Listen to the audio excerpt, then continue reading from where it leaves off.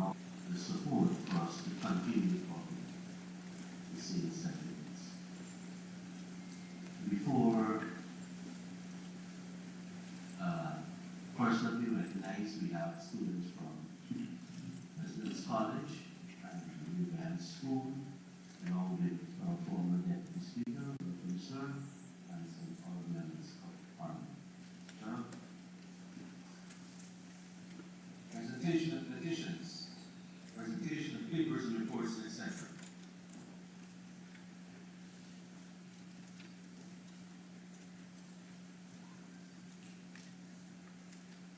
Honorable Minister of Parliamentary Affairs and Government.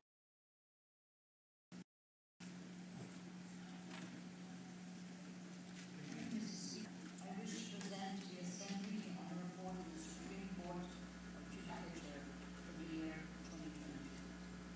Thank you, Minister.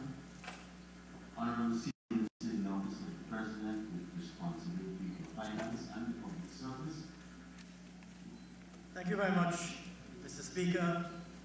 I rise, sir, to present to this Honourable House Government Notice Number 1 of 2024 regarding notification receipts of all petroleum revenues paid into the Natural Resource Fund during the period from 1st of October to 31st of December 2023. And secondly, sir, estimates of revenue and expenditure in Guyana for the year 2024. Thank you very much. Some committees. Oral questions without notice. Questions and notice. Honorable members, we have a number of questions for written response and for oral replies. And these have been directed to the Minister of Government, Minister of Public Works, and also Minister of Parliamentary Affairs and Governance. These ministers have asked that we be given some more time to provide the answers. Mr. Speaker. Yes, Honourable Member. Thank you very much, Mr. Speaker, for recognizing me. And since I'm on my feet, I take this opportunity to join with you in extending best wishes to members and their families of this House a warm and prosperous 2024. And I look forward to us working collectively for the people of this country. That being said, Mr. Speaker, I've just heard what you said with regards to the questions. A few questions are standing in my name for the Honorable Minister, Bishop Juan Echel. And I'm surprised that the Minister is requesting additional time to provide answers to the questions. Take it into account, Mr. Chair, Mr. Speaker, these questions were questions actually from Budget 2023. So I find it very surprising. Thank you very much. The Minister sought leave of the Speaker, and that was granted. Mr. Clerk.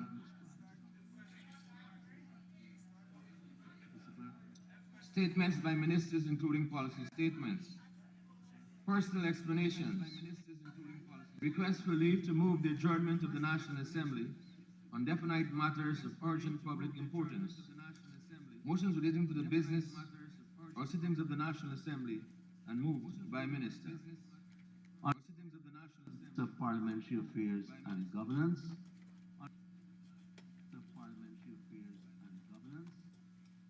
Thank you, Mr. Speaker. I wish to bring the following motion to the House. Be it resolved that standing orders numbers 110, subclause 2, be it resolved that standing orders number 8, 110 be suspended to enable the senior minister in the office of President with responsibility for finance to complete uninterrupted the reading of the budget speech for 2024 at the sitting of the National Assembly on Monday, the 15th January 2024. Thank you, Minister. I'll now put the motion. Those in favor say aye. Those against say no. Ayes have it. The motion is carried. Ayes have it. Introduction of bills. Public business. Government's business. Introduction of bills. Honorable members, we have now come to the item budget for 2024. Honorable Senior Minister in the Office of the President with responsibility for finance and the public service.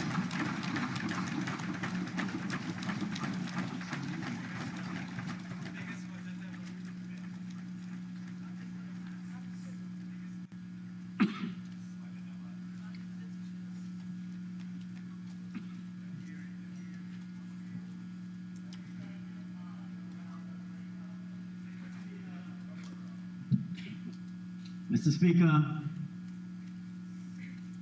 I rise this afternoon, sir, to move the motion for the approval of the estimates of the public sector and the budget for financial year 2024. In so doing, I wish to indicate that Cabinet has recommended that the National Assembly proceed upon this motion, pursuant to Article 171(2) of the Constitution. Mr. Speaker, 1 year ago, almost to the day, I rose before this Honourable House to present Budget 2023 on behalf of our People's Progressive Party civic government. As I did so, I outlined the extraordinary testing circumstances that our government inherited on assuming office in August 2020, and that we have confronted since. It would be recalled, sir, that we came to office amidst crippling, overlapping crises. A governance crisis caused by the APNU-AFC's refusal to respect the results of both the December 2018 no-confidence motion and the March 2020 election. A public health crisis caused by COVID-19 and the unprepared by COVID-19 and an economic crisis caused by both of an economic situations, compounding bad economic policy and woeful economic mismanagement from 2015 to 2020.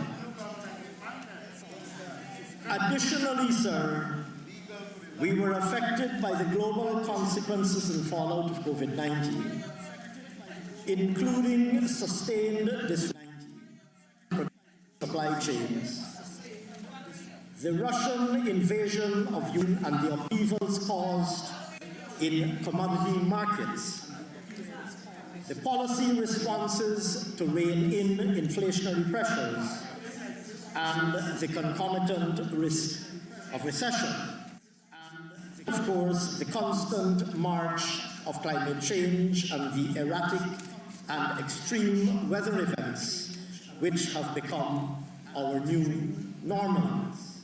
Which have taken together these overlapping crises caused some to describe the current era as the era of the global polycrisis. Mr. Speaker, if these were not all test enough, the past 12 months challenged our country's resolve even further. To begin with, 2023 was the year in which we suffered two of the tragic events in recent memory. First, in May, we suffered the heart-wrenching loss of 20 innocent lives in the fire at the female dormitory of the Madhya Secondary School. All of them children seeking to improve their lives and their communities by obtaining a better education. And second, sir, in December, we lost the lives of 5 of our finest servicemen in the line of duty. some already at the peak of stellar military careers and others well on their way to highly successful lives in uniform. Both these tragedies shook us to the core. On top of all of this, sir, 2023 was the year when Venezuela chose their unlawful and baseless claim on Essequibo. Guyana's border with our neighbors to the west was concluded in a full, final, and perfect settlement in 1899. The most recent provocation visited upon us by the December referendum, in defiance of the process currently underway at the International Justice, helped galvanize worldwide attention to manufactured controversy, consolidated international and multilateral support for Guyana's sovereignty and territorial integrity, and mustered a renewed sense of domestic solidarity, including, sir, unanimity in this Honourable House on this matter. Mr. Speaker, throughout this panoply of existential challenges, both domestic and external, our government's leadership and stewardship remained steadfast and focused. Bolstered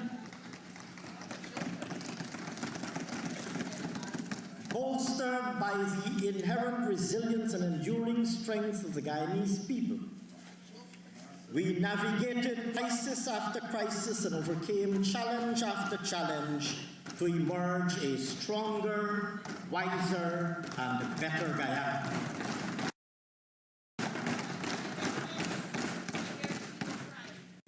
Our democratic credentials were safeguarded. That's right. That's right. And our international credibility restored.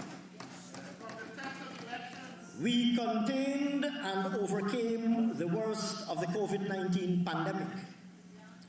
We reopened the economy, restored economic growth, and renewed livelihoods across all 10 regions of our country. And when the external threat was elevated, we secured supportive statements from capitals around the world, favorable provisional measures from the ICJ, and the joint declaration of our Guyana. At the same time, we continued undistracted from our work to build a transformed and prosperous Guyana. To give just one example of the pace at which we're executing this work, during the past 3.5 years, we began and completed a brand new 4-lane highway from the Sheriff Mandela Junction to Diamond. That new highway is already delivering relief to 45,000 commuters daily and is already saving over 1 million man-hours or person-hours monthly. We have commenced the Ogle to Diamond and the Diamond to Busby Dam 4-lane highways. We've started building the new Demerara Bridge, which will connect directly to these new highways,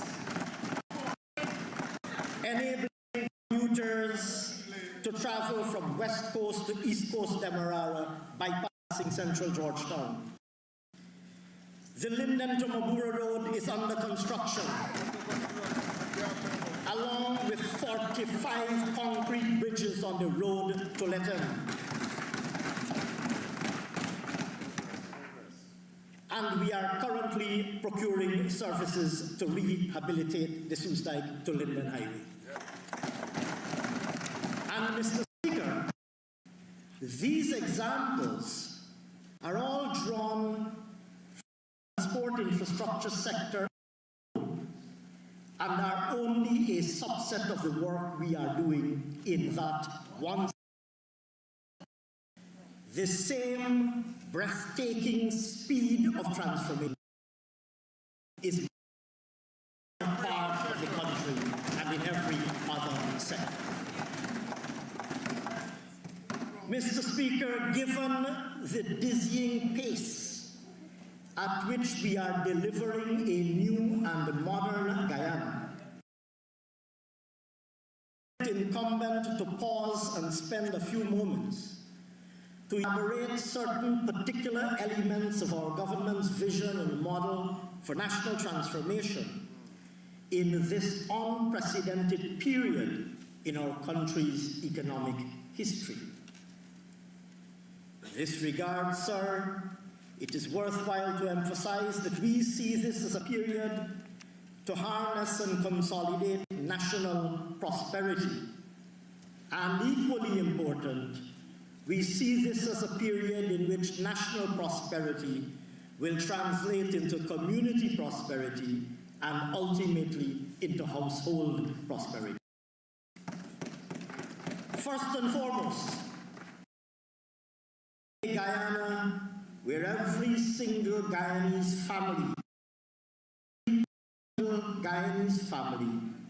will be in a position to meet most basic needs relative to a minimum threshold required to enjoy a decent life. I hasten to add, sir, that this threshold is not to be viewed through narrow and simplistic monetary and fixed income, but instead is to be viewed from a multi-dimensional perspective. New and modern Guyana, families should have access to decent potential to own their own home, sufficient new food to experience zero hunger, good quality health care from conception to old age, relevant educational and skills training opportunities to equip those of employable age for the world of work, potable and sanitation, and recreational facilities to support healthy living. It will be noted that these necessities matter not only for current comfort, but even more importantly, for long-term economic empowerment. It goes without saying that our government's entire policy agenda is built around ensuring that we put in place capability across the sectors to deliver on all of these expectations.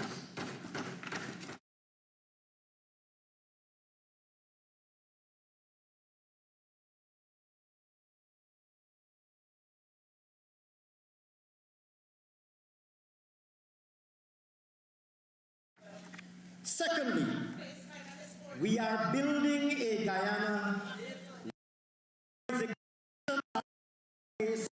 for every single Guyanese family and household wealth through their own efforts.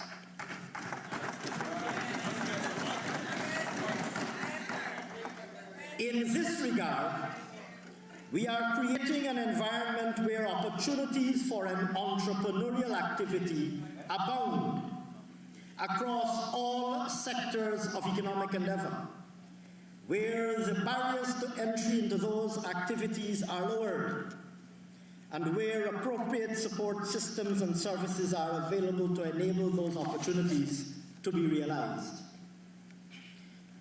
In this regard, in this new Guyana, it will be imperative that our population becomes more entrepreneurial in outlook, equipped to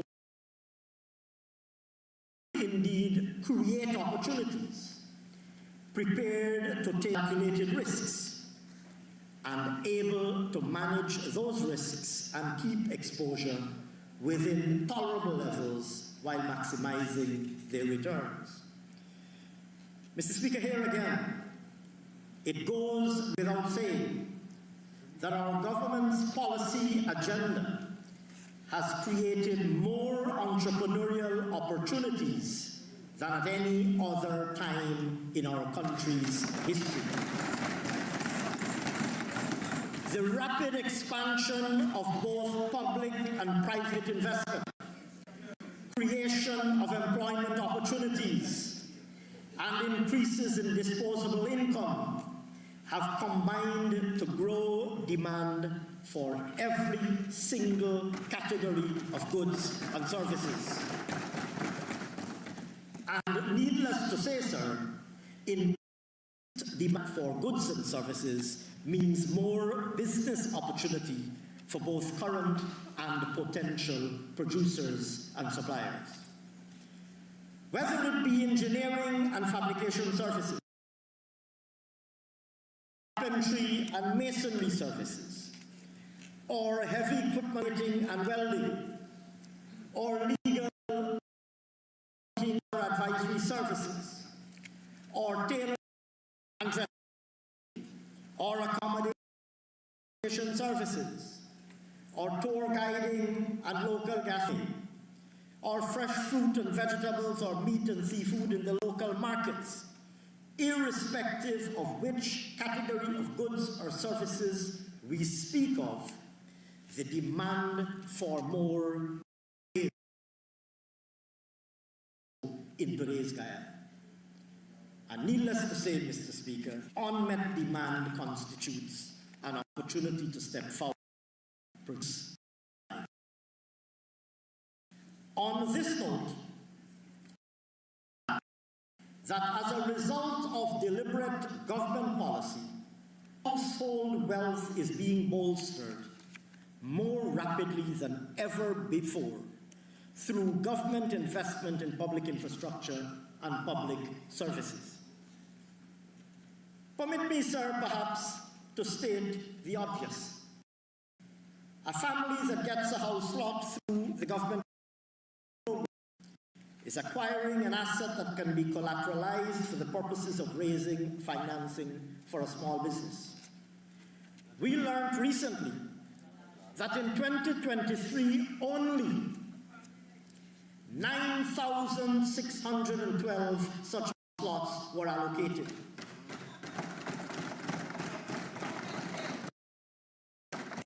And over the past 3 years, 30,000 such houses were allocated. Mr. That's 30,000 households now have a collateralizable asset that they did not have before.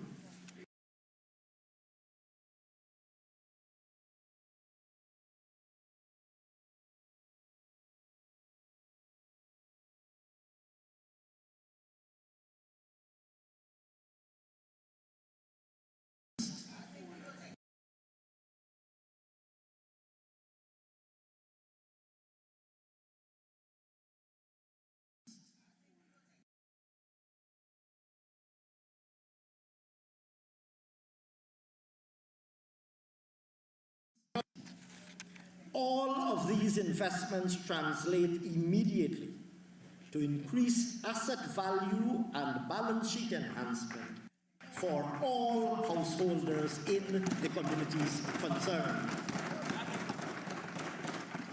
Put simply, sir, these public investments enhance private wealth across the length and breadth of Guyana. Mr. Speaker, the obvious implication is that the national transition into the modern world must be accompanied by individual transition in the manner in which we consider our own financial circumstances and our own financial well-being. Gone are the days, sir, when we can afford to fixate only on narrow and simplistic metrics of well-being. Our entire portfolio of potential wealth-generating assets. And those who generate prosperity will be those who adopt a comprehensive approach to deploying all of the income-generating potential on their entire household balance sheet. Mr. Speaker, this brings me to the third point I wish to make. In this Guyana that we're building, one cannot afford either at the national or the individual level to be insular or parochial or oblivious to the economic laws by which the rest of the world operates. We're part of a global economic system, and international business operates by and adheres to certain norms and practices, including the laws of competitiveness, the need for transparency, compliance with global standards, and quality, amongst others. If we wish to be a part of the system, we must adhere to those norms and practices. This takes on even greater significance if we wish to enter, say, joint ventures and strategic partnerships with international counterparts, perhaps to take advantage of local content opportunities, or indeed to do business with anybody else, anywhere else in the world. That is the Guyana we are building.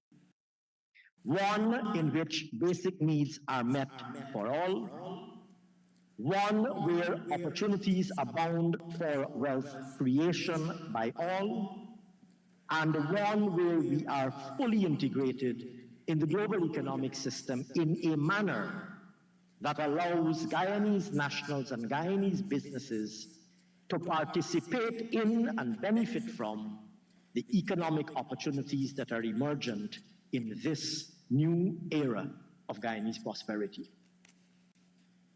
Mr. Speaker, in order to ensure that these objectives are realized, a particular approach to policymaking and planning is required. This approach is one that is constantly mindful of the big picture, both globally and nationally, but also the big picture as it relates to the economics of the household in Guyana. Additionally, this approach is one that needs to be informed by rigorous analysis, not just of the current situation, but also projecting well into the medium and longer term, bearing in mind that many of the outcomes being sought will, of necessity, only be evident in the future. Furthermore, it is an approach that requires, indispensably, an optimal balance between short-term imperatives and longer-term considerations, and a willingness to eschew that which might appear popular or stir excitement in the short term, but which might, in fact, be unhelpful or even harmful to the greater good in the longer term.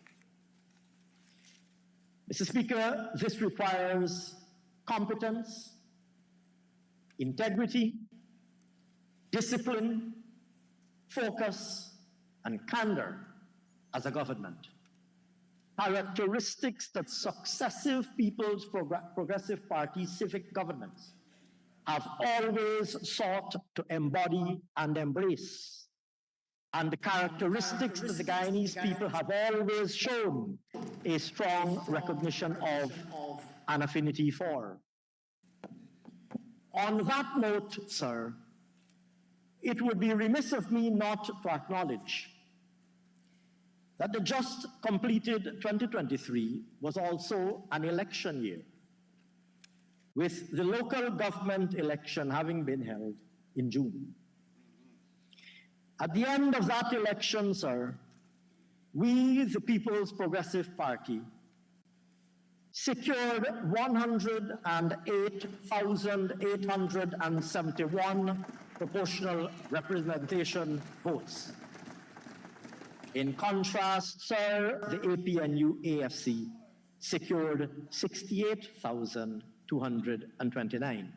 Very good. Very good. Very good. Very good. Of 80 local authority areas, sir, we won 66 rather. Let me say that again. Of 80 local authority areas, sir, we, the People's Progressive Party, won 66. Yes. APNU AFC won 14. Mr. Speaker, of the 66 LAs we won, Mr. Speaker, of the 66 LAs we won, 13 were won by virtue of a no contest because APNU AFC was simply unable to field a single candidate whatsoever in those LAs. They will say that's a strategy. They will turn around and say that's a strategy. Mr. Speaker, we won 906 seats in total. APNU AFC won 274. And even where we did not win a majority on the council, we increased our representation significantly. In Georgetown, we increased the seats we won from 7 to 11, and APNU AFC reduced their seats from 23 to 19. In New Amsterdam, we increased our seats from 3, we doubled our seats from 3 to 6, and APNU AFC reduced their seats from 11 to 8. In Linden, sir, we increased and doubled our seats from 1 to 2, and APNU AFC reduced their seats from 15 to 14. But I will add, sir, that in Linden, we may have won 2 seats, sir, but in Linden we secured 2,464 PR votes, 6 times the number of PR votes, 6 times the number of PR votes we secured at the previous local government election.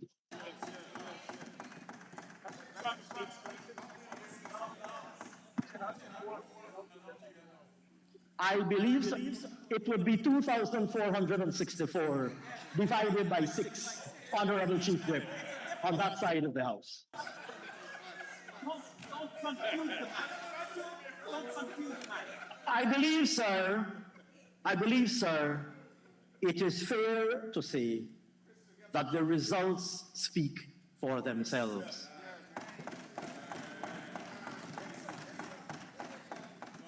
And if I might be permitted a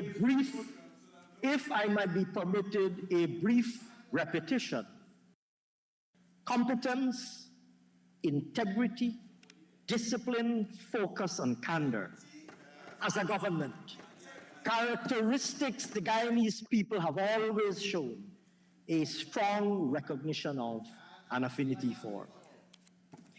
Mr. Speaker, our government is committed to maintaining a policy framework aimed at achieving the objectives we have outlined and at delivering the commitments we made in our manifesto.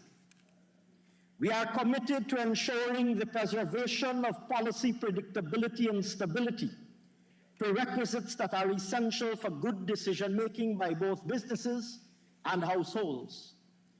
We are guided constantly by strong underlying principles and the conviction that every single policy choice and every single expenditure decision can be justified on the basis of promoting the national interest and national well-being. And we are committed to making the hard decisions where these are needed in order to ensure that our country's potential for lasting prosperity is realized, and that national prosperity, when realized, is translated into improved well-being for every single Guyanese household. Mr. Speaker, with this in mind, Budget 2024 is presented under the theme, Staying the Course, Building Prosperity for All.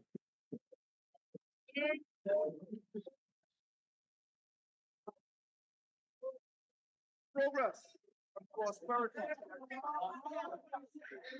for all. I turn now, sir, to the global and regional economic context in which we find ourselves as a member of the global community of nations. Mr. Speaker, the global economy remains in a precarious position amidst escalated geopolitical tensions, the fight against persistently high inflation in many parts of the world, and extreme climatic conditions, including a protracted period of the El Niño phenomenon.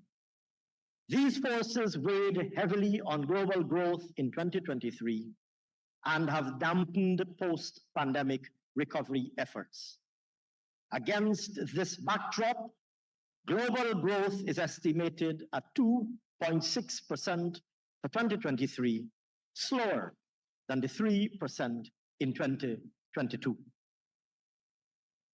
Growth in advanced economies is estimated to have decelerated to 1.5% in 2023 from 2.5% the previous year. This largely reflects a significant slowdown in the euro area, which is estimated to have grown by less than 1%. Conversely, growth of 2.5% was recorded in the United States amidst favorable consumption and business sentiment. Meanwhile, growth in the emerging market and developing economies is estimated at 4%, 0.3 of a percentage point above the growth rate observed in 2022. In the Latin America and Caribbean region, economic growth is estimated to have moderated to 2.2% in 2023 from 3.9% in 2022. The Caribbean is projected to have expanded by 4.6% in 2023, slower than the 8.6% recorded 1 year prior. Excluding Guyana, the region is estimated to have expanded by 2.3%. Mr. Speaker, many of the same forces that subdued global growth in 2023 are expected to persist into 2024. As such, the global economy is forecasted to expand at a slightly slower rate of 2.4% in 2024. Growth in advanced economies is projected to decline by 0.3% of a percentage point in 2024 to 1.2%. While emerging market and developing economies in the LAC region are expected to grow by 3.9% and 2.3% respectively. In 2022, global inflation levels soared to multi-decade highs amidst pandemic-related disruptions further amplified by the Russian invasion of Ukraine. Although efforts to rein in rising prices through tighter financial conditions have shown some effectiveness, inflation remains above target in many countries. It is expected that global inflation decelerated to 6.9% at the end of 2023, 1.8 percentage points below the rate recorded at the end of 2022. Mr. Speaker, as a commodity exporter, Guyana remains susceptible to global developments that trigger shifts in commodity prices on the world market. Among our main exported commodities, sugar and rice prices rose 26.6% and 26.8%. Prices for logs declined 6.8%, Aluminum prices were down 16.6%, and gold prices were up 7.9%. Mr. Speaker, last year, 2023, that is, of course, average Brent crude oil prices retreated from their eight-year high in 2022, falling some 18.4% to $82.6 US dollars per barrel. Mr. Speaker, looking ahead, added inflationary pressures loom large, as recent developments in the shipping industry in particular are expected and threaten freight and commodity prices. Already, freight costs have surged due to the El Nino-induced drought in Panama and the surrounding war around Red Sea and Suez.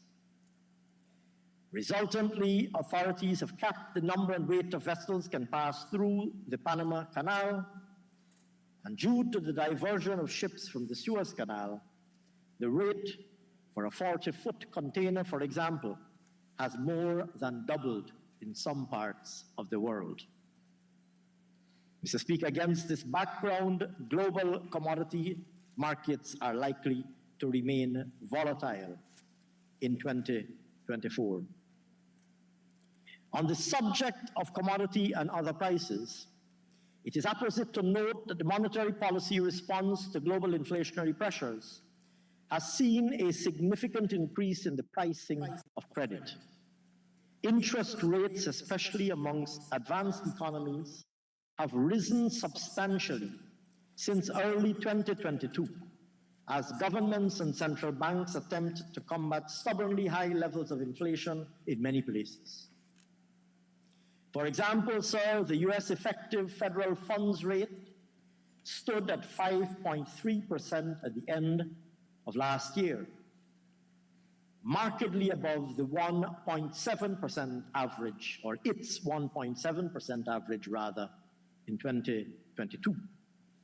Similarly, sir, the benchmark secured overnight financing rate, popularly known as SOFR, averaged 5% in 2023, up from 1.6% in 2022. This has had and will continue to have very severe implications for countries like Guyana, who raise external financing that is priced on the basis of these benchmarks. I turn now, sir, to developments in the domestic economy in 2023. Mr. Speaker,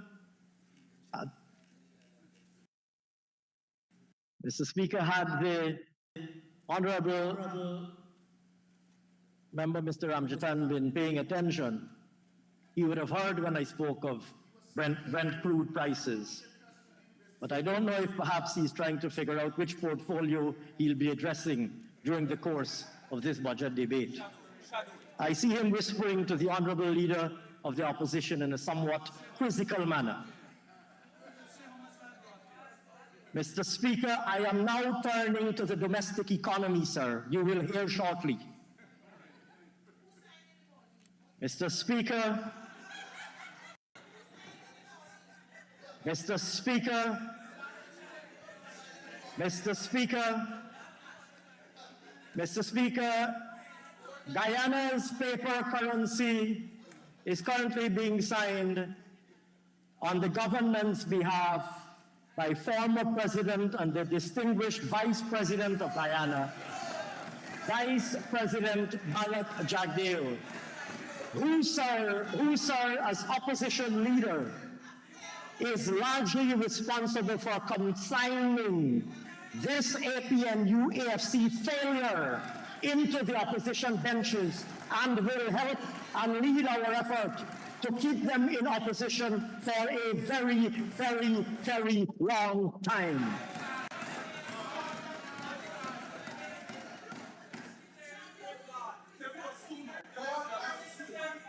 Mr. Speaker, I turn now, sir, to developments in the domestic economy.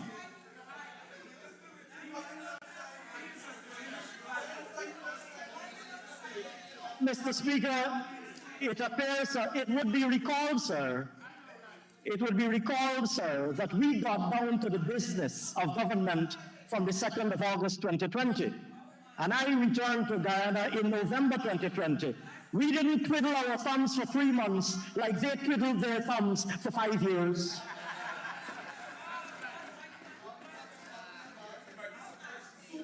Mr. Speaker, I now turn the twiddlers, the thumb twiddlers, the people who twiddled their thumbs for 5 years as they awaited their return to the opposition benches.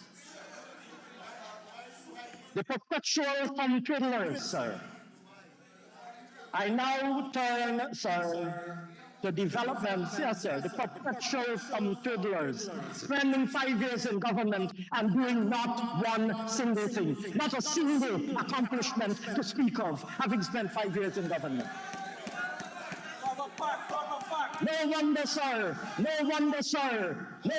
that in 3 years they couldn't get their own members of parliament to vote for them and to keep them in a majority in the parliament. And no wonder, sir, it took a mere 5 years, after 23 years in opposition, it took a mere 5 years for the people of Guyana to send them back into the opposition benches. No wonder, sir, the perpetual thumb fiddlers.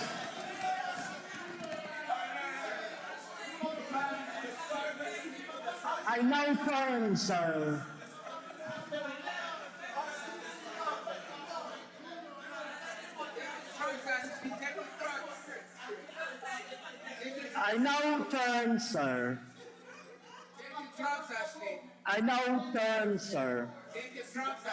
to development in the domestic economy. Real gross domestic product.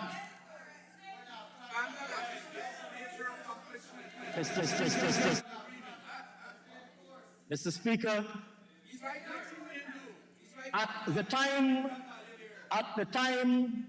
of preparing budget 2023, it was projected that real GDP would grow by 25.1%, with non-oil GDP expected to expand by 7.9%. Mr. Speaker, I am now pleased to report that Guyana's real GDP is estimated to have grown by 33% overall in 2023. I am also pleased, sir, to report that the non-oil real economy grew by 11.7%.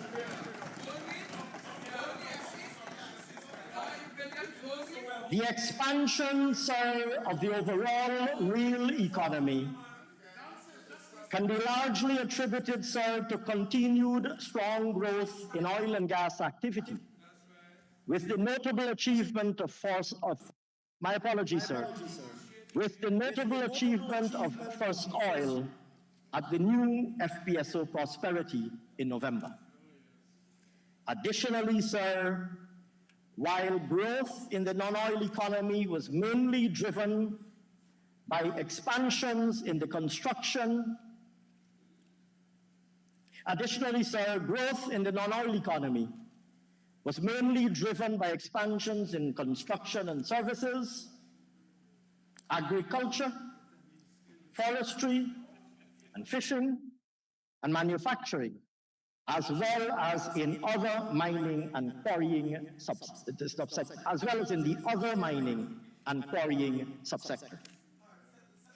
Mr. Speaker, our government's policies continue to be focused on supporting growth in the traditional pillars of the economy while managing the oil and gas sector effectively. Sectoral performance: agriculture, forestry, and fishing. Mr. Speaker, the agriculture, forestry, and fishing sector is estimated to have expanded by 7% in 2023. This performance is attributed to increases across all subsectors and was despite the impact of El Nino. Mr. Speaker, the sugar growing sector is estimated to have grown by 28% in 2023.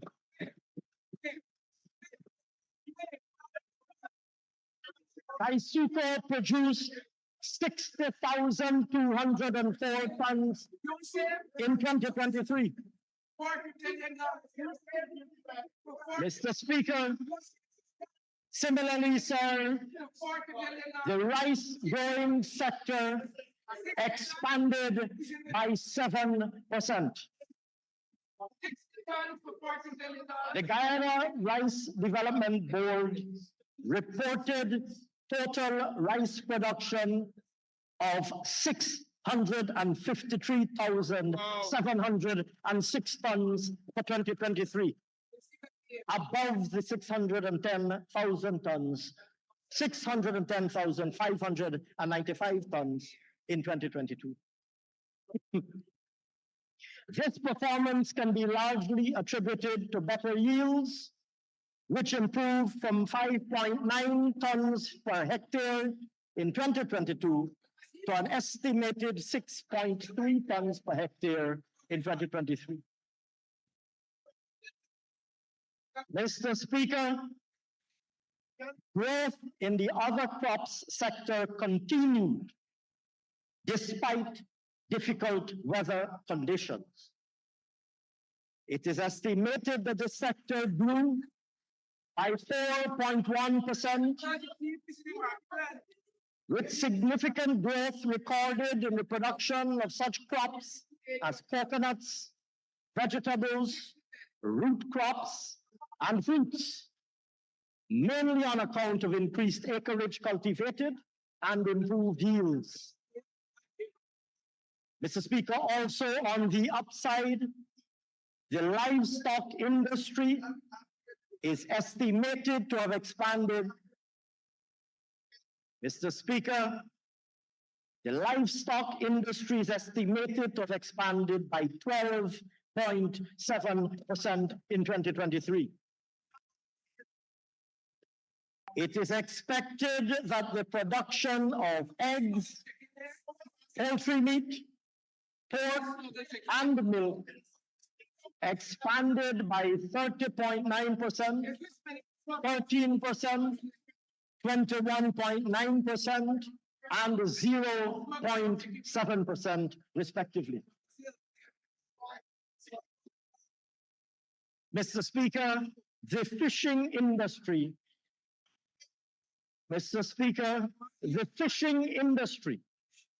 reversed its 2022 contraction to record growth of 37.8% in 2023. This is attributed to better than expected marine production, with shrimp and fish production expanding by 61.1% and 24.4% respectively.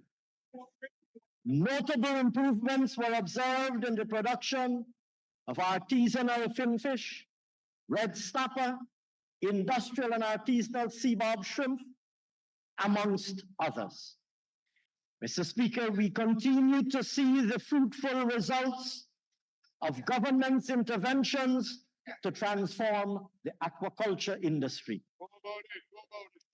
Mr. Speaker, it is estimated that aquaculture production expanded by a staggering 75% in 2023.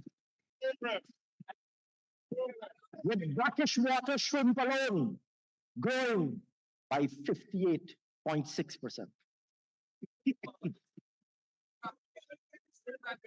Mr. Speaker, the forestry sector, sir. The forestry sector, sir, is estimated to have expanded by 5.4%. Extractive industries. Mr. Speaker, the mining and quarrying sector is estimated to have expanded. The mining and quarrying sector is estimated to have expanded by 42.6% in 2023.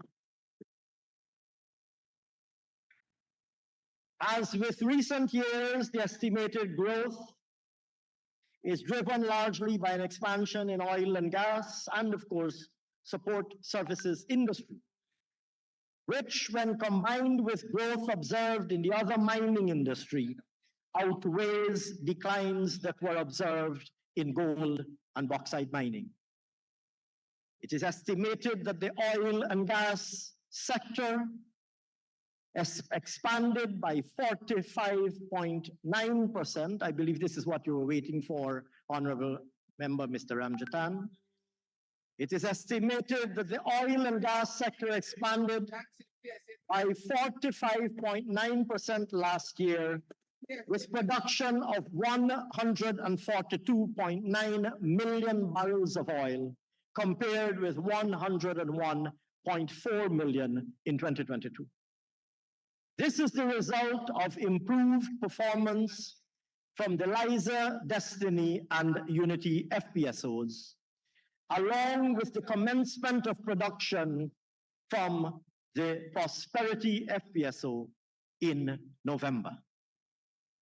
In 2023, the Liza Destiny produced crude oil. My apologies, sir. In November, my apologies, sir. Let me say that again.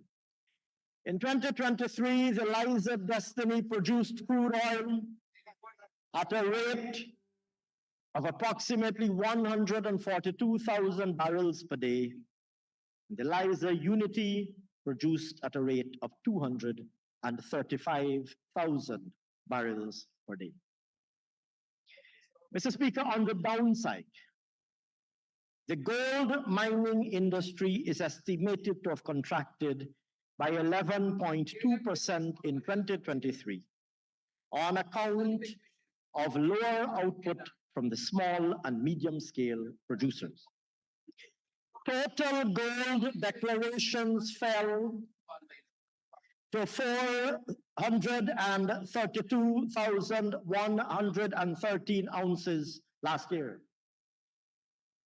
The single producing foreign operator recorded an estimated 7.8% in declarations, with 109,358 ounces declared. However, this was outweighed by lower declarations from the small and medium-scale operators, whose output fell by an estimated 16.2% to 322,755 ounces.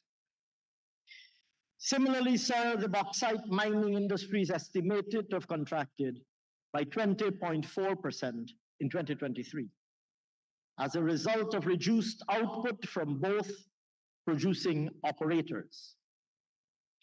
Bauxite production is estimated to have fallen to 525,000 tons last year, with output from the larger producer declining to an estimated 317,919 tons, and output from the smaller operator to 207,321 tons. Both producers attribute this performance to external market developments that have affected demand and prices. On a more positive note, sir, the other mining subsector, comprising sand, stone, diamonds, and manganese, is estimated to have grown by 22.7% in 2023. Stone and sand are estimated to have grown by 98% and 21% respectively. with demand from construction activity in the public and the private sectors continuing to grow. Manganese production also grew in 2023 by an estimated 13% to 314,538 tons. Conversely, sir, diamond declarations are estimated to have fallen by 19.3% to 67,444 metric carats. Mr. Speaker, the manufacturing sector is estimated to have expanded by 25% in 2023, with growth recorded in all three subcategories. Sugar and rice manufacturing are estimated to have expanded by 28% and 8.3%. Let me repeat, sir, for the benefit of the occasionally inattentive leader of the opposition. Sugar and rice manufacturing are estimated to have expanded by 28% and 8.3% respectively, and other manufacturing by 31.8%. Within other manufacturing, growth was driven mainly by the manufacturing of fabricated metal products and non-metallic products. Electricity and water supply and sewerage. Mr. Speaker, the electricity and water supply sectors are estimated to have expanded by 15.5% and 9.9% respectively in 2023. Gross generation from the GPL expanded from 1,030,288 megawatt hours in 2022 to an estimated 1,179,883 megawatt hours in 2023. Despite this expansion in production, demand is estimated to have surpassed supply for most of 2023, reflecting strong growth in both commercial and residential consumption. Growth in water supply is the result of the commissioning of 23 new wells, while no wells were removed from the distribution line due to failure or damage. Construction. Mr. Speaker, the construction sector is estimated to have expanded by 26.8% in 2023, building on the growth of 26.3% observed in 2022. Growth in the sector continues to be driven by intensified activity in both the private and public sectors, with a strong construction component in the public sector investment program. Services. Mr. Speaker, the services sector is estimated to have expanded by 10.3% last year, with growth recorded across all of the service industries.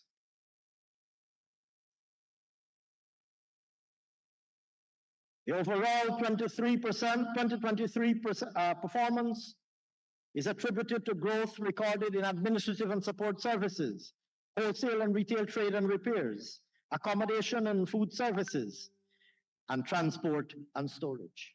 These industries grew by 20.6%, 9%, 13%, and 12.1% respectively. Balance of payments. Mr. Speaker, the overall balance of payments recorded a modest estimated deficit of $34.2 million at the end of 2023, while the current account registered a surplus estimated at $1.98 billion. Total export earnings grew by 16.9% to an estimated $13.182 billion US dollars, reflecting higher earnings from both the oil and non-oil sectors. Total imports grew by 83.1% to an estimated $6.636 billion US dollars in 2023, largely due to the arrival in 2023 of the Prosperity FPSO, which contributed approximately 26.6% of total imports in 2023. Net service payments are estimated to have grown by $694.9 million to $5.6 billion. Lastly, sir, on the by 19.3 million US dollars. Mr. Speaker, the deficit on the capital account declined, and I should have said, if I didn't clarify, sir, that throughout this balance of payment section, the currency to which I'm referring is the US dollars, is the US dollar. Mr. Speaker, the deficit on the capital account declined by an estimated 1.6 billion US dollars, primarily on account of enhanced FDI with the arrival of the Prosperity FPSO. Mr. Speaker, the modest balance of payments deficit was financed by a drawdown on the Bank of Guyana's foreign reserves to an estimated $898.2 million US dollars at the end of 2023, equivalent to 1.1 months of import cover. Monetary developments. Mr. Speaker, the money supply is estimated to have grown by 24.8% to $840.1 billion at the end of 2023. This reflects our government's commitment to maintaining an environment that is conducive, both to mobilization and intermediation of savings, and to promoting easier and more affordable access to financing. Mr. Speaker, for the period ending for 2023, net domestic credit, for the period ending December 2023, net domestic credit is estimated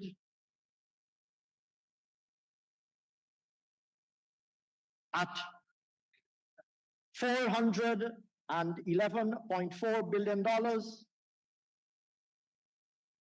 These are Guyana dollars now in the monetary section, with strong growth in lending from both the private and public sectors.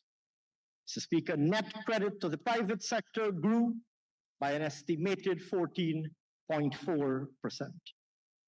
Consistent with performance in the real sector, there was notable growth in credit to the services, manufacturing and agriculture sectors of 12.9%, 15.8%, and 14.7%.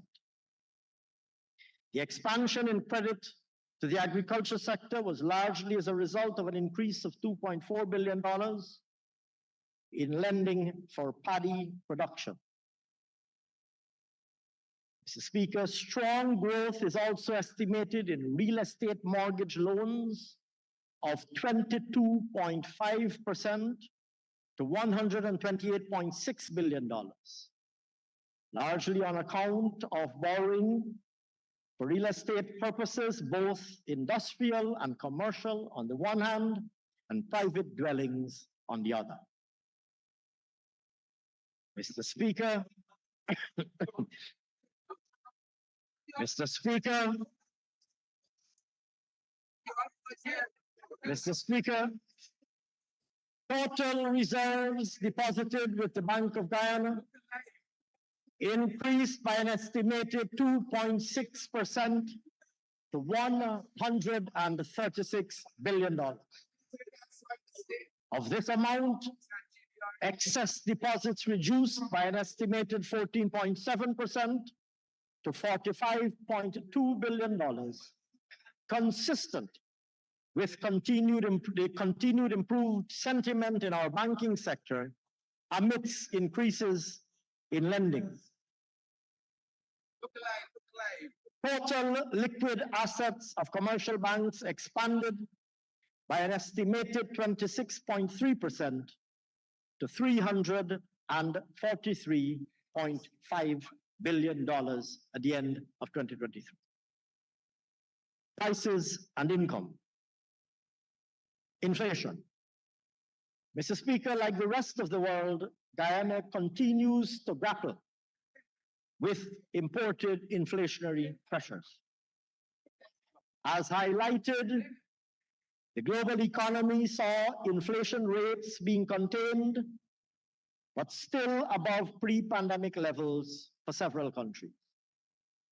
In Guyana, the 12-month inflation rate at the end of 2023 is estimated at 2%, significantly lower than the 7.2% recorded in 2022. This largely reflects more moderate increases in the average price of key commodities at the end of last year.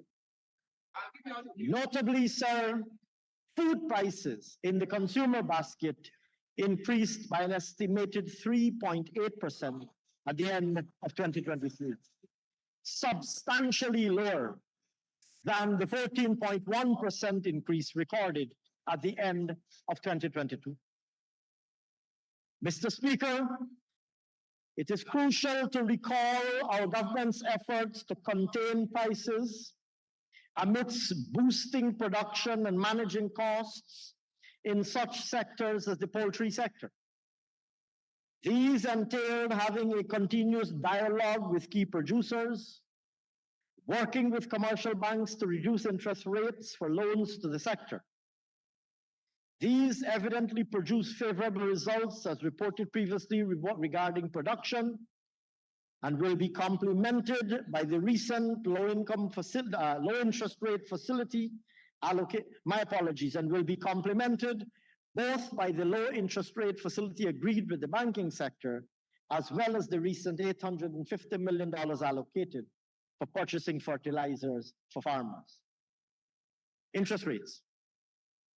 Mr. Speaker, over the period, Treasury bill rates trended downward with the 91-day, 182-day, and 364-day Treasury bill yields falling from 1.54%, 1% and 1.09% to an estimated 1.1% and 0.99% for the latter two.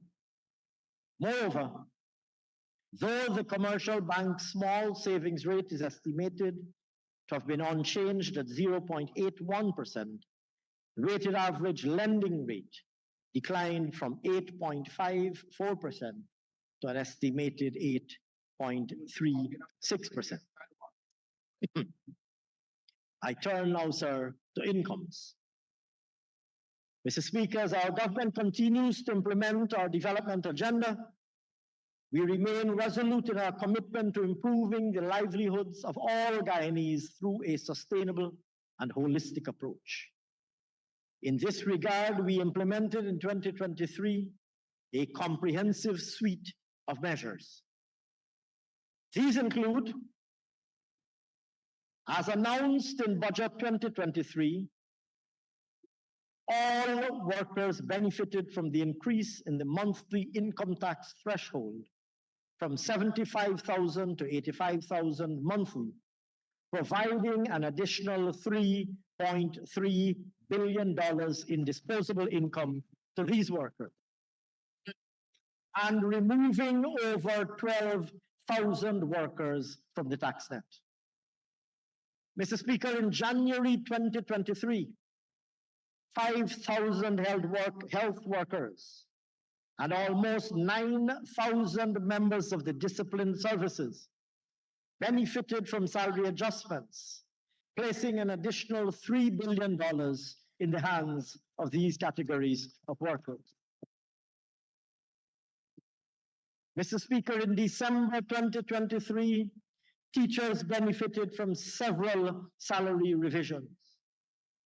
All graduate teachers moved to the maximum of the scale applicable to their post at that time, benefiting 4,000 teachers at a cost of $1 billion annually. Additionally, effective December 2023, teachers received a monthly education allowance of $10,000 for a bachelor's degree, $20,000 for a master's degree, and $30,000 for a doctorate degree, to the benefit of over 4,500 teachers at an additional cost, annual cost of $500 million. The remote areas incentive was also revised upwards to $20,000 monthly, effective December 2023, at an annual cost of $260 million. Mr. Speaker, as part of the $5 billion cost of living allocation for 2023, public servants, teachers, and members of the discipline services, as well as staff of semi-autonomous agencies and public enterprises, were paid a $25,000 one-off tax-free cash grant in December 2023 at a cost of $1.7 billion. Mr. Speaker, at the end of 2023, an across-the-board salary increase of 6.5% was paid, retroactive to the 1st of January 2023, to over 54,000 public servants, teachers, members of the discipline services, and government pensioners, placing $7.5 billion in the hands of these individuals. Notably, sir, since coming into office, the cumulative salary increase for these groups of employees is 23%. Mr. Speaker, members of the disciplined services also benefited. Mr. Speaker, members of the disciplined services also benefited from the reinstituted one-month tax-free bonus. And for the first time ever, the civilian employees of the Guyana Defense Force also benefited from that one-month tax-free bonus. Mr. Speaker, this placed in the hands of 12,000 members of the disciplined services an additional $1.5 billion.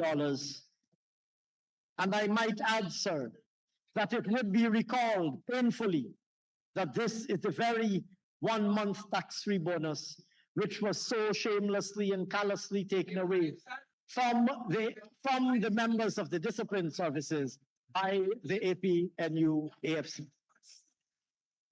Mr. Speaker,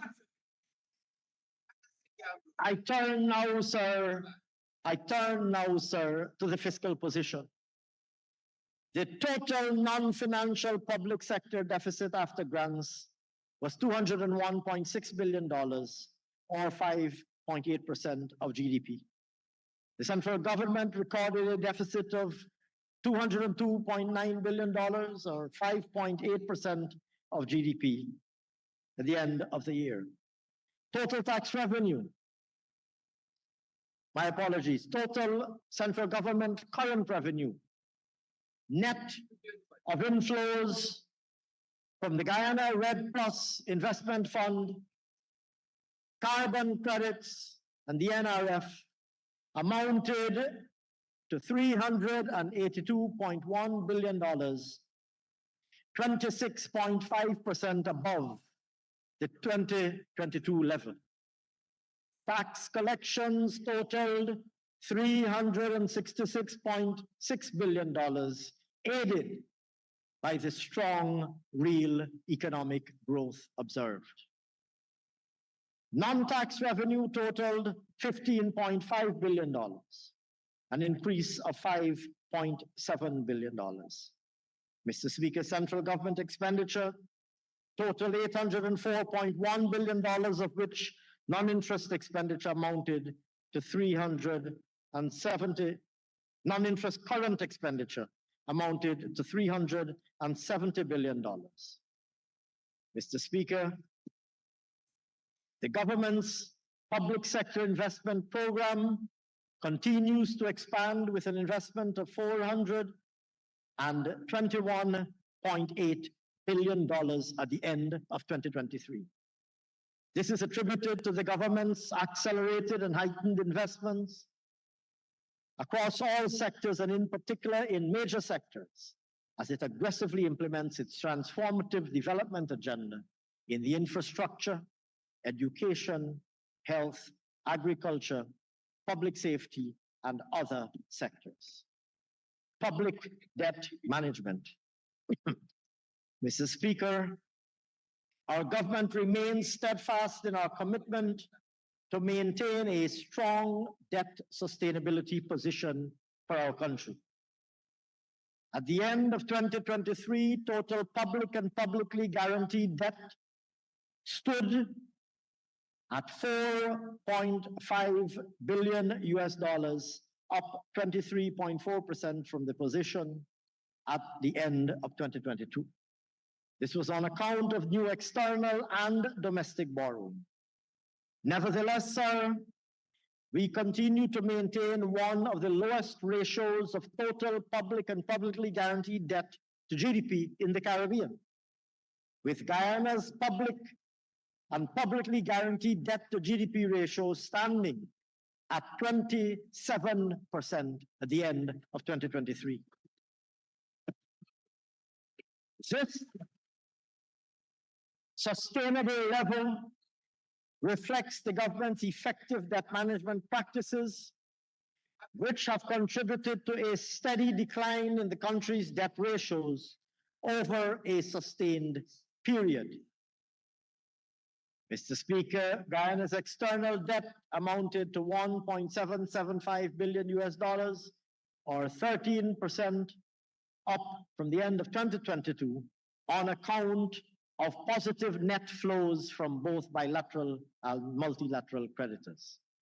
Domestic debt totaled $2.7 billion at the end of 2023, up from $2.1 billion at the end of 2022. Mr. Speaker, total public debt service payments amounted to $177.3 million, an increase from $150.2 million in 2022.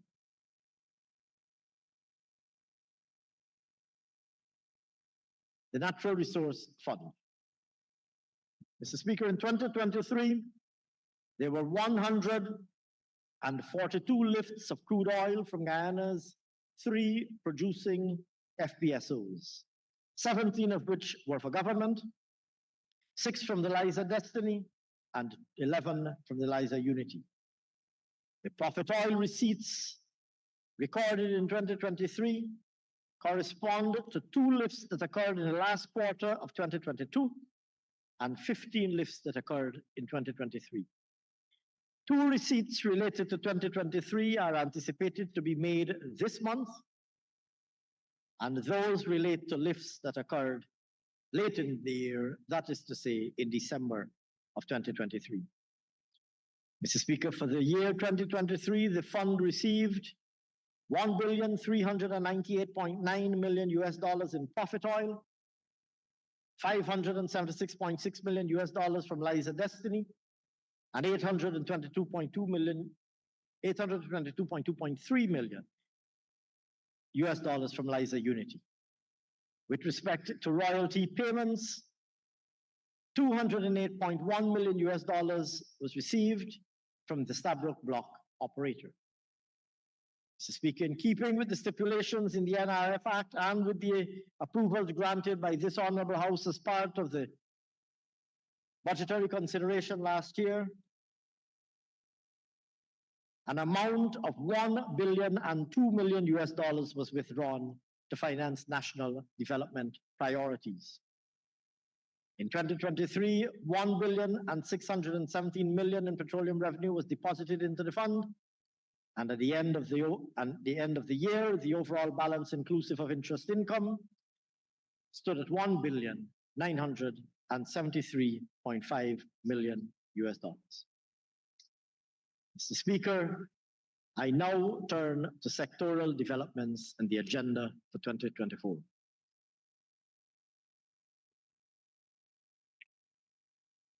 I referred earlier to the rapid pace of transformation being realized in every single sector in our country. I will now review some of the main developments in each sector and our plans going forward. Of necessity, these represent merely selected highlights of the work our government is doing in each sector. But even from these highlights only, the scale and scope and speed with which we're building out a transformed Guyana would be evident, as would the opportunities that this build-out presents for Guyanese of all walks of life. Mr. Speaker, the low carbon development strategy. I have in previous budget speeches elaborated extensively on the history of Guyana's low carbon development strategy, or LCDS as it is popularly known, 2030, including of course the visionary precursor, the original LCDS, which raised $212.6 million from our forest ecosystem services, of which $135 million sat languishing and remaining unutilized for the years that we were out of office. Mr. Speaker, one of our most immediate priorities on our return to office was to ensure that the resources earned, those very resources that were sitting languishing prior to our return to office, one of our first and most immediate priorities was to ensure that those resources be deployed.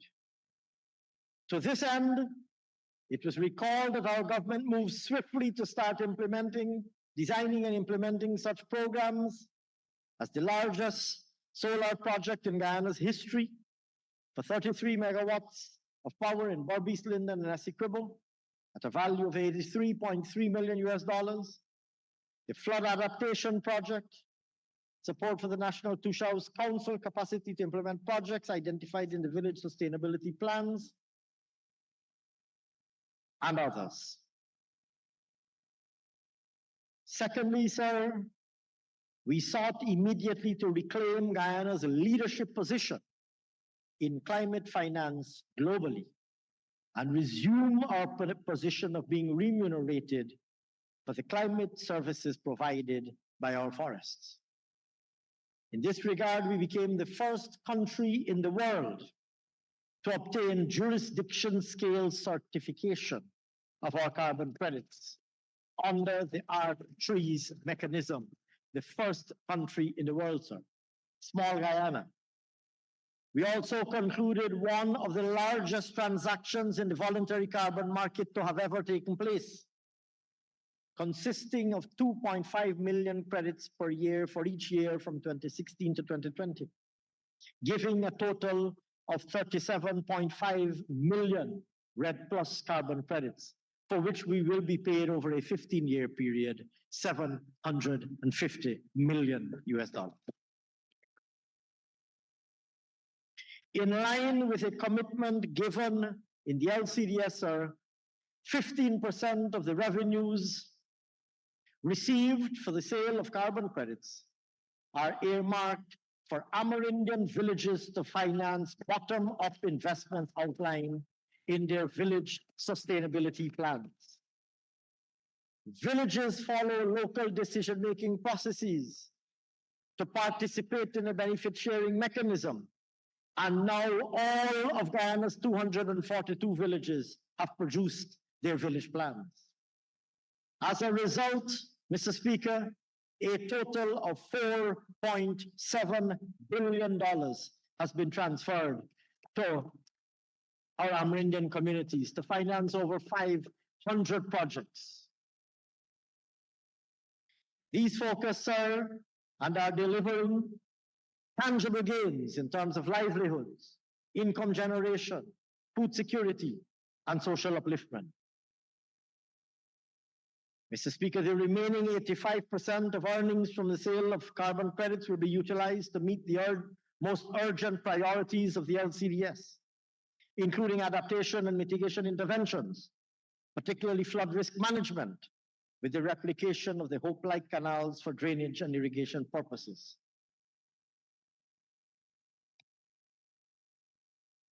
Mr. Speaker, Budget 2024 projects the deployment of $6.8 billion of GRIF resources earned under the original LCDS and a further $43.7 billion earned from the sale of carbon credits,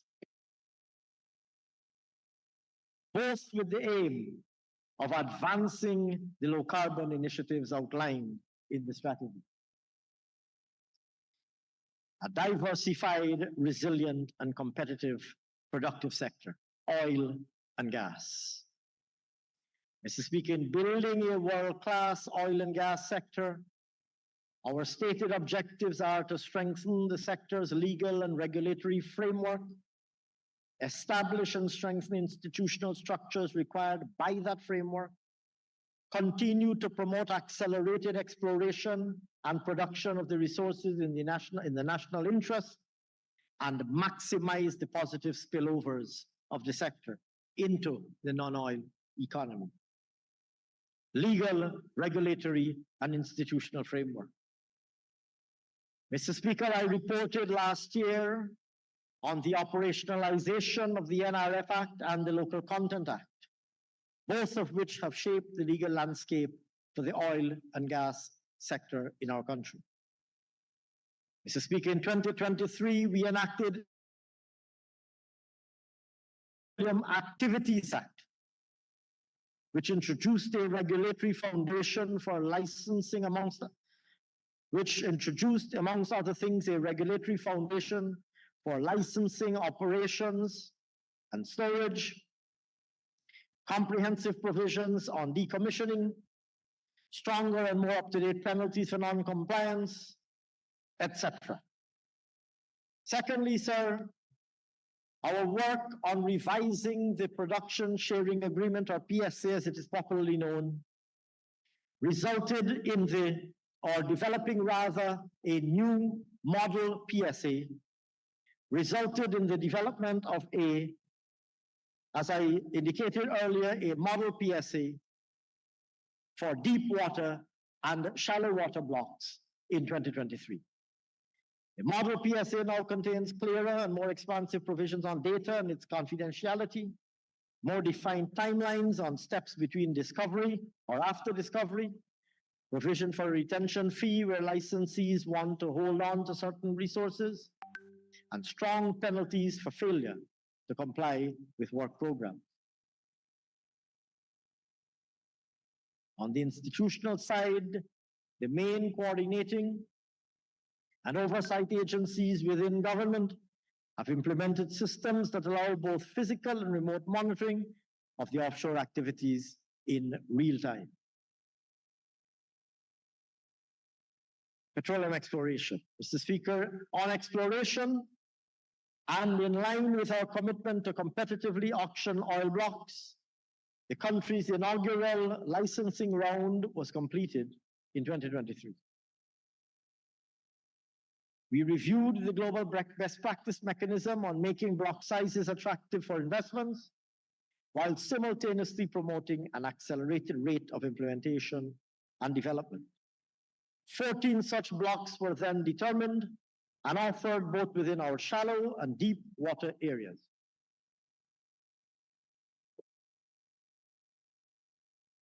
During the bidding round, 8 blocks were shortlisted based on the bidder's ability to meet the criteria of the expected work program, as well as required financial commitments.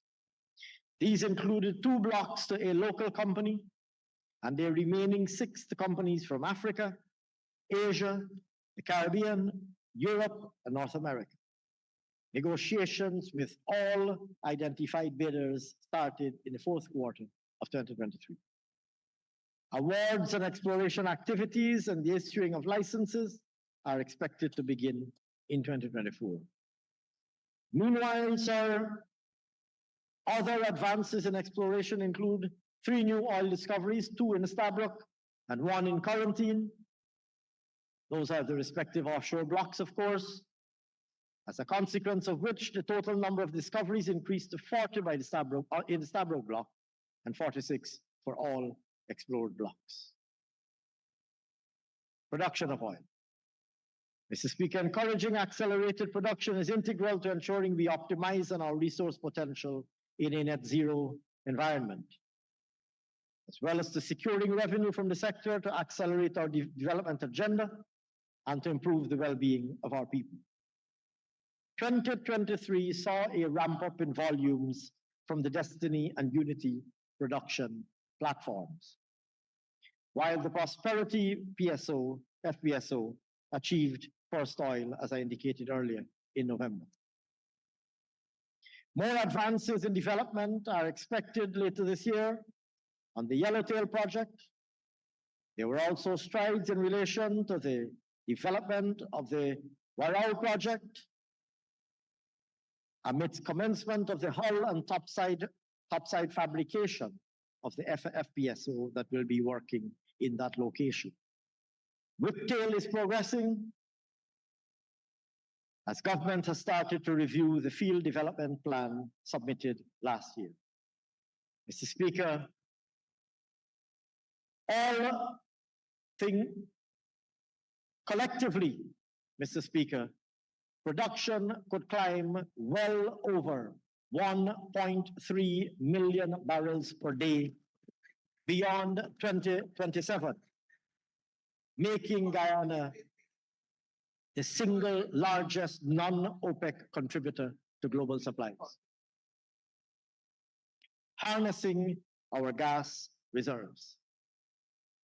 Mr. Speaker, with the objective of developing a national gas strategy, government drafted and presented a discussion paper last year for input from our citizens that received 103 comments.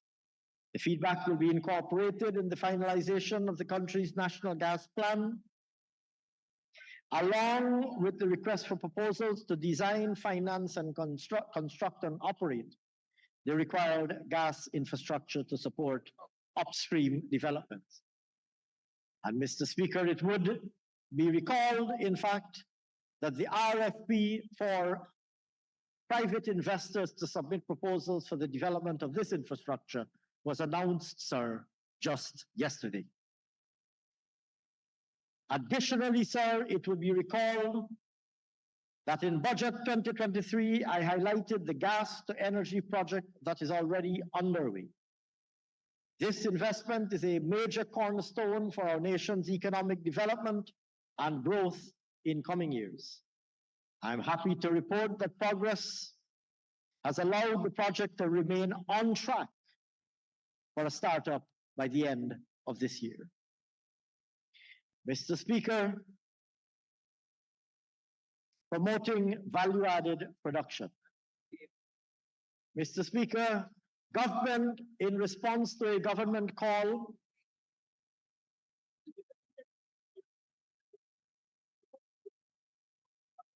Mr. Speaker, we received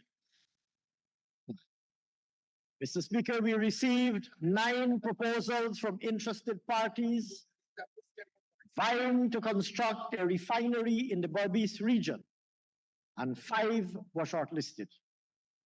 These proposals are currently being evaluated, and the final ranking is expected to be completed in the first quarter of 2024. Following this, a top-ranked contender will undertake an ESIA at Crab Island for a facility designed to process at least 30,000 barrels of oil per day. The investment commitment from these shortlisted firms is expected to exceed $1 million. Promoting local content. Mr. Speaker, in the area of local content, the Local Content Act 2021 continues to bear fruit, and the government will continue to implement strategies that promote opportunities for Guyanese nationals and Guyanese companies. Since January 2022 to now, contractors, subcontractors, and licensees reported to the Local Content Secretariat reporting to the local content secretariat, have recorded 3,938 local hires. Of those, sir, 824 Guyanese. 824 Guyanese were employed as plant and machine operators. 1,203 as professionals, accountants, lawyers, engineers, etc.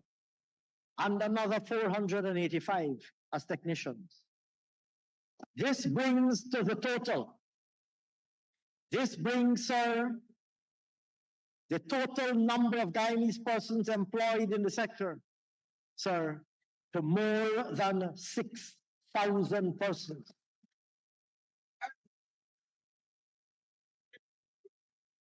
In accordance, sir, with the Act, 5-year master plans detailing employment, procurement, and capacity development from 33 companies have been received.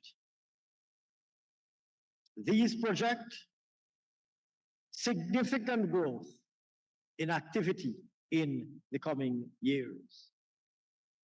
Mr. Speaker, also in keeping with the Act, annual procurement plans received from contractors, subcontractors, and licensees amount to an estimated $721 million in procurement of goods and services and training. Current estimates suggest that $518 million will be procured from Guyanese suppliers providing goods and services in 2023.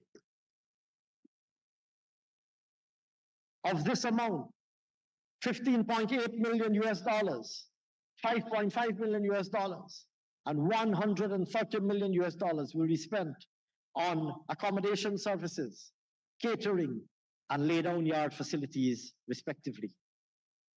Other major expenditure include the provision of manpower and crewing services and ground transportation at 74.6 and 13.6 million, respectively.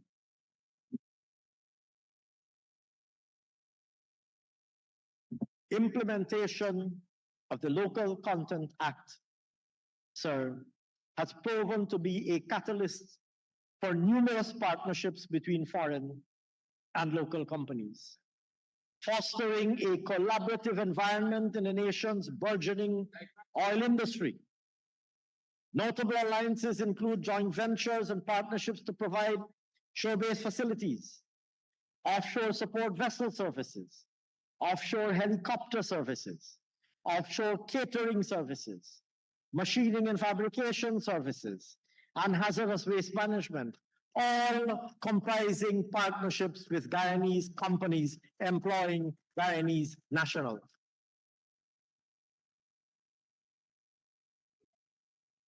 Mr. Speaker, transparency in the sector. Our government's commitment to the Extractive Industries Transparency Initiative, EITI, along with industry and civil society representation, continues to ensure the maintenance of the highest standards of transparency in the sector. As a consequence of not submitting in 2020, Guyana was temporarily suspended from the EITI. Mr. Speaker, once the 2020 report was published and shared with the Secretariat, our status as a compliant member was restored. Subsequently, sir, our government and the Guyana EITI multi-stakeholder group worked to ensure that Guyana's EITI report for 2021 was published in December 2023. And we've already started the procurement process for selection of the administrator to prepare the country's 2022 report. Mr. Speaker, additionally, sir, the NRF Act provides a comprehensive framework to ensure transparency in the operation of the fund. The annual budget estimates continue to include projections of inflows into the fund and corresponding withdrawals. As required by the Act, notifications of petroleum receipts are published in the official gazette and tabled in the National Assembly. And in fact, sir, it was only earlier today that I tabled the most recent such notification. The BOG publishes monthly a summary of the financial position and performance of the fund. Here again, detailing inflows and outflows. The bank also publishes quarterly NRF reports. Other extractives. Mr. Speaker, despite the emergence of the oil and gas sector, our traditional non-oil extractive sector remains extremely important to overall economic well-being. Gold. Mr. Speaker, gold mining operations continue to offer profitable opportunities for both international and domestic investors. And prospects for gold remain positive, both at the large scale level as well as the small and medium scale level.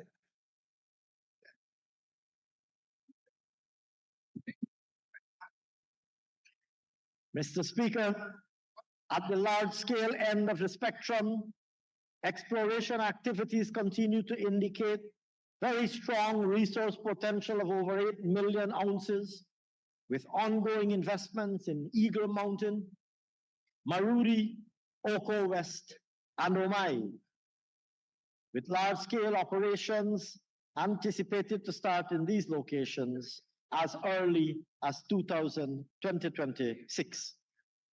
The Torparo area, sir, remains under active consideration, with the private investors expected to determine final timelines very shortly. Additionally, production continues to grow at Aurora, with equipment and assets arriving to facilitate full commencement of the underground mining operation and works planned for a 15-megawatt solar farm in support of the mills in 2024. I turn now, sir, to bauxite.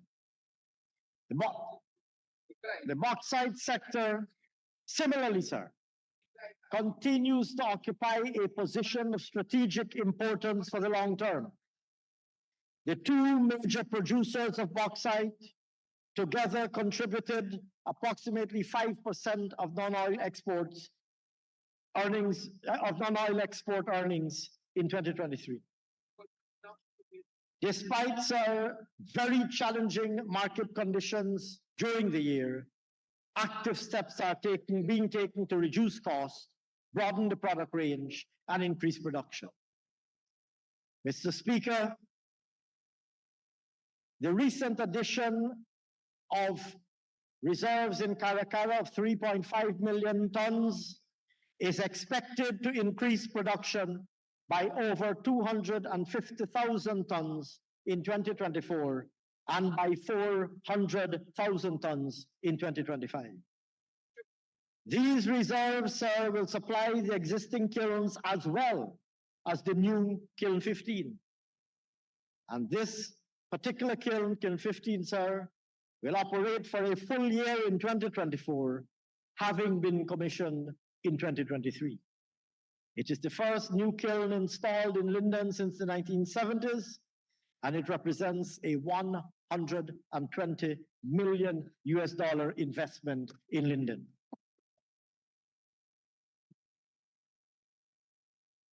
Already, $30 million has been invested in the company to procure mobile equipment, and the launching of the metallurgical grade bauxite project, or MAZ project, will see installation of significant capital investments, a 9-kilometer conveyor system, self-propelled barges, the solar farm to which I alluded earlier, all of which will result, sir, in a very significant increase in production. In particular, sir, this investment alone is set to deliver 1 million tons by the end of 2024, and at peak 4.5 million tons a year. Mr. Speaker, as a result of this project, 500 additional persons will be employed in Linden, and another, that's in 2024, sir, and another 500 by the first half of 2025. Sand and stone. In 2023, sand was conducted at 31 legal operations, producing 7.8 million tons per year, a substantial increase from the 18 operations in 2020, which produced at the time less than 700,000 tons. Operations have expanded to include strategic stockpiles and ramping up of barging capability to serve the intensified demand for sand. Mr. Speaker, on quarry material, over the last 3 years,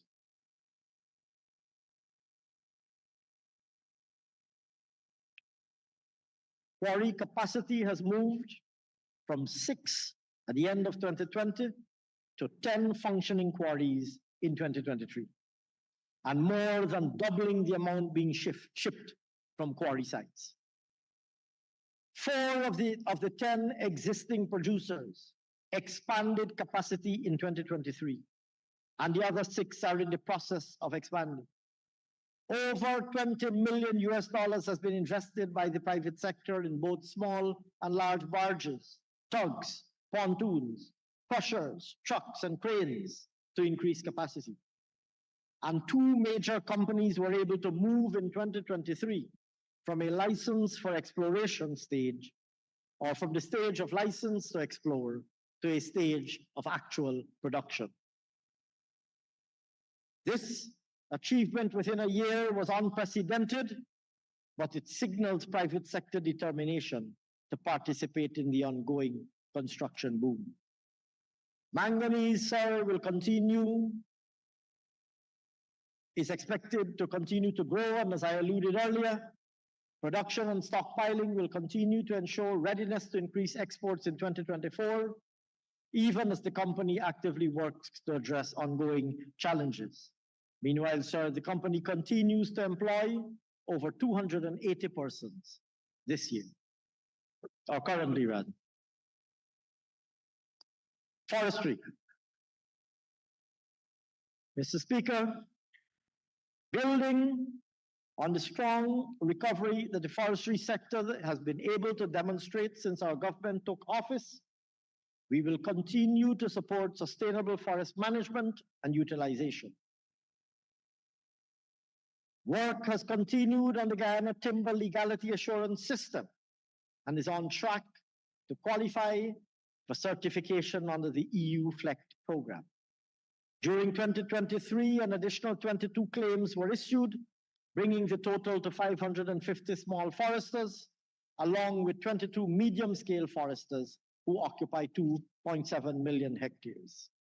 In 2024, 2 large-scale investments totaling 250,000 hectares will be issued for expanded production and value added. Agriculture and food security.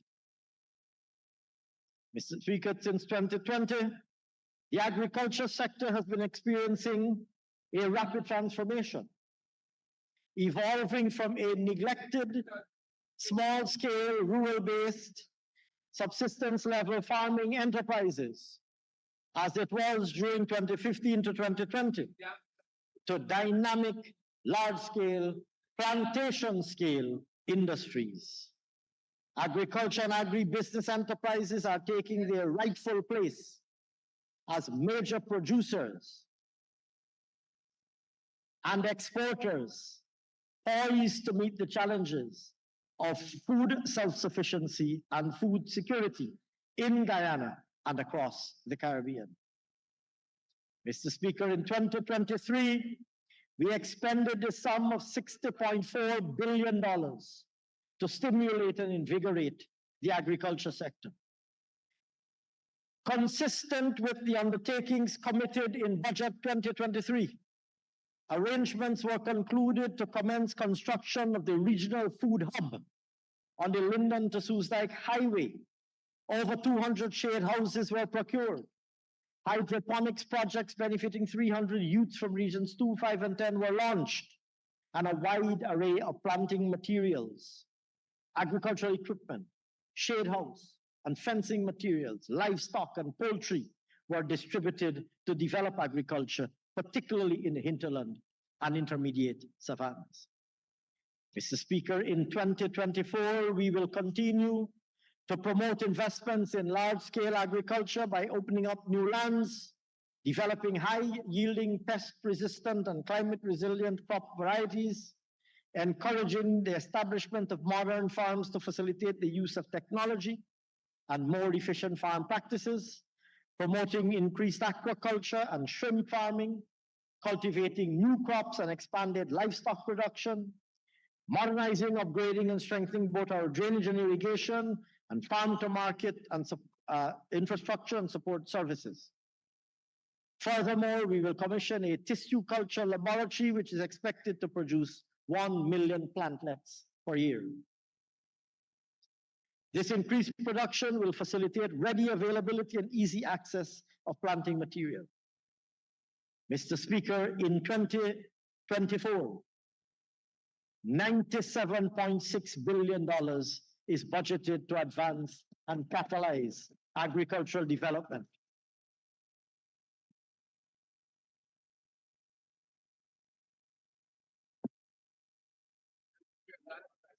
Mr. Speaker, we promised to revive the sugar industry and re-energize local communities devastated by the unconscionable decision by the APNU AFC to decommission and close several grinding estates.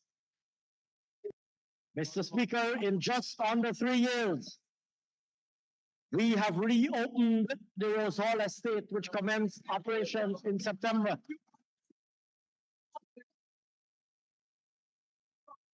Through retooling and mechanization, we achieved the conversion of 2,740 hectares of land for mechanical harvesting at Rosehall, Albion, and Blairmont.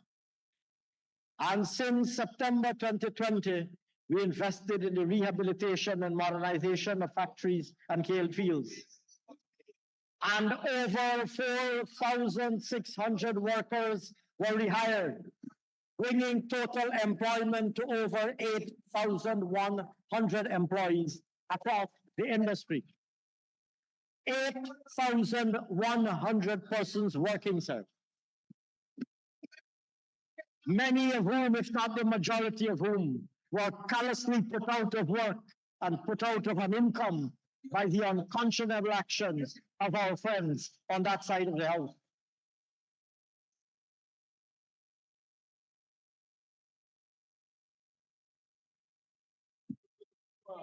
Mr. Speaker, it is expected that the conversion of lands for mechanized harvesting will continue in 2024, targeting an additional 7,100 hectares. Additional works will be completed on Albion and Blairmont packaging plants, the installation of a sugar dryer at Blairmont Estate, and the rehabilitation of heavy and light-duty revetments across the industry will strengthen the drainage system to allow timely delivery of harvested canes to the factories. Mr. Speaker, in 2024, the budget for 2024, sir, will contribute $6 billion to Gaisuco to further improve production and operational efficiencies of the industry. That's a bit of $1 billion.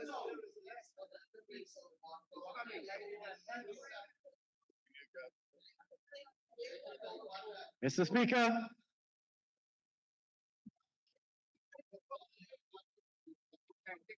Mr. Speaker, turning to rice.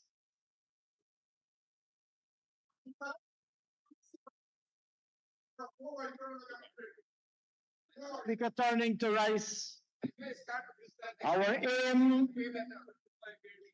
is to expand and develop the rice industry. And, sir, we are introducing new high-yielding varieties, providing adequately for improved drainage and irrigation systems, and farm-to-market roads, and securing new markets and introduction of new technology.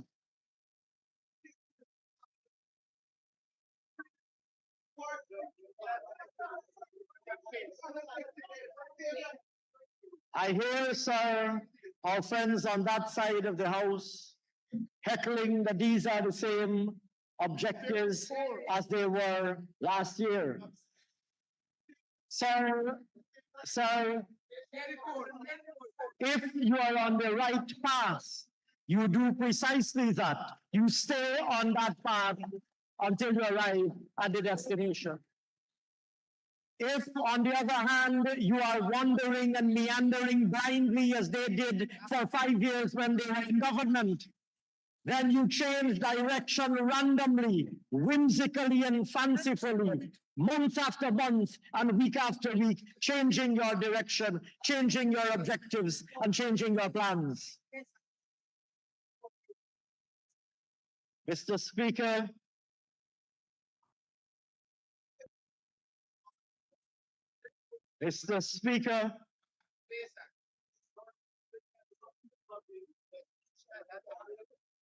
in 2024, we will continue to invest in improving the quality and quantity of seed paddy available to the rice farmers. We will provide enhanced best practices in the cultivation of paddy. We will continue to research and develop high-yielding varieties with good milling and cooking qualities, and varieties that are salt-resistant and resistant to major rice diseases. We will evaluate the new G1410 high-yielding variety in farmers' fields in 2024. Mr. Speaker, in addition to drainage and irrigation, which I will address shortly, the sum of $1.3 billion will be expended by GRDB to support increased production and productivity in the rice industry. Other crops. Mr. Speaker, our government's commitment to diversify non-traditional agriculture has seen emerging transformation of the subsector with the expanded cultivation of corn, soybean, citrus, spices, coconuts, high-value crops such as broccoli, cauliflower, bell peppers, romaine lettuce, carrots, among others. To buttress the expanded production of non-traditional crops, we've invested in supporting infrastructure. We've invested in laboratory and extension services, and we're opening up new market opportunities. Mr. Speaker, in 2023, a sum of $1.9 billion was expended to support other crop interventions. In 2024, a sum of $2.6 billion will support the other crop sector. Corn and soybean. Mr. Speaker, government's collaboration with the private sector to roll out a development program for corn and soybean has been very successful. Over the last 3 years, we invested over $1.4 billion to develop the infrastructure within the Takama area to support the cultivation and production targets. This saw the completion of the access road to Takama, complemented by the now operational and very impressive drying and storage facility. Work has started on an access wharf at Takama and is slated for completion in 2024. A sum of $967.8 million is budgeted to improve the capacity of the Takama facility. Coconuts.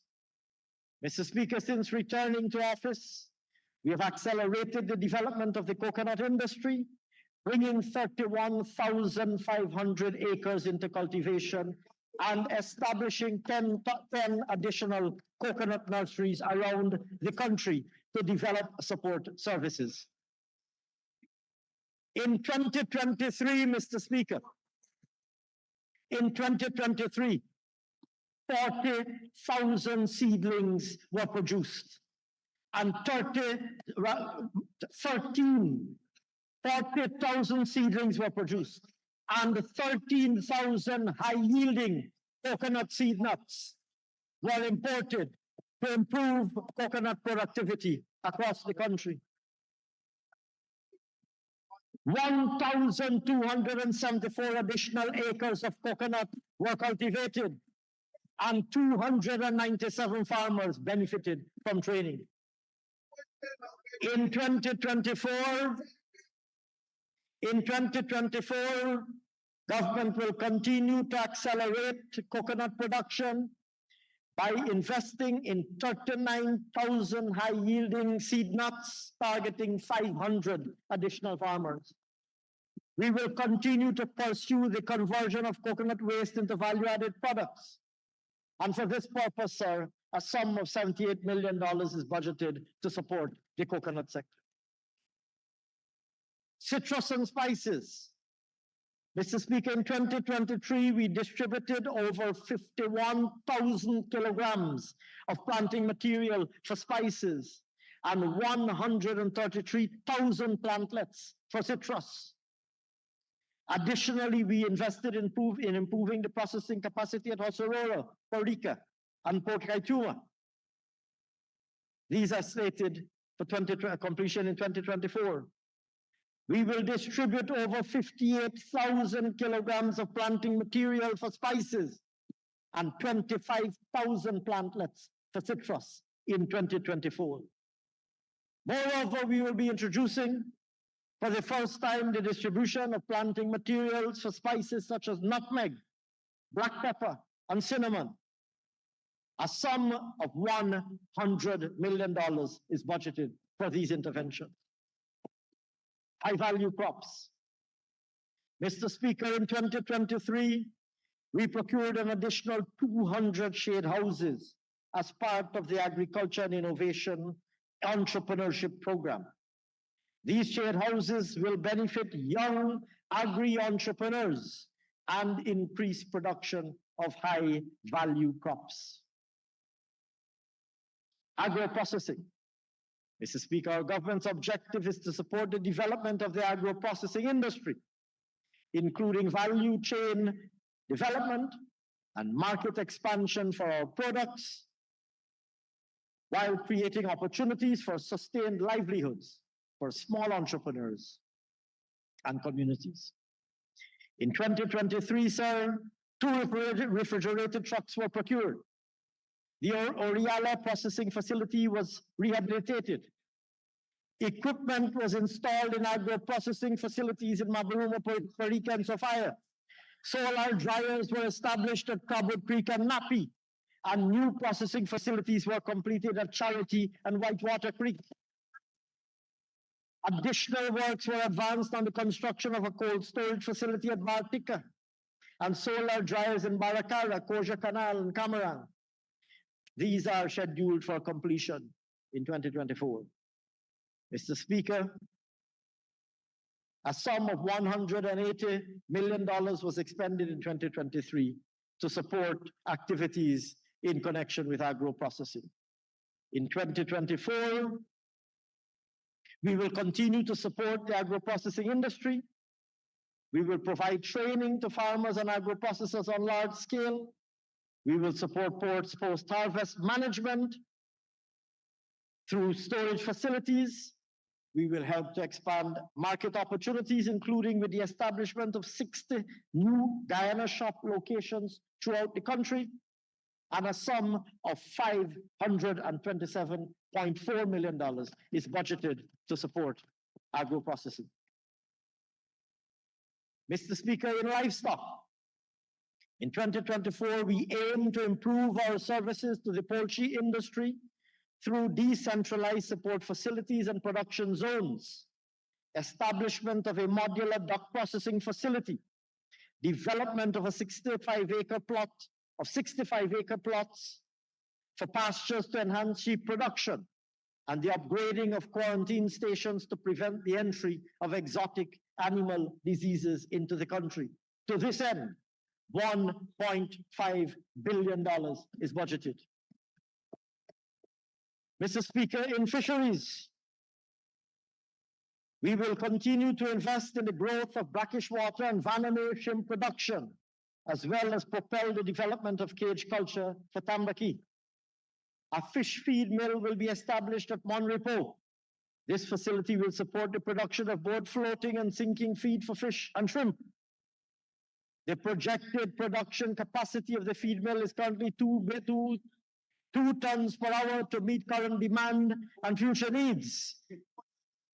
And Mr. Speaker, a sum of $1.2 billion has been allocated for fisheries and aquaculture development initiatives in 2024. Mr. Speaker, you will hear about the black belly sheep. There is so much to be said, sir, within the agriculture sector, that when my honorable leader, when my honorable,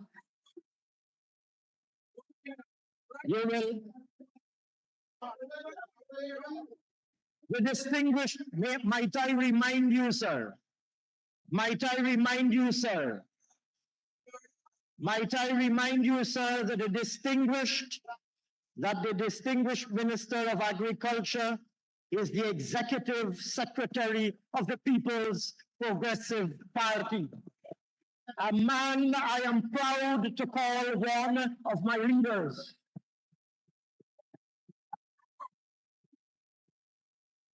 A man I'm proud to call and serve as one of my party's leaders. Mr. Speaker, Mr. Speaker,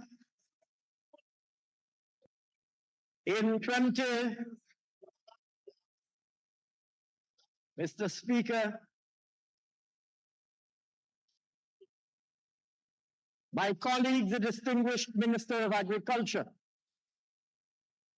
one of the distinguished leaders of the People's Progressive Party, will next week address you on the remarkable and exciting developments in every subsector of the agriculture sector, a sector that the APNU AFC not only neglected, but actively endeavored to destroy as an act of political vindictiveness. But not only has the People's Progressive Party civic government resuscitated the agriculture sector and breathed life into it again, but today, sir, the agriculture sector is alive and well and growing and thriving and prospering. Mr. Speaker, in 2024, Mr. Speaker, in 2024 on drainage and irrigation,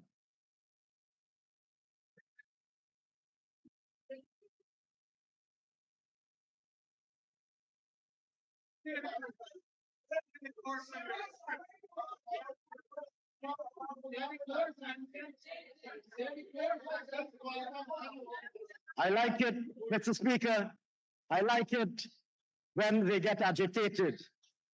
I like it when they get restless and agitated. It gives me energy to go on. It's a sign of their resignation to perpetual defeat. When they get agitated, they know they have no answer for this People's Progressive Party civic government. Sir, in 2024,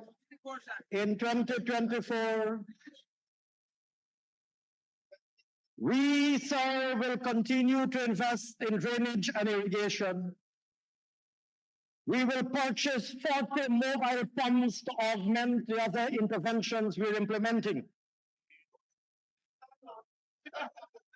We will begin work on at least two of the three Hope-like canal structures, bringing lasting relief to the citizens and farmers of regions 5 and 6.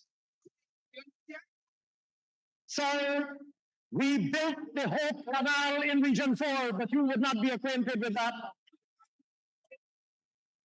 Sir, Hope is in Region 4, taken care of. Sir, Mr. Speaker, for the two major investments to which I just alluded, for the purchase of 40 mobile pumps, and for the work on the two Hope-like canals, sir, sums totaling $29.4 billion have been budgeted. In 2024, we will continue work on several other pump stations like Airline Sluice, Bellevue, Canal Number 1, Charity, Cottage, Kosher, Jimbo Grove, Letterkenny, Metamazor. We will invest in pump stations at Chesney, Farm, Grove South.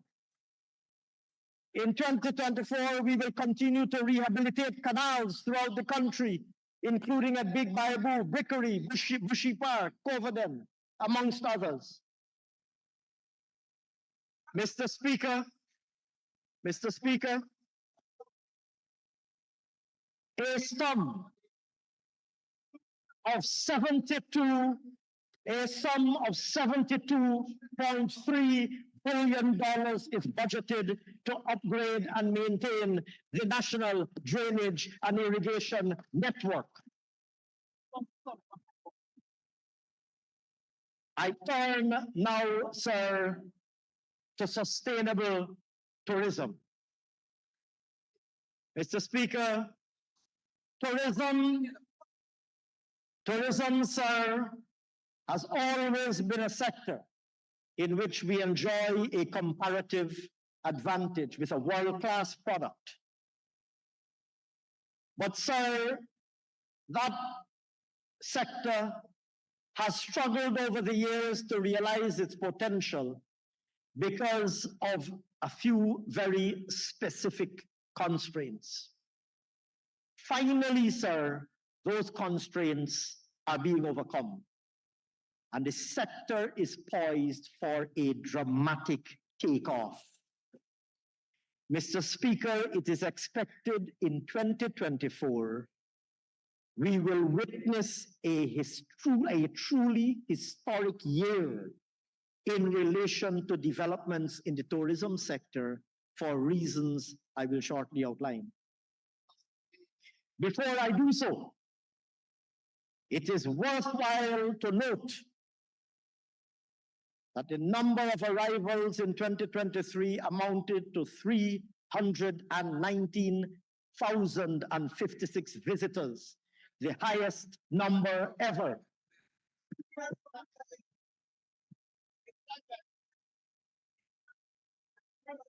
And amounting,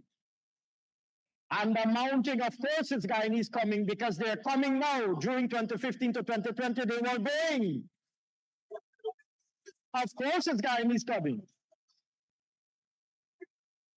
My point precisely, I did go. And I went on self-imposed political exile because of the political persecution.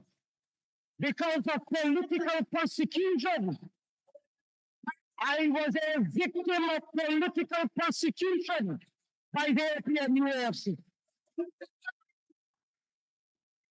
But I will tell you this, I may have been a single prominent person. I may have been a single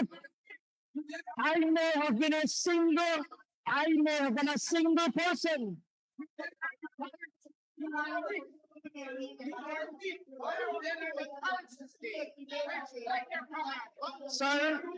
Sir, I may have been a single. I can't help it, Honorable Sir Duncan, if you're unemployed anywhere in the world. You were unemployable at the Chronicle when Apple was in government. You were unemployable in Chronicle when Apple was in government. So I can't help it if I am employable anywhere in the world. I, sir, have the good fortune that when my mother sent me to school, I went to school. I am employable anywhere in the world. You are not even employable at Chronicle. You are not even employable at Chronicle. When your own government was in office, the APN, where is this young lady? Geeta Chandan. Geeta Chandan fired you. Geeta Chandan fired him. Geeta Chandan fired him under an Apple government.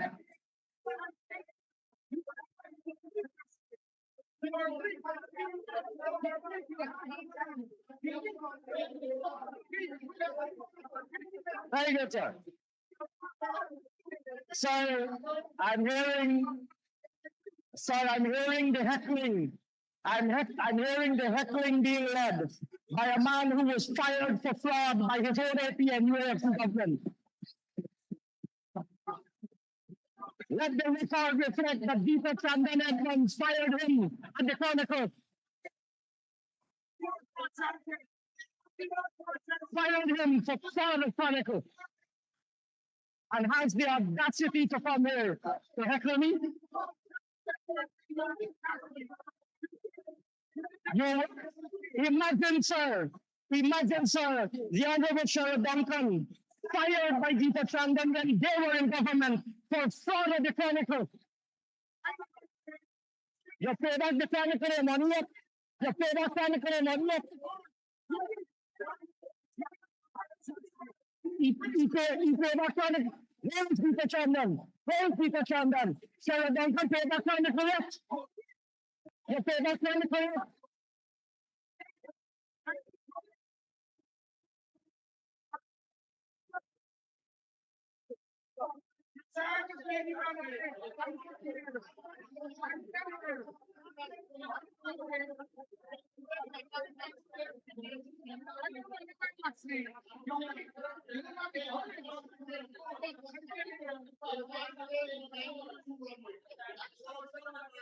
Mr. Speaker, I will say, Mr. Speaker, I will say this though. I will also say this, that this is how I will digress for a moment. This is how democracies work. Democracies work in the following manner. When you lose an election, sir, you either proceed to opposition or you exit politics and do something else. You don't hold on to power with your fingernails clinging. You don't hold on to power with your fingernails clinging for months. All right, members, please. We owe it to the person on the floor to listen to them. Anyway, sir. Mr. Speaker.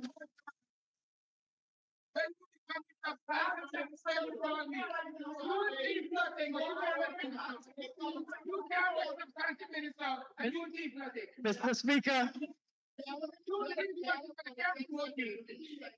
Apparently, sir, the reminder of how Deepak Chandan disposed of him has agitated him a lot. Anyway, sir, moving swiftly on. In the tourism sector, sir, as I indicated earlier, sir,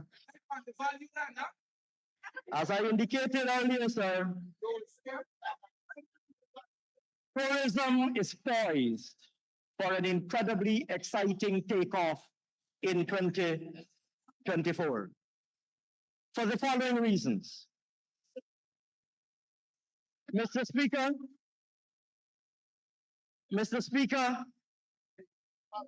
the volume and cost of airlift into Guyana.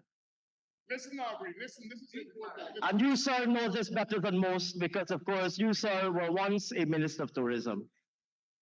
The volume and cost of airlift into Guyana has historically been one of the key factors constraining growth in the tourism sector. In order to ensure the expansion of airline routes and seat volumes, our government has maintained efforts to improve connectivity between Guyana and the rest of the world with new services and routes.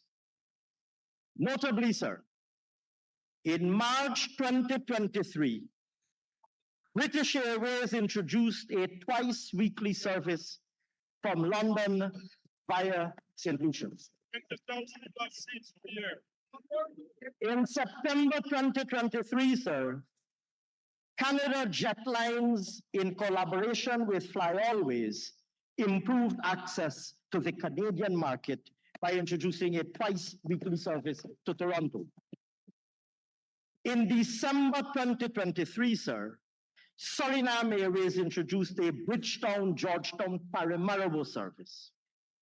Mr. Speaker, these new services, as well as additional flights put on by current carriers, together added 150,234 seats, or 14% more than in 2022. Looking ahead, sir, United Airlines has announced the introduction of a service from Houston to Georgetown 4 times weekly to commence from April 2024. This provides yet another route into the US with improved connectivity to third cities in the US and beyond, and will ease the pressure and increase availability on existing Miami and New York services. In June 2024, American Airlines will expand their services with an additional daily flight between Miami and Georgetown. Mr. Speaker, the new services by United and American will add 137,268 new seats to the market in 2024. These will make a huge impact on seat availability, pricing, and commuter options and convenience.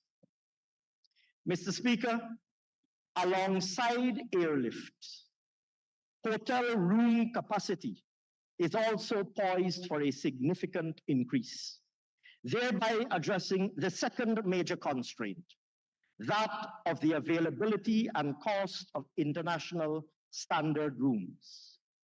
In this regard, our government has actively worked to attract private investment in the industry, and I'm happy to report that over 1,000 world-class rooms will be added to the stock by the end of 2024.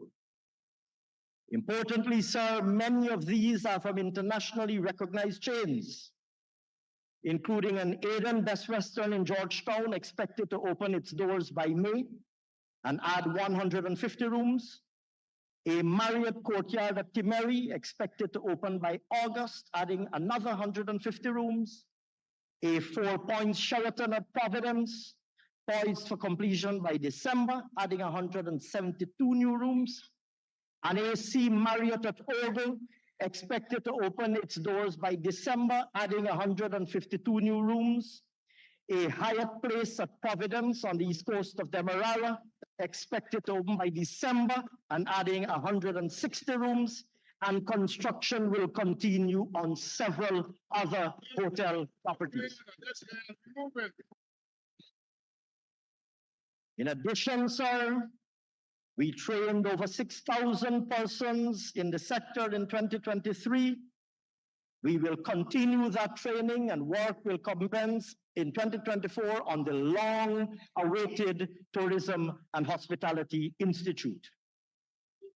To this end, sir, a sum of $530 million is allocated. I'm well aware that I said it last year. That is why we undertook the procurement. It's not like how you say some, sir, I shouldn't allow myself to be distracted on Juno. But of course, I said it last year, because we don't change our tune every time we speak. Unlike the leader of the opposition, or our name. Mr. Speaker, I turn now to the business process outsourcing sector. Mr. Speaker, the BPO sector is a major employer, creating more jobs than most other sectors in the country, and in particular jobs that are especially popular with the female workforce, and jobs that provide an important entry point into the world of work in a technology-based environment. Reflecting the sector's job creation potential, our government will continue to support the development and expansion of the sector in Guyana. Since the liberalization and creation of a competitive telecommunications sector, mere months after we resumed office in 2020, we have seen an extremely significant reduction in the cost of bandwidth, allowing for the expansion of the call center industry and the promise of job creation. In 2019, call centers paid $950 per megabit of data. Today, that price is $50 per megabit of data or lower. That, sir, is approximately 95% lower than it was in 2019. It has made communication costs in Guyana amongst the most competitive in the call center industry. Small wonder then, sir, that the BPO industry has created almost 2,000 jobs since we returned to office. In 2023, sir, in line with our government's agenda to ensure development and job creation across the geographic spread, we built 4 new call center shells, 2 in Essequibo and 2 in Barbies, with all of these facilities expected to be operational in 2024.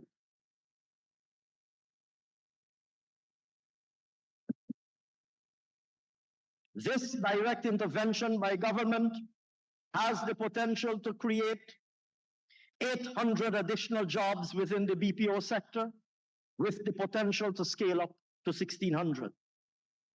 Facilities at Enmore and Tushen are also being upgraded, with each having the capacity to employ an additional 300 persons. Mr. Speaker, in 2024, our government will construct 2 new call centers in Region 5, with the capacity to create an additional 800 jobs. And we will continue to work with the industry to position Guyana as a preferred BPO destination. Small business support. Mr. Speaker, in addition to all of the investments that we're making in infrastructure, such as energy infrastructure to reduce the cost of electricity, in order to position small businesses to take advantage of the opportunities that abound, the following initiatives are being pursued. We're constructing, rehabilitating, and upgrading industrial estates across the country. To this end, sir, we will commence industrial development in Wales and advance works in regions 2 and 10, for which 3.3 billion is allocated. We will support the availability of easy credit and grant support, including through the provision of startup grants and the operationalization of the collateral guarantee program to stimulate the growth of small businesses. A sum of $450 million is allocated for the replenishment of the Small Business Development Fund and $331 million for the Small Business Bureau for investments, for initiatives that will contribute to small and micro business development. Mr. Speaker, we will continue to train small business owners. An additional 2,800 business owners will be trained in specialized business development programs, particularly in 5 key sectors: apiculture, farming, livestock, poultry rearing, and micro enterprise. In addition, sir, a number of other initiatives that we're implementing that will benefit small businesses include the electronic single window for trade transactions, the national quality infrastructure, for which the sum of $600 million is budgeted, the National Quality Infrastructure Laboratory currently under construction, for which a sum of $1.25 billion is budgeted, and the construction of the Food and Drug Laboratory, for which a sum of $500 million is budgeted. I turn now, sir, to transformational infrastructure. That's it. Energy expansion and diversification. Our objectives in this sector, sir, are to meet our short-term energy needs, invest in doubling our generating capacity for the medium term, advance the transition towards cleaner and more renewable energy, rebuild our transmission and distribution network to offtake the projected increases in generating capacity, invest in mini-grids for remote communities, and deploy household-level solutions for the less densely populated community. Mr. Speaker, some of our main initiatives are as follows. An additional 28.9 megawatts of emergency power, which was procured last year at a cost of $5.9 billion and is being installed at the Columbia substation to add to our base load generating capacity, will become fully operational by February 2024. Works have advanced on the construction of the flagship 300 megawatt gas to energy project. To facilitate this, the marine offloading facility was completed and 26 kilometers of offshore pipelines installed. Mr. Speaker, this year, the gas to energy project will benefit from a budgetary allocation of $80 billion to advance this project and its associated infrastructure. Mr. Speaker, sustainable power from the 165 megawatt Amila Falls hydropower project will augment our energy mix. In this regard, we went out for a revised RFP, 25 firms registered for the project, of which 4 submitted pre-qualification documentation. These are currently, sir, being evaluated. Work on the mini hydropower facilities in Kumu and Makamaka were substantially advanced. This year, sir, $1.3 billion is budgeted to complete these facilities. Mr. Speaker, to prepare our offtake capacity for increased generation from multiple sources, we are replacing transformers, installing new distribution feeders, and commence new works on a new 69 kV transmission line from Kingston to Sophia. In relation to increasing solar power generating capacity, a 1.5 megawatt solar farm was commissioned in Bartica.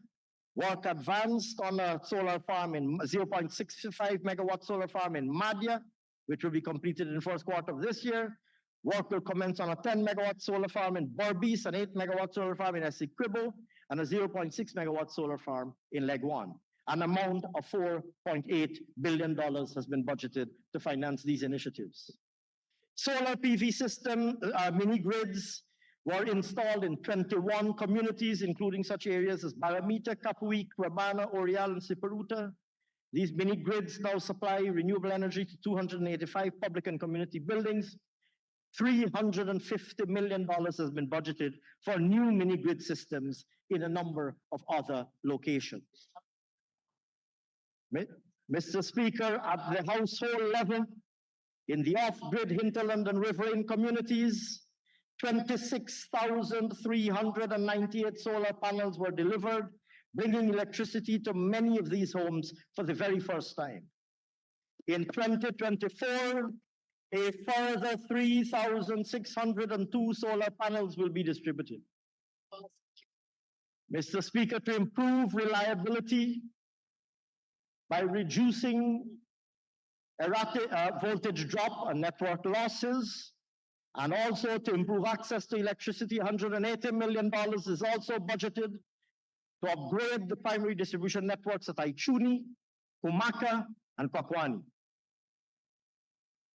Mr. Speaker, once these projects are all completed, and many of them, as you know, including the larger ones, are already in progress, we will be generating and delivering adequate electricity to meet our needs, and we will be able to bring the cost of electricity down to half of what it currently is.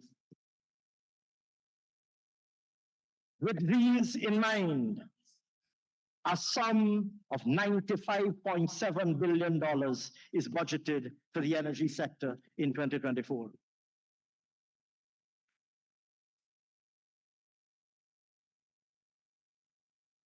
$95.7 billion. Transport infrastructure, roads and bridges. Mr. Speaker, let me mention some of the major highlights in this sector. Starting, Mr. Speaker, perhaps from the east and moving westwards, and then southwards. Mr. Speaker, in collaboration with our Surinamese counterparts, we advanced the procurement process for the new Quarantine River Bridge in 2023. We expect a contract will be signed and construction commenced in 2024. That's the Quarantine River Bridge. On the Quarantine Highway, we are planning and budgeting for that road to be converted into a 4-lane highway. Work has already commenced on the reconstruction of 99 structures and the removal of utilities from the right-of-way. Across the Berbice River, despite the stellar service provided by the Berbice River Bridge, since its completion by a previous PPPC government, in collaboration with private partners, the demand for movement of goods, particularly over the river, is already exceeding the capacity for this bridge. Constantly, sir, work has commenced to examine the possibility of a new high-span bridge across the Berbice River. Mr. Speaker, on the east coast of Demerara to West Berbice corridor, we've already started upgrading the railway embankment road into a 4-lane highway from Sherry Street to Orange Nassau and continuing to the Mahaica River Bridge. In 2024, a sum of $10.5 billion is budgeted to continue these roads. Continuing westwards, construction of the new Demerara River Bridge progressed significantly in 2023. Budget 2024 includes a sum of $19.7 billion to advance construction of this bridge. On West Demerara and moving towards East Bank Berbice, works advanced on the construction of a new 4-lane highway from Meersargan to Squinard, and from Squinard to Crane. In the first half of this year, the Squinard to Crane section of the highway will be completed. Amount of $9 billion is budgeted to advance these works in 2024. We are also developing the Parika to Goshen and the Sandhills to Macquarie link, which will facilitate movement from the Essequibo River to the Demerara River.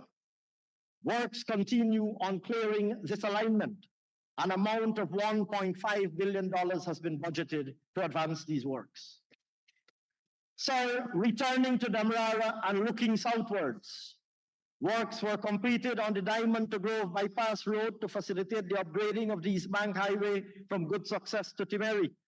An amount of $4.1 billion has been allocated to advance this work. As I mentioned earlier, sir, works also continued on the construction of the East Coast to East Bank Road linkage from Ogle to Eccles. An amount of $15.5 billion has been budgeted to advance that road. We commissioned a new 4-lane road, as I mentioned earlier, from Sheriff Mandela all the way to Diamond. And this year we will continue the construction of the Diamond to Busby Dam highway that will ultimately connect to the Busby Dam to Timeri 4-lane highway. An amount of $8 billion is budgeted for this work to continue. Additionally, sir, rehabilitation of the Linden-Soesdijk Highway is expected to begin in 2024. The procurement process has already been launched, and a sum of $10 billion has been allocated to commence work in 2024. I hear, sir, the leader of the opposition inquiring whether it is 2 lanes. And I'm tempted, sir, to ask him how many lanes the APNU AFC built for the people of Linden between 2015 and 2020. How many lanes? How many lanes did the APNU AFC build for 5 years, claiming to love the people of Linden? Claiming to love the people of Linden. How many lanes were built by the APNU AFC for the people of Linden in the 5 years that they sat in office?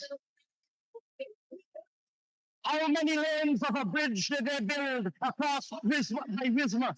How many lanes? Not even half a lane.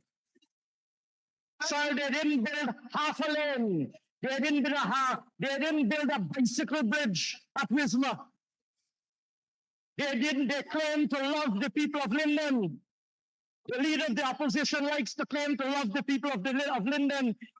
I know he didn't have a real job for the 5 years between 2015 and 2020. I don't know why Mr. Granger exercised that judgment.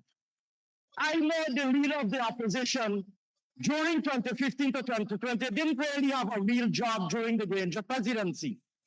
But the party with which he's associated while they were in government, I know that he didn't particularly have any influential position in the government, but the party with which he's associated in government and the party of which he was once general secretary did not build, sir, even a bicycle bridge at Wisma.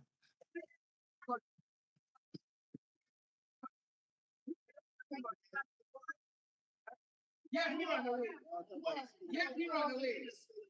He know everything. He run all Mr. Speaker, when one loses an election, one demits office gracefully, and one moves on sometimes to other pursuits in life. That is what people do in a democracy. Look around the world. Look around the world. When you believe in democracy and you lose an election, you demit office gracefully and you move on to do something else in life. You don't cling to government. You don't cling to government because you're incapable of doing anything else.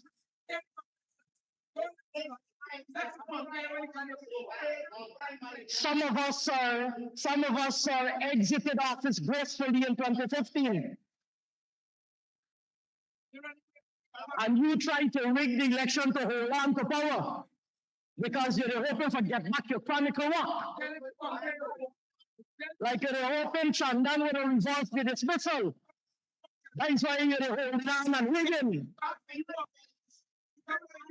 Some of us, sir, debated office in 2015. All of us debated office in the PPP gracefully. Some of us return to parliament, and some of us move on to other pursuits. That is what people do. That is what people do in a democracy.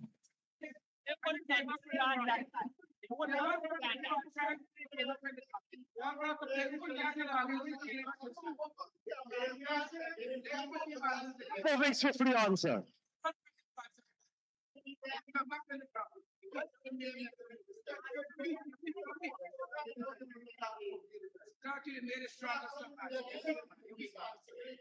Mr. Speaker, when we lost the election, I feel I want to place this on record in this National Assembly. So when we lost the election in 2015, I demitted office and exited politics. I demitted office and exited politics. And I was living my life quietly. I was living my life quietly, sir. Earning a living quietly as a private citizen. Mr. Speaker, you know who bring me back to Guyana? The APNU AFC bring me back to Guyana. And when they did that, sir, and imposed political persecution against me, I vowed then that I will devote the rest of my life to keeping them out of office. And so I will do. I was happily, quietly living my life, sir. They brought me back. They brought me. You bring me back. And I will spend the rest of my life keeping you there. I will spend the rest of, you bring me back. I left quietly. So I left quietly, minding my own business. They bring me back. And now that they bring me back, I don't stay here and I will keep them out of government for the rest of my life. But don't worry, sir. Don't worry, sir. You don't need me. Some of them don't need me to keep them out of government. Gita Chandan put you out of government. Gita Chandan and Joe Harmon put you out of government.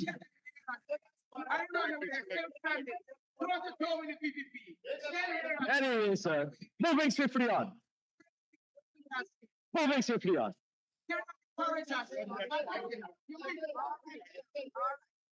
Moving swiftly on.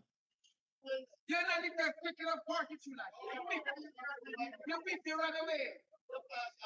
Farming state, action state, free state, you run away, you weak. Come on. Moving swiftly on, sir. You gotta grow up and stand up and stay weak.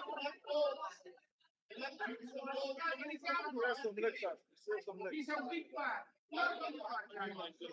I never knew, sir,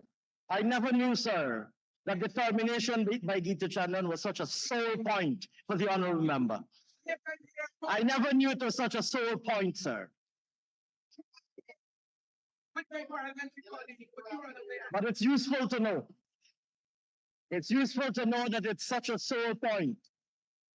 Perhaps I should look into this matter a little bit more closely to understand fully why it's such a sore point.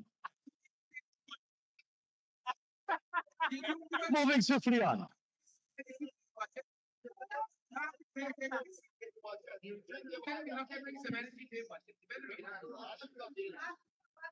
Mr. Speaker. Mr. Speaker. Construction, sir, of the new Wismar Bridge, the very bridge to which I referred a few minutes ago, is expected to begin in 2024, for which we have budgeted a sum of $4.2 billion.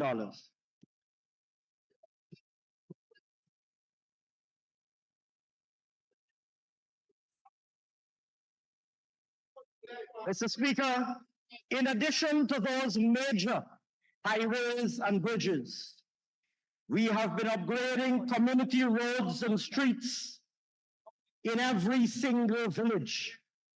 Across the country. Mr. Speaker, in 2024, perhaps I should step back. In 2023, we spent $60.7 billion on community roads.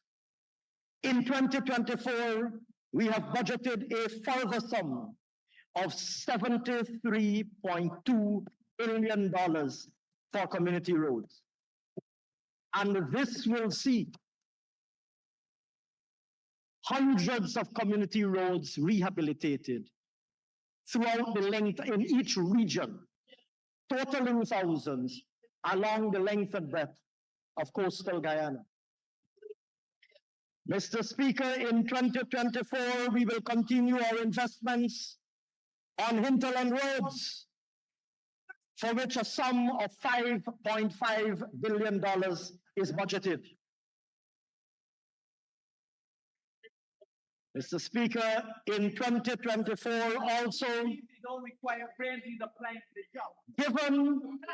given, sir, the upgrades that are being done to our roads network. My subordinate. You would be my subordinate. Stay quiet. Stay quiet. Charles, subordinate. You would be my subordinate. Stay quiet. Sir. You are an advisor in our ministry. Stay quiet.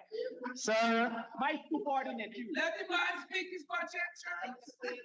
Stay quiet. Recognizing, sir, that the vast upgrades that are being done to our roads network raise, sir, the issue of road safety. I would publish them. Mr. Speaker, this year, our government will be implementing a robust road safety and traffic management plan. This plan includes the implementation of information technology solutions to manage traffic, including the development of a new radar system and new and supportive laws and regulations. These interventions are, of course, aimed at improving discipline and reducing carnage on our roadways.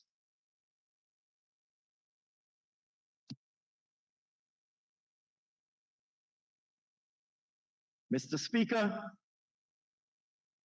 with all of these objectives and major projects in mind, to upgrade our roads and bridges network, a total of $204.1 billion has been allocated.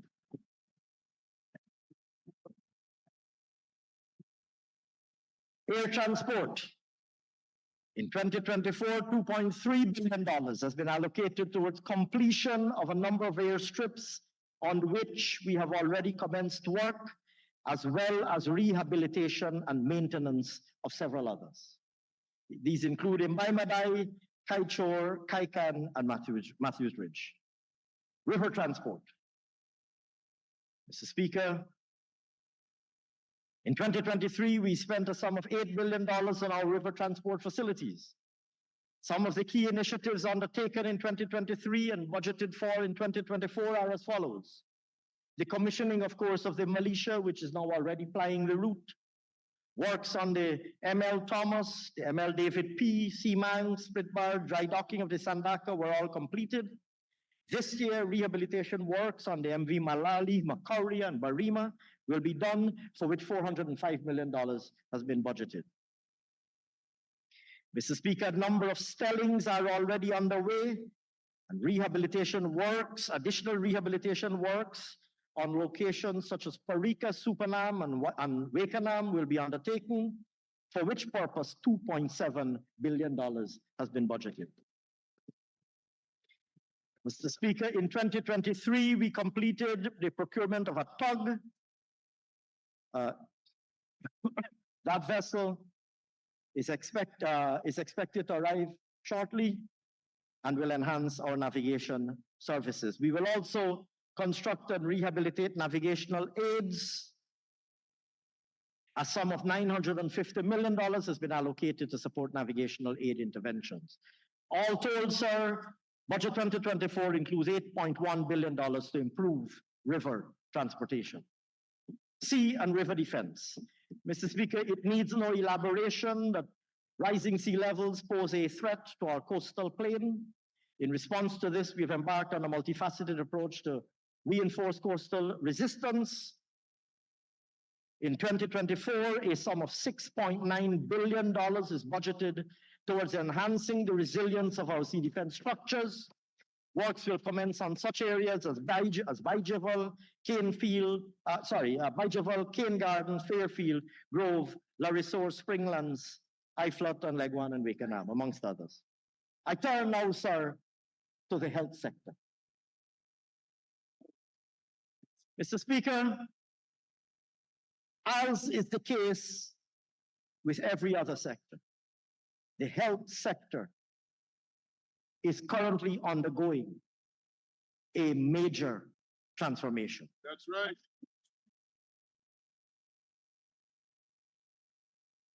Facilities, equipment, and drugs.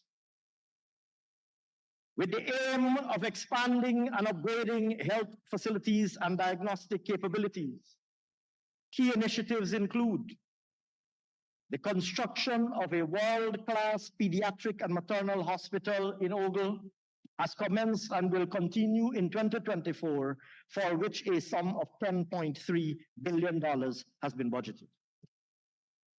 The ground was just broken, I believe, last weekend, if I'm not mistaken, Saturday or Sunday, Sunday. The ground was just broken for a new world-class hospital at New Amsterdam, for which $6.2 billion has been budgeted. Construction has commenced and is being advanced on 6 regional hospitals at Bath, Dikendron, Diamond, Enmore, Lima, and number 75 Village, and will continue in 2024, $15.5 billion have been provided in 2024. Arctica, Saudi, and West Damar hospitals will be upgraded at an estimated cost of $10 billion. Hospitals will be constructed at Camara and Keto, Moruca, as well as upgrade of the Letem Hospital at a cost of $1.5 billion in 2024. The retrofitting of health centers, health posts, and other facilities, retrofitting and rehabilitation will continue countrywide, and $5 billion has been budgeted to finance these interventions. Mr. Speaker, to ensure adequate capabilities in terms of medical and non-medical equipment, $2.9 billion has been budgeted for expansion of our equipment inventory. Human resource capacity.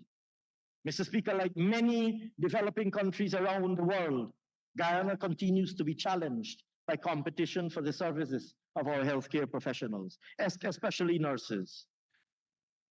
As you know, as we would all know, sir, many of the major metropolises are actively recruiting nurses from jurisdictions such as ours, and we're not immune from that global phenomenon. Mr. Speaker, in relation to in relation to our healthcare professionals, we are investing heavily in the training of healthcare professionals, including nurses, with the construction of 2 new health science training facilities, one at Saudi and one at New Amsterdam, and I believe the one at Saudi also recently had a turning of this, a breaking of the ground or turning of the sod just a couple of days ago. I saw my colleague, the distinguished Minister of Health, leading that activity. In 2023, there was an intake of over 2,000 students to the medical services program. And in 2024, a cohort of over 3,500 students, of which approximately 2,000 relate to persons enrolled in the nursing program. And we have said publicly, anybody who has the qualifications and wishes to be trained as a nurse need only apply and will be accepted and will be trained by the government to become a nurse. As anybody who is suitably qualified meets the entry requirements. Mr. Speaker, I will say this.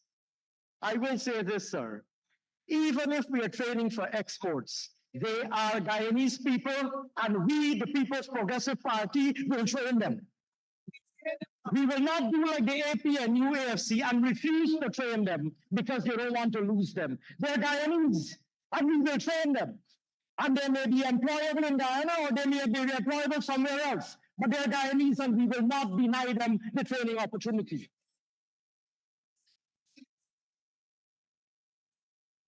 Mr. Speaker, we have also increased the number of doctors, nurses, and other healthcare professionals under several bilateral agreements and arrangements, including our arrangement with the Cuban Medical Brigade from 192 who have provided excellent service to Guyana over the years, from 192 in 2023 to a projected 500 in 2024. Mr. Speaker, under chronic diseases, we have a comprehensive agenda addressing a number of diseases, including diabetes and the full rollout of the Lusignan Center. I will today, sir, so we have, including, of course, that we have ramped up screening for non-communicable diseases. In 2023, we screened over 54,000 persons. In 2023, we screened over 54,000. In 2024, we are planning to reach as much as 70,000 persons to be screened. But I want in particular, sir, to mention that we will be ramping up significantly screening for cervical cancer amongst our women folk, including expanding services to include HPV testing. And I wish, sir, to announce that an amount of $3.8 billion has been allocated in this year's budget for a dedicated intervention to ramp up capabilities to detect and fight cervical cancer. $3.8 billion. Communicable diseases. Mr. Speaker, we continue to execute programs which seek to mitigate the spread of transmittable diseases, including HIV, tuberculosis, leprosy, fibromyalgia, and hepatitis C, including the rollout of programs for treatment of viral hepatitis C, the distribution of long-lasting insecticidal mosquito nets as protection from malaria. We anticipate a mass distribution of insecticidal nets, anti-malarial insecticidal nets in 2024. We anticipate over 130,000 persons will benefit in regions 1, 7, 8, 9, and 10. Maternal and child health. Apart from the maternal and child hospital to which I've just alluded, which of course constitutes the major investment in this subsector, we continue our schools health program to screen and provide the relevant follow-up for nursery school students. To date, 11,205 students have been screened, with 350 accessing post services. In 2024, we will expand this service to primary schools, and we're hoping to reach 87,000 students. We've also introduced such initiatives as maternal waiting homes, as well as training of traditional birth attendants, which has led to a reduction in maternal mortality in regions 1 and 8, which in fact recorded 0 deaths in 2023. Mr. Speaker, for the continued transformation of the health sector into one which ultimately meets world-class standards, in 2024, we have provided a budgetary allocation of $129.8 billion.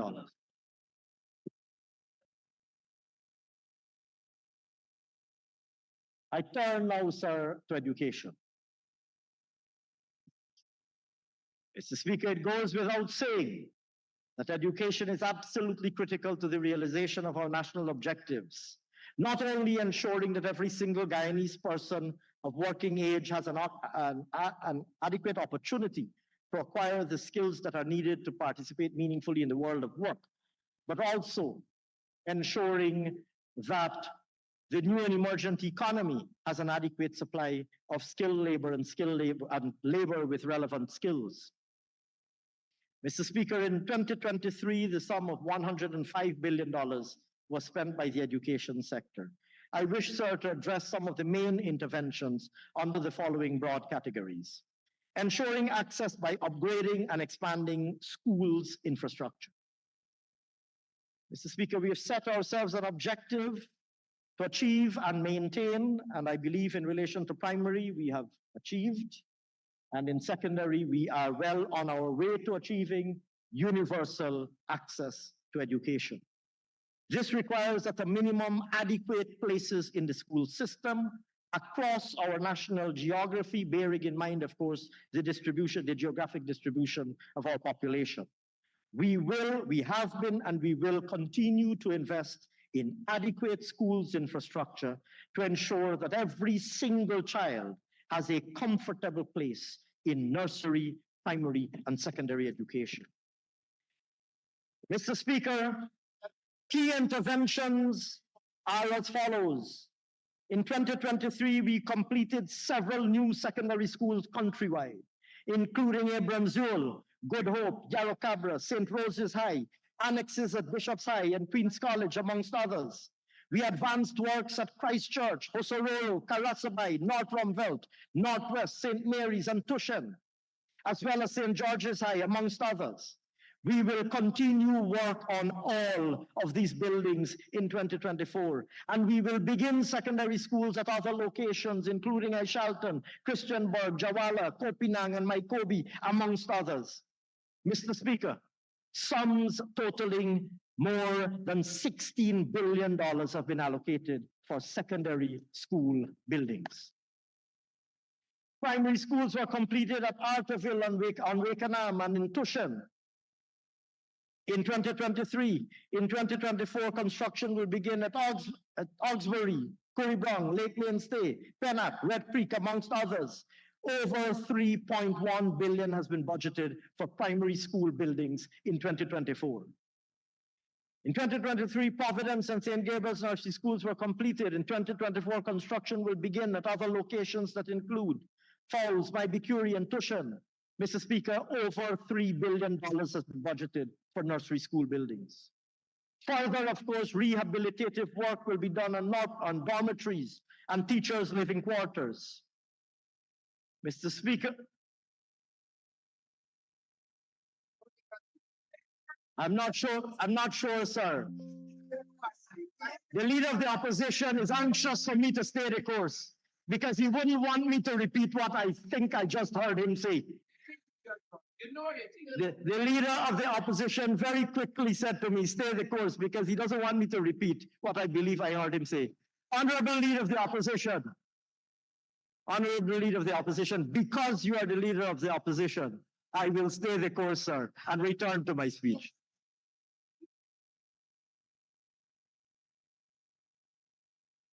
Sir, notwithstanding that we might be on opposite sides of the House, those of us on this side of the House are still capable of displaying some amount of respect. And you are the leader of the opposition, sir. So I will pretend, sir, that I didn't hear what you said and move on. Very well, honorable leader of the opposition. Mr. Speaker, towards the construction, rehabilitation, and maintenance of school buildings and educational facilities, a total of $28.7 billion has been budgeted.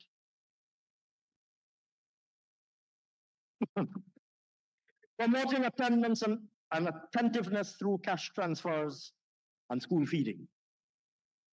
Mr. Speaker, in 2023, the Because We Care cash grant and uniform grant benefited over 201,000 public and private school students at a cost of $8.1 billion. Distribution of those grants will continue in 2024, and we expect will benefit some 205,000 students. Mr. Speaker, in 2023, we introduced school grants for schools to purchase supplies for their classrooms at a cost of $898.2 million, benefiting 182,672 children. Mr. Speaker, in 2024, the sum of $3.1 billion is budgeted for the distribution of school grants. Mr. Speaker, the National School Feeding Program in 2023 benefited 85,000 children at a cost of $2.6 billion. In 2024, sir, a sum of $4.9 billion is budgeted to continue, roll out, and expand that program, to provide juice, biscuits, breakfast, and hot meals to some 126,000 children. Improving availability of textbooks. Mr. Speaker, to support our government's efforts towards world-class education, we've mandated that all students have access to the required textbooks for all subjects. In this regard, in 2023, a total of 619,060 textbooks were procured for the primary and secondary levels at a total of $3.3 billion. In 2024, an additional 502,072 more textbooks will be purchased at a cost of $3 billion. Tertiary education. Mr. Speaker, the University of Guyana continues to be our national university, graduating in 2023 a total of 3,520 students, of whom over 70%, amongst whose graduates, over 70% were employed at the time of graduation. In 2024, they will offer new programs in a number of areas. We are, sir, currently investing in a major new health sciences education building, critical for the preservation of the certification of the medical school, and by extension, the certification of the doctors we produce at that school. In 2024, a sum of $4.1 billion is budgeted to support UG's operations.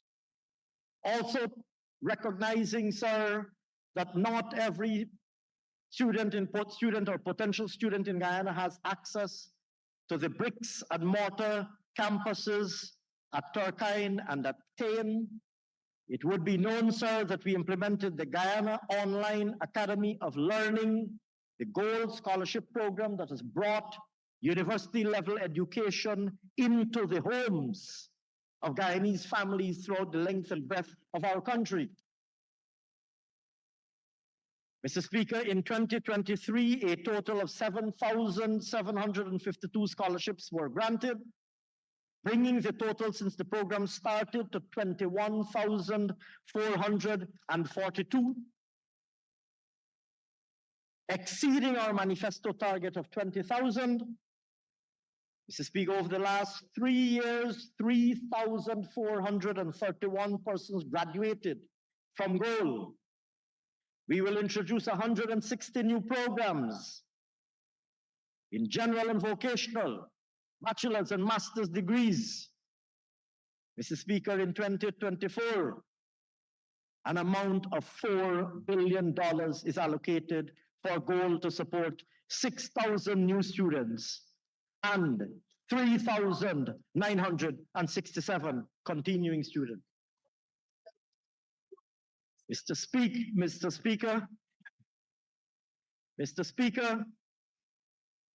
under strategic partnerships,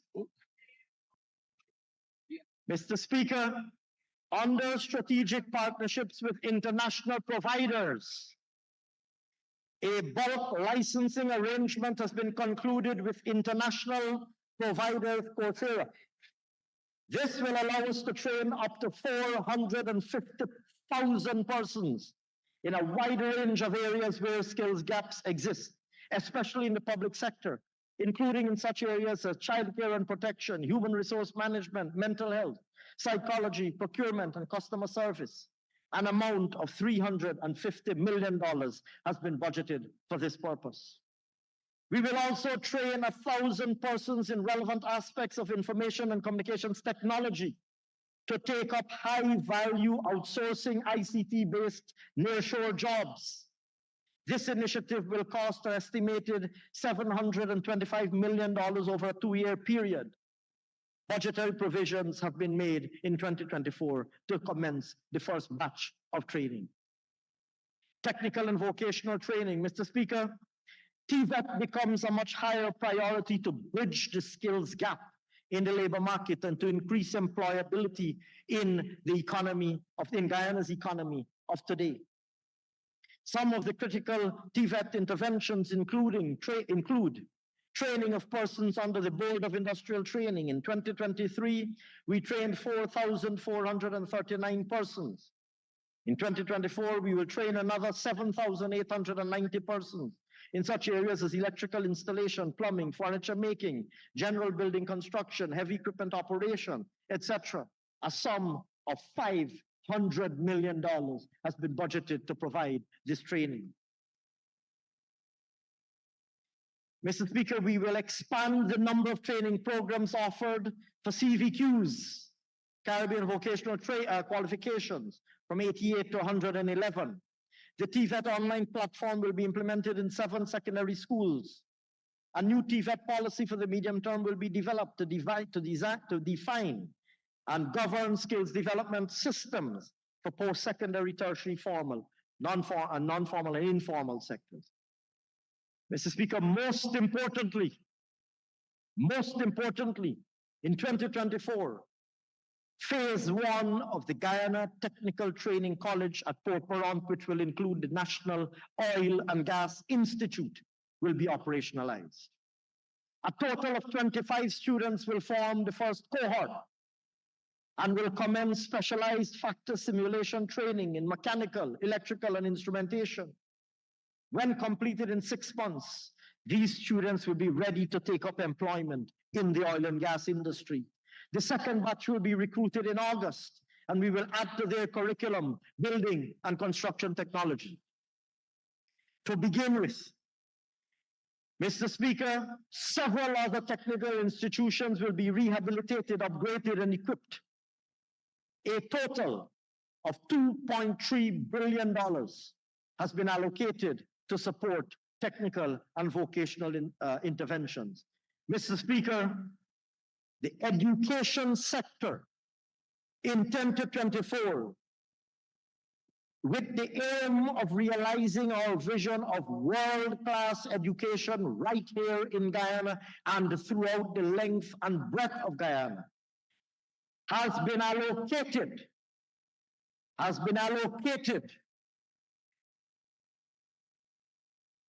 The Honorable Member Coretta MacDonald realized that you just made a statement about the people she's supposed to represent. But I will stay the course on your advice. Your comment, sir, your comment, Mr. Leader of the Opposition, applies and is high. Let me not say what I want to say. Mr. Speaker, to realize our vision of world-class education, our government will invest in 2024 $135.2 billion. I turn now, sir, to housing and water. Yet another sector that is going through a meteoric transformation, coming back from its non-existence during 2015 to 2020, and resuming the People's Progressive Party previous outstanding work in developing new housing areas, allocating house lots, and providing support for home ownership. Mr. Speaker, over 30,000 house lots were allocated since we took office. And we are well on our way to exceed our target of 50,000 house lots during our first term of office. We delivered, what's her name again? Miss Annette Ferguson. Mr. Speaker, we delivered 6,822 land titles and transports to residents since we took office in 2020. We will deliver another 5,000 in 2024. We are continuing to build affordable homes to support all income categories. Since assuming office, we completed 1,165. Work is ongoing on another 1,134. For low-income earners, we have completed 706 homes. And in a number of areas, Anna Katrina, Edinburgh, Great Diamond, Lenora, Lethem, Napi, Ordnance Fortlands, etc. And works are in progress on another 487 homes in other locations. For moderate income earners, 370 houses were completed at Amelia's Ward, Cummings Lodge, and Little Diamond, and works are ongoing for the construction of another 222. For young professionals, 89 homes were completed, while works are in progress for the construction of 425 additional homes at LBI, Little Diamond, Prospect, and Providence. Under the Lethem Housing Support Initiative, 320 persons pre-qualified for loans, 100 loan applications were approved, 12 homes were completed, and 36 homes are currently being constructed. Infrastructural works will continue to be done in several areas. including, again, Amelia's Ward, Baltia, Burma, Charity, Dickenson, Golden Hope, Good Hope, Great Diamond, Hope, and others. Mr. Speaker, we've also launched our supportive housing assistance program, distributing vouchers. Over 962 vouchers were issued to date at the value of $131.6 billion. The single window approval system for building permits will also assist. This IT platform, once completed, will aid with the efficiency of the approval process for construction permits. Mr. Speaker, in 2023, the sum of $52.7 billion was spent for the construction of roads, drains, and bridges in the respective housing areas. In 2024, sir, the sum of $78 billion is allocated to further develop housing infrastructure worldwide, countrywide. Water and sanitation. Mr. Speaker, since taking office, our government has made significant investments in the water sector to improve water quality and supply systems across the country. Access to potable water. Mr. Speaker, extension of transmission and distribution networks were completed in several unserved areas. Works are continuing on T&D mains in Annandale, Cotton Tree, El Dorado, Fellowship, New Amsterdam, Providence, to benefit approximately 72,000 residents. In 2024, works will advance on the drilling of wells in a number of locations, including Bamia, Caledonia, Lima, and under Neeming, and will commence at Fellowship, Tiberi, and Virgin Ocean. Mr. Speaker, you will receive, sir, a written speech with all of this fleshed out in abundant detail in keeping with the People's Progressive Party's government's long and rich tradition of transparency in government. Mr. Speaker, to further improve hinterland water supply, the following are key interventions. A total of 31 new wells were drilled in 2023. Works on the upgrade and extension of water supplies were completed in water supply systems were completed in a number of areas, Kumu, Makamaka, Mountain Foot, etc.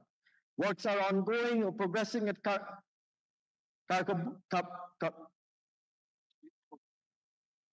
I'm going to skip that one because I think I have a typographical mistake and it is misspelled and I don't want to call the wrong location. Mr. Speaker, at the end of 2023, hinterland water coverage stood at 82% compared to 46% at the end of 2020. We have raised it from 46% to 82% in the space of 3 years. To further improve hinterland water supply systems in 2024, we've allocated $1.5 billion to install such systems at a number of locations, Malacara, Kimbia, Santa Cruz, Santa Mission, St. Ignatius, and others. Mr. Speaker, water quality and service. In 2023, works advanced on the upgrading of 12 existing water treatment plants. These will now be completed in 2024. Construction commenced on 7 new water treatment plants, which will be substantially completed in 2024. And procurement has been launched to construct another 5 water treatment plants at Adventure, Bath, Leg 1, Mariah's Delight, and Wakanam. For these and other interventions aimed at improving water quality, a sum of $14 billion has been budgeted. Sanitation, we recognize, of course, sir, the importance of solid waste management. We've invested heavily to ensure timely collection and disposal of garbage. Mr. Speaker, in 2023, a total of $1.9 billion was expended towards infrastructural developments, including construction of an access road at the Blairmont sanitary landfill facility, upgrade of the landfill site at Bon Success, completion of stormwater pools, and landfill gas management systems at Hagsbosh, amongst others. In 2024, we have budgeted $2.6 billion to further advance our government's efforts to upgrade solid waste infrastructure and other initiatives, which include $1.3 billion for infrastructural, environmental, and capacity building support, and the continued operation of landfill sites.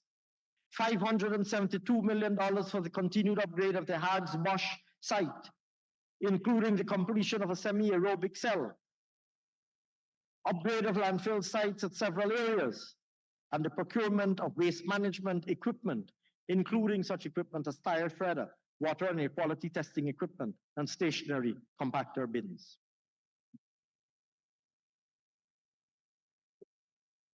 Mr. Speaker, I turn, sir, now to culture and the arts.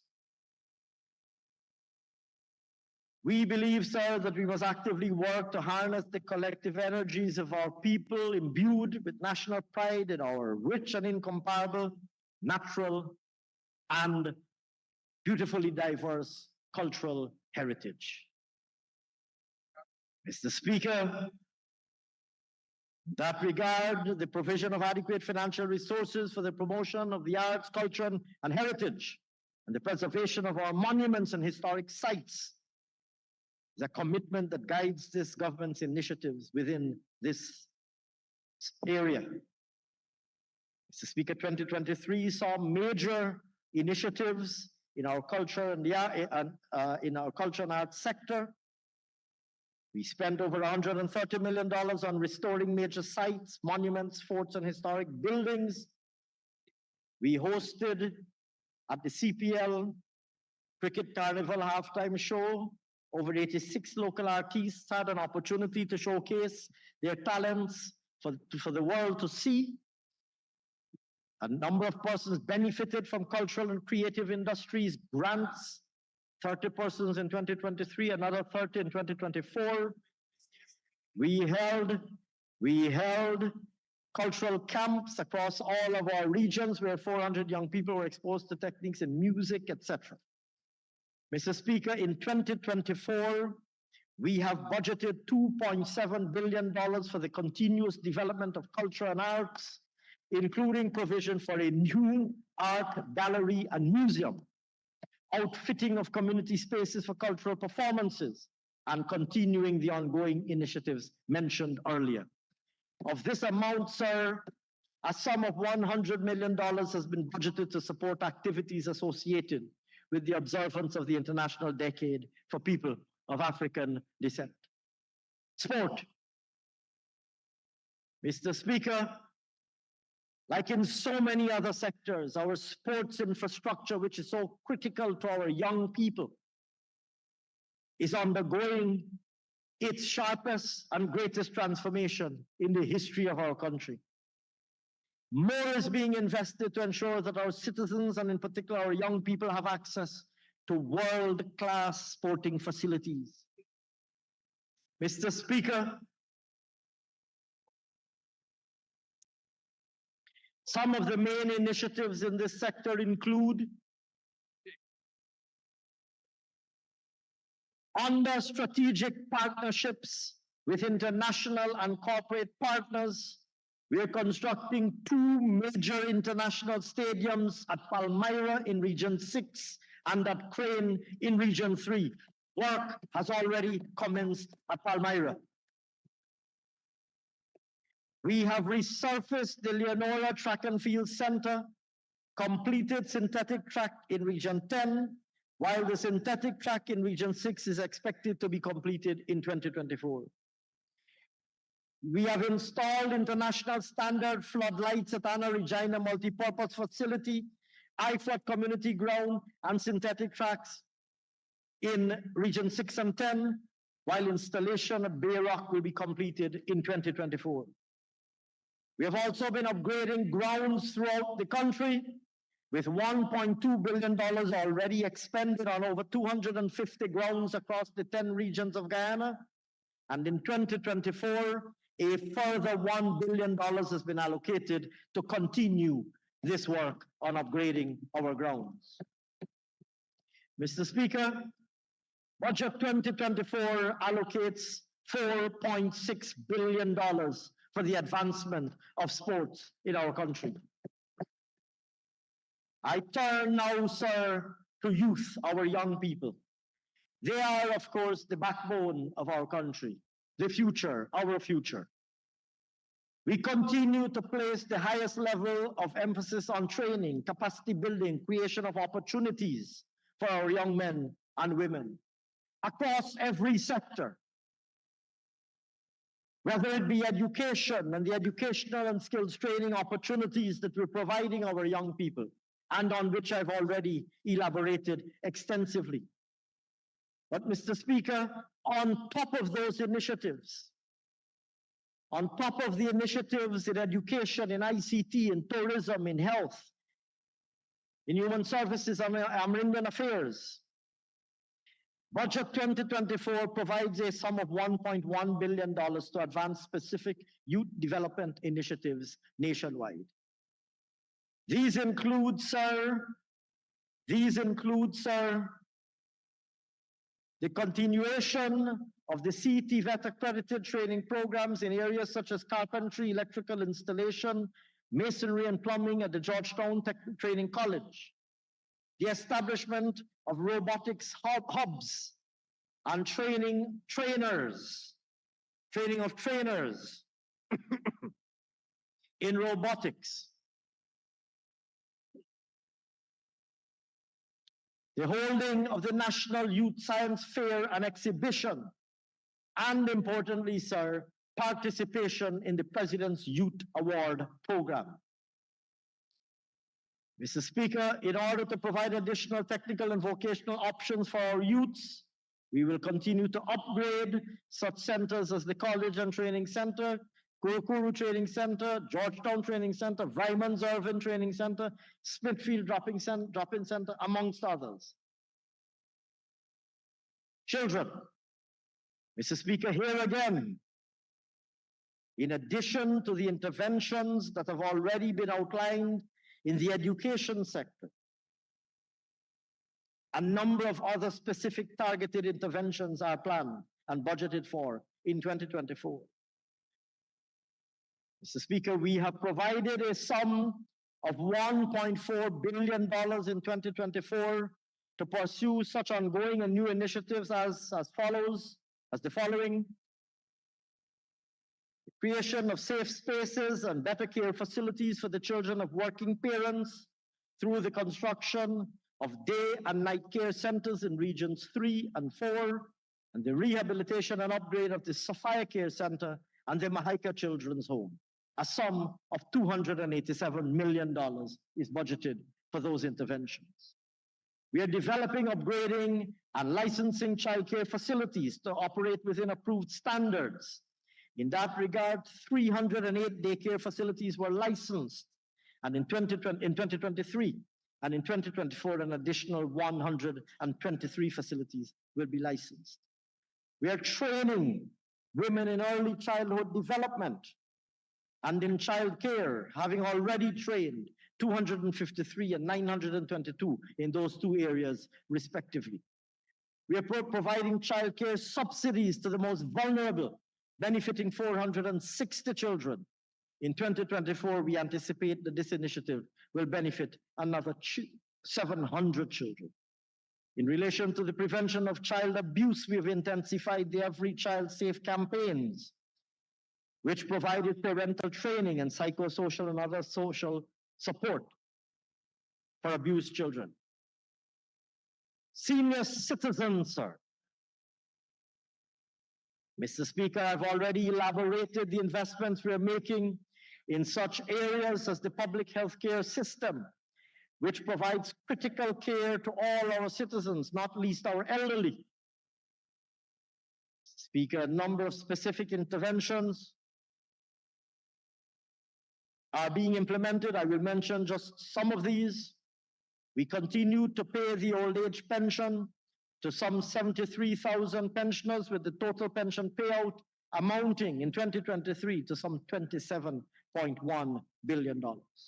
We continue to provide subsidized water charges to our pensioners. We provided home-based care to 6,167 elderly persons. We anticipate, sir, in 2024, 8,500 individuals will benefit from this service. We trained persons under the WIN program to provide care services, 736 persons under the WIN program to provide care services to the senior citizens population in all 10 regions. Mr. Speaker, in 2024, construction of a new care home for senior citizens at Enmore is expected to commence, for which $172 million has been budgeted. Mr. Speaker, women and gender. In addition to the 5,731 women awarded scholarships for academic training through GOAL, another 4,562 were trained on the WIN and BIT programs. We expect an additional 10,900 women to be trained in 2024 in a wide range of areas. Mr. Speaker, in 2023, 225 women were provided support to register their businesses. An additional 700 are expected to benefit in 2024. Furthermore, sir, startup business kits will be provided to new entrepreneurs. Persons with disabilities. Mr. Speaker, a Persons with Disabilities Support Unit was established within the Ministry of Human Services and Social Security in 2023 for the development of policies and coordination monitoring of related programs. Registration of persons with disabilities will continue countrywide so that we can provide the requisite services to all eligible persons. Over 19,000 permanently disabled persons benefited from the $16,000 per month public assistance social transfer, as well as the one-off cash grant of $35,000 each. Mr. Speaker, in 2023, 98 persons with disabilities received training in the Job Access with Speech program and computer skills at the newly constructed Mahika Disability Complex. And in 2024, an additional 396 persons with disabilities will receive this training. 465 persons received assistive aids. Another 600 will receive those aids in 2024. 9 buses were procured in 2023 and will be delivered in 2024 to facilitate transportation of persons with disabilities, sir. Mr. Speaker, in 2023, 797 children received special needs services and 2,299 teachers were trained in special education needs and disabilities at the CPC. This will continue in 2024. These represents are only a selection of the interventions that we're implementing. Victims of domestic violence, sir. We continue to stand resolutely against domestic violence, improving access to legal aid services, strengthening and enforcing legislation on trafficking in persons, amongst other interventions. We've been updating the legal framework to provide strengthened safeguards against domestic violence and trafficking in persons. Mr. Speaker, in this regard, the Combating of Trafficking in Persons Act, which was passed in 2023, provides comprehensive measures to combat TIP.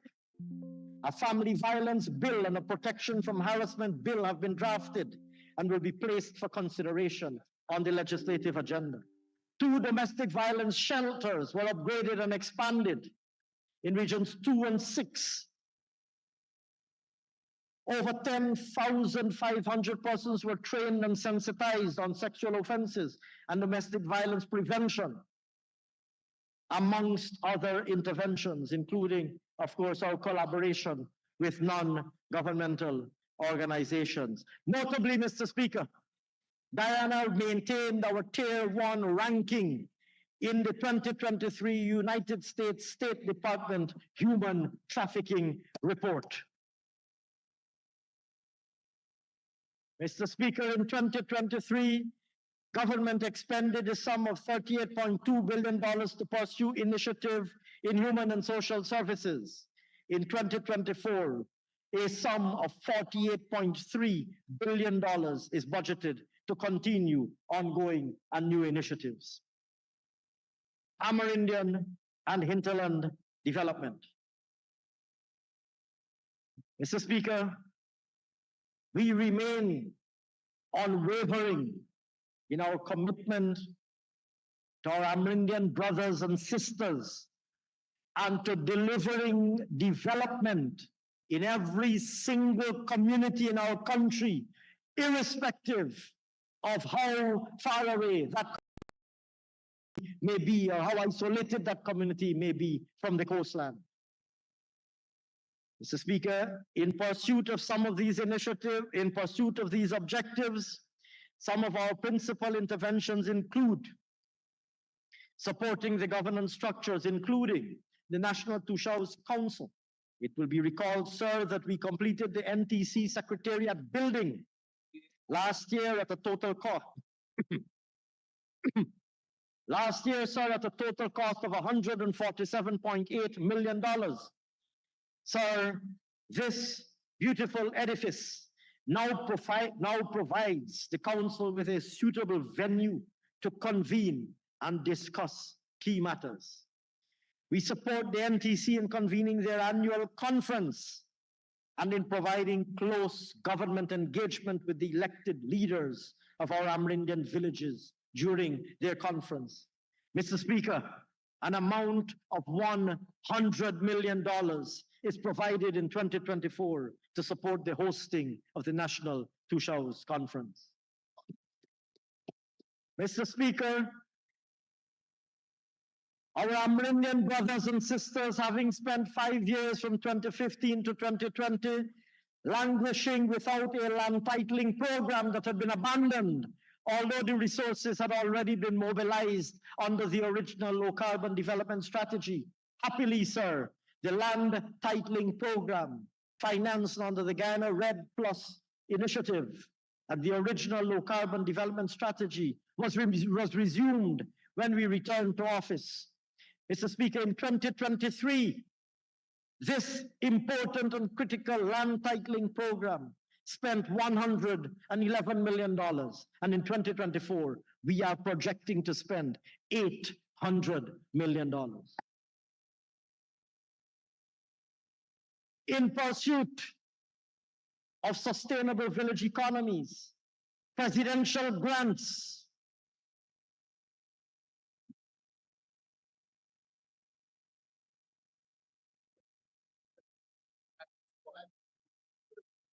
Mr. Speaker, in pursuit of sustainable village economies, presidential grants continue to be delivered to each Amerindian community and support provided for various economic initiatives. Mr. Speaker, we have budgeted sums totaling $3.4 billion for these projects in our Amerindian villages.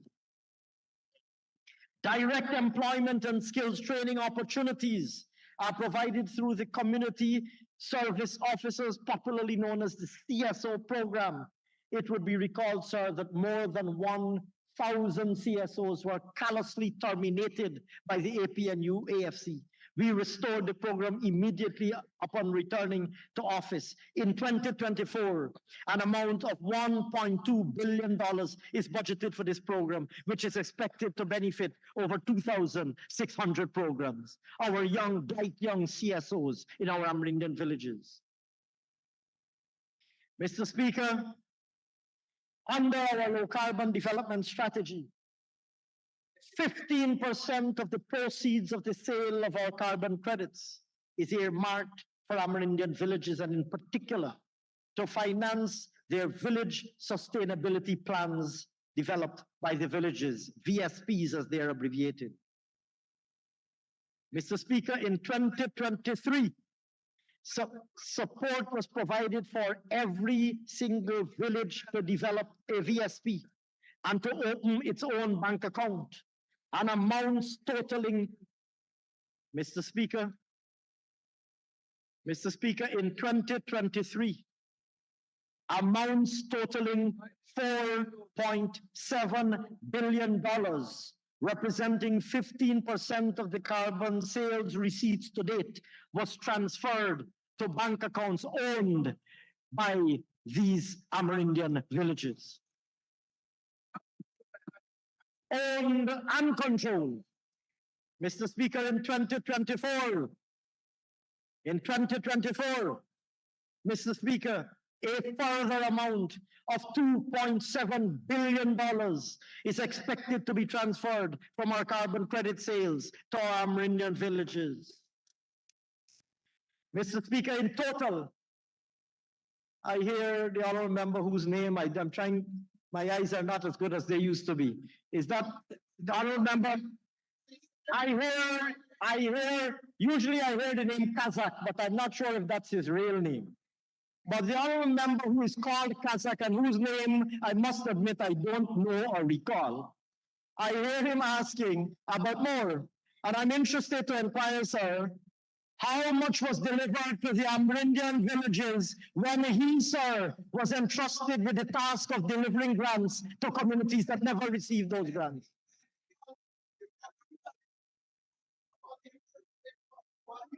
Mr. Speaker, the track record is there for all to see. How much was delivered during 2015 to 2020 to our Amerindian villages compared to how much we are now delivering to our Amerindian brothers and sisters, whether it be presidential grants, whether it be the sale of carbon credits, whether it be our other national programs.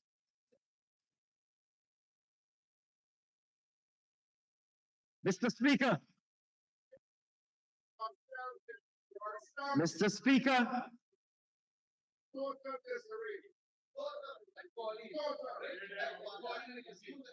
I don't know if this is the gentleman who was rumored to be involved in the SLED program in Region 9.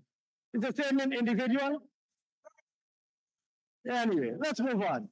This is the same individual, sir, who is rumored to have been involved, responsible for the SLED program in Region 9. I don't know his name, but I hear Kazak. They call him Kazak. Mr. Speaker, I'm wondering whether it's the MP that is called. I wonder if it's the MP who answers to the name Kazak. I wonder if it's the Honorable Kazak who was responsible for the SLED program in Region 9, who has the audacity to come in this house and ask about what is being done for Amerindian villages.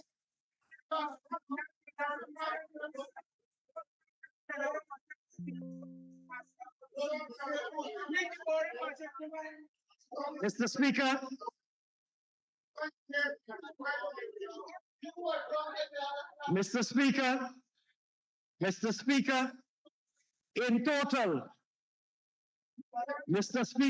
total, including the carbon credit sales, I don't know why they call him a Kazakh. I don't even know what Kazakh is, to be frank with you. I don't know why they call him a Kazakh. Moving swiftly on, sir.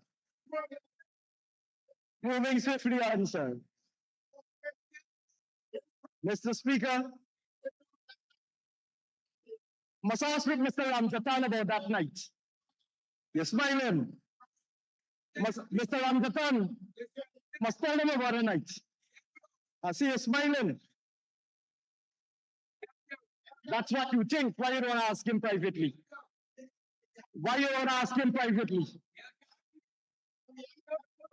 You should ask Mr. Ramjatan privately about that night.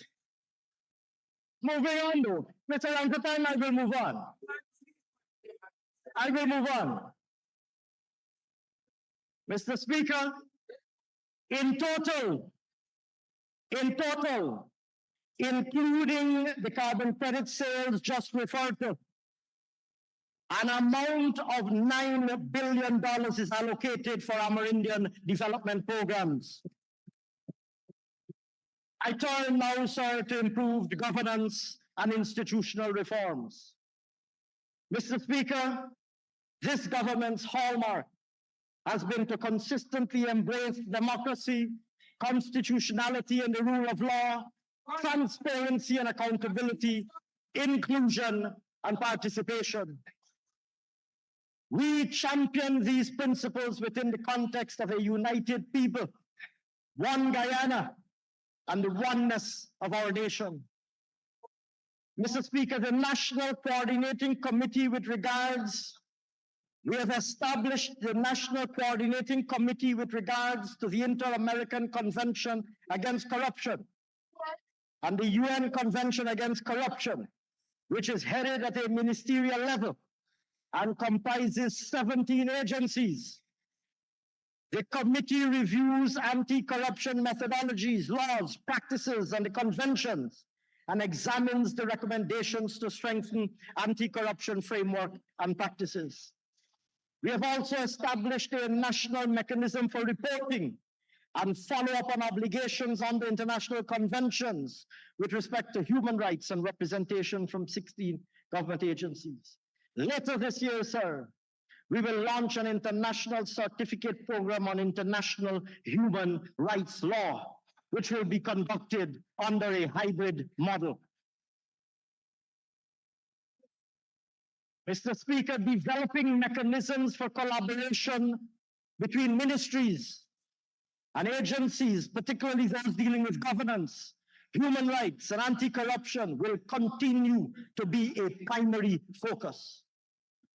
We firmly believe in engaging with all multi-stakeholder groups on an ongoing basis, and we've had 4 engagements with the National Stakeholders Forum in 2023 regarding a range of issues so that people would be better informed. We continue to monitor and support the functionality and operation of the constitutional agencies, and saw the appointment in 2023 of the appointments of the members of the service commissions, judicial and public service commissions, and as well as the Ethnic Relations Commission. Capacity building sessions were conducted with all agencies on human rights-based approaches to delivering on their mandate, and sensitization on obligations regarding disabilities and migrant workers. This work, these and other initiatives will continue, sir, apace in 2024.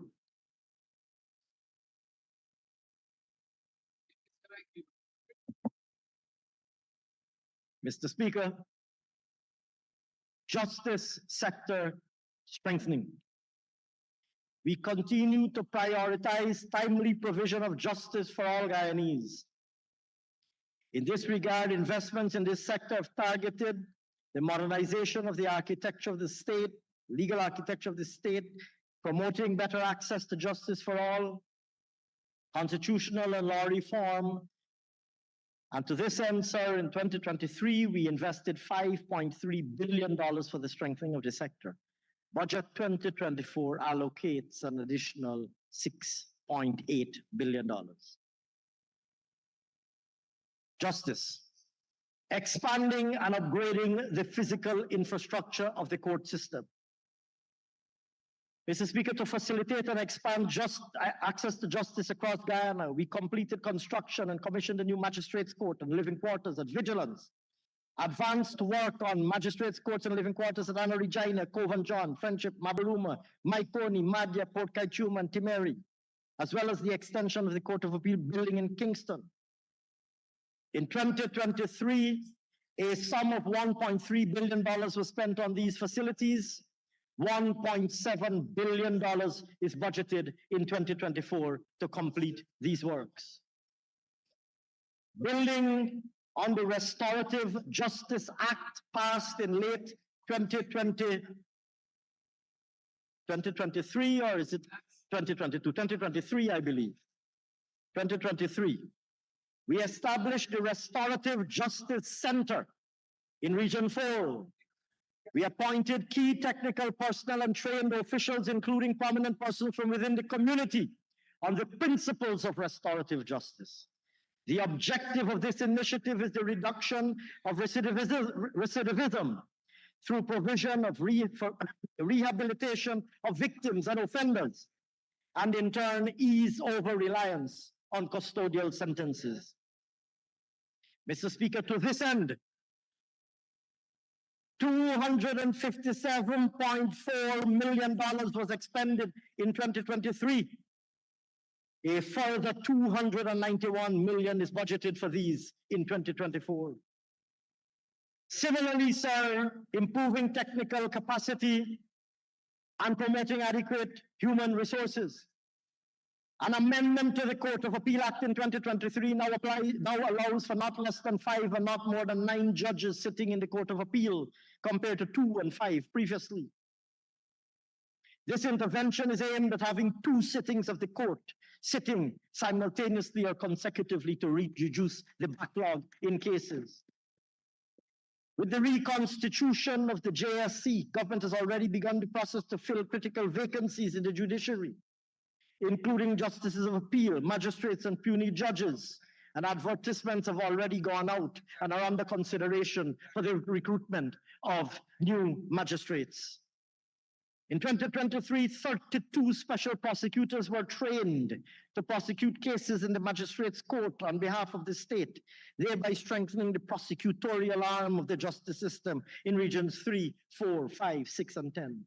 In 2024, an additional 9 special prosecutors will join the existing cohort. Mr. Speaker, other initiatives include technological transformation of the justice system, smart courts, the use of video conferencing and digital recording systems, the rollout of the court case management system, contributing to greater efficiency. For all of these, in Budget 2024, sir, includes financial provisions to roll out all of these initiatives. Legal education, in keeping with our vision of becoming, not only of having domestic capability of training our legal professionals, but also becoming an offshore educational center for legal education in the region. We are now one step closer to realizing our own regional law school, with the anticipated tabling of the feasibility study for the Guyana Law School to the Council of Legal Education later this year.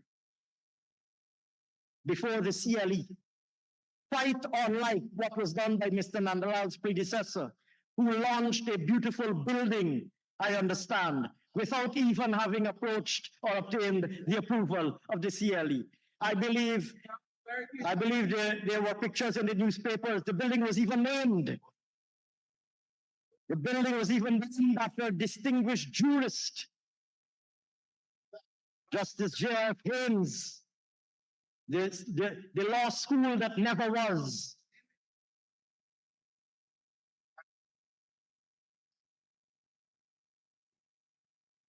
Mr. Speaker, labor market.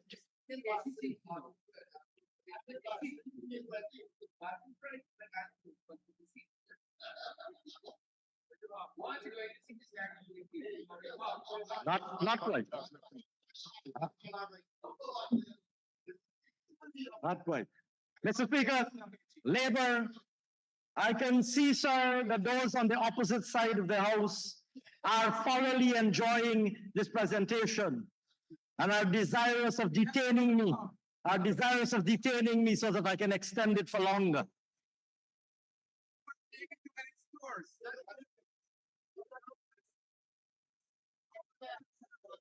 Sir, labor market considerations. Our overriding philosophy regarding our labor force is to ensure that every single Guyanese of working age is employable, has the necessary skills, competencies, and opportunities to be employed. Mr. Speaker,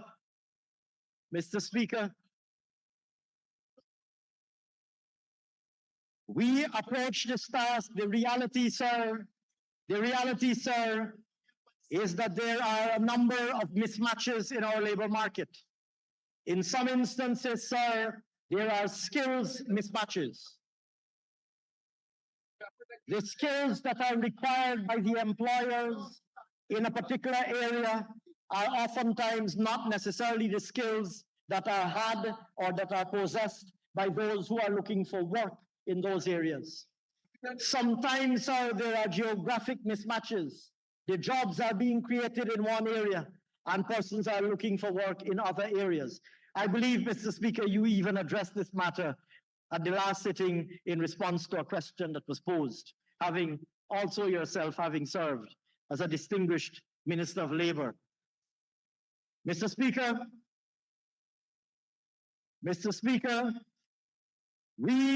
there are geographic mismatches in the labor market. Mr. Speaker,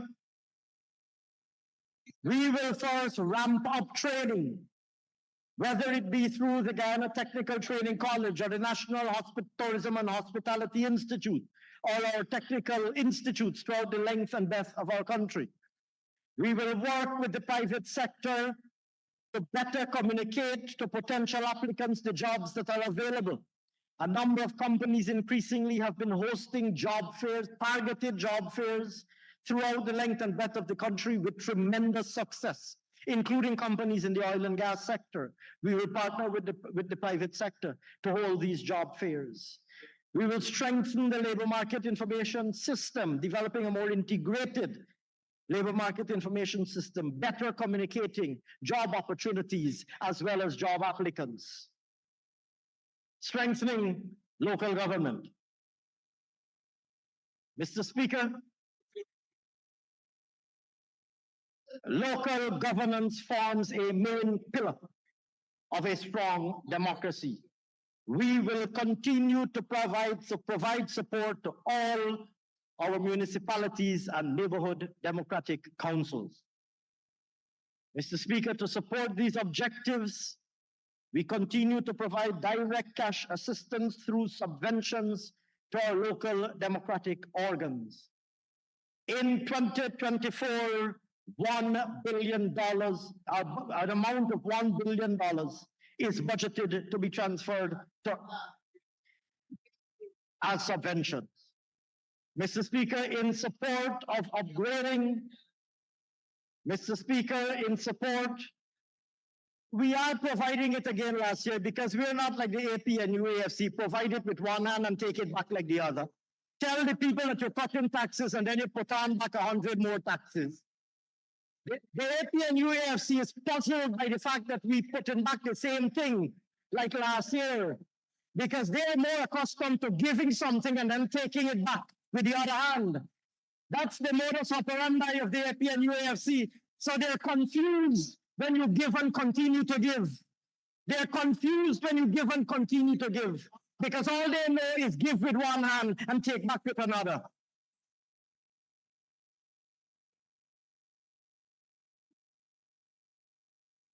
Mr. Speaker,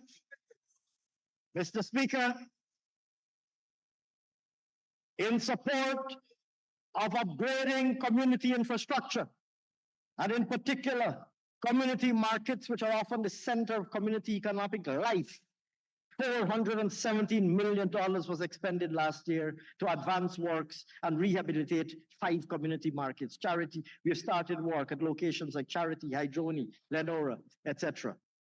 Rehabilitate, rebuild in some cases like Parika. In 2024, precisely what I said. In 2024, $1.2 billion is a budget, a sum of $1.2 billion is budgeted to complete these markets and rehabilitate Kolveton, Kumaka, and Saudi markets. Mr. Speaker, with the specific objective of providing support for routine maintenance of community infrastructure, 2,381 persons were employed under the Community Enhancement Workers Program to complement our LDOs and upgrade the aesthetics of our communities. In 2023, $1.5 billion was expended. In 2024, $1.5 billion will be budgeted. Mr. Speaker, nearly 16,000 persons were recruited under the National Pathway Workers Program at a cost of $6.4 billion in 2023. A sum of $10 billion is budgeted in 2024 to advance the National Pathway Program.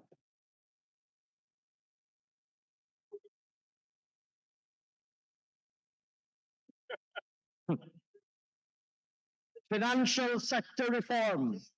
Mr. Speaker, we will continue our work to maintain financial sector stability while ensuring that the sector contributes optimally to economic growth. Payment systems.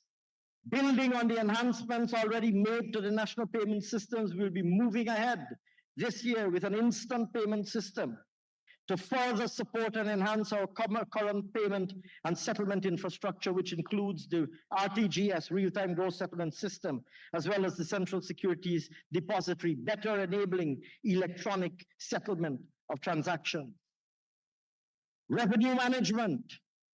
We continue, Mr. Speaker, to modernize our tax administration and reduce gaps in tax compliance. We have invested in ICT infrastructure to allow taxpayers to utilize online payments. Mr. Speaker, in 2023, payments from taxpayers using our online facility totaled $59 billion.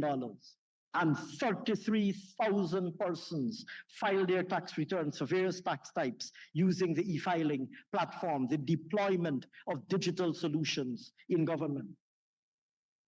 We've completed upgraded infrastructure for a number of installations of the Guyana Revenue Authority, the new licensing office at Princess and Smythe Street, a new branch office at Onvawat, which allow citizens of West Coast Berbice for the first time to have a wide range of services that previously they had to commute to Georgetown or New Amsterdam to access.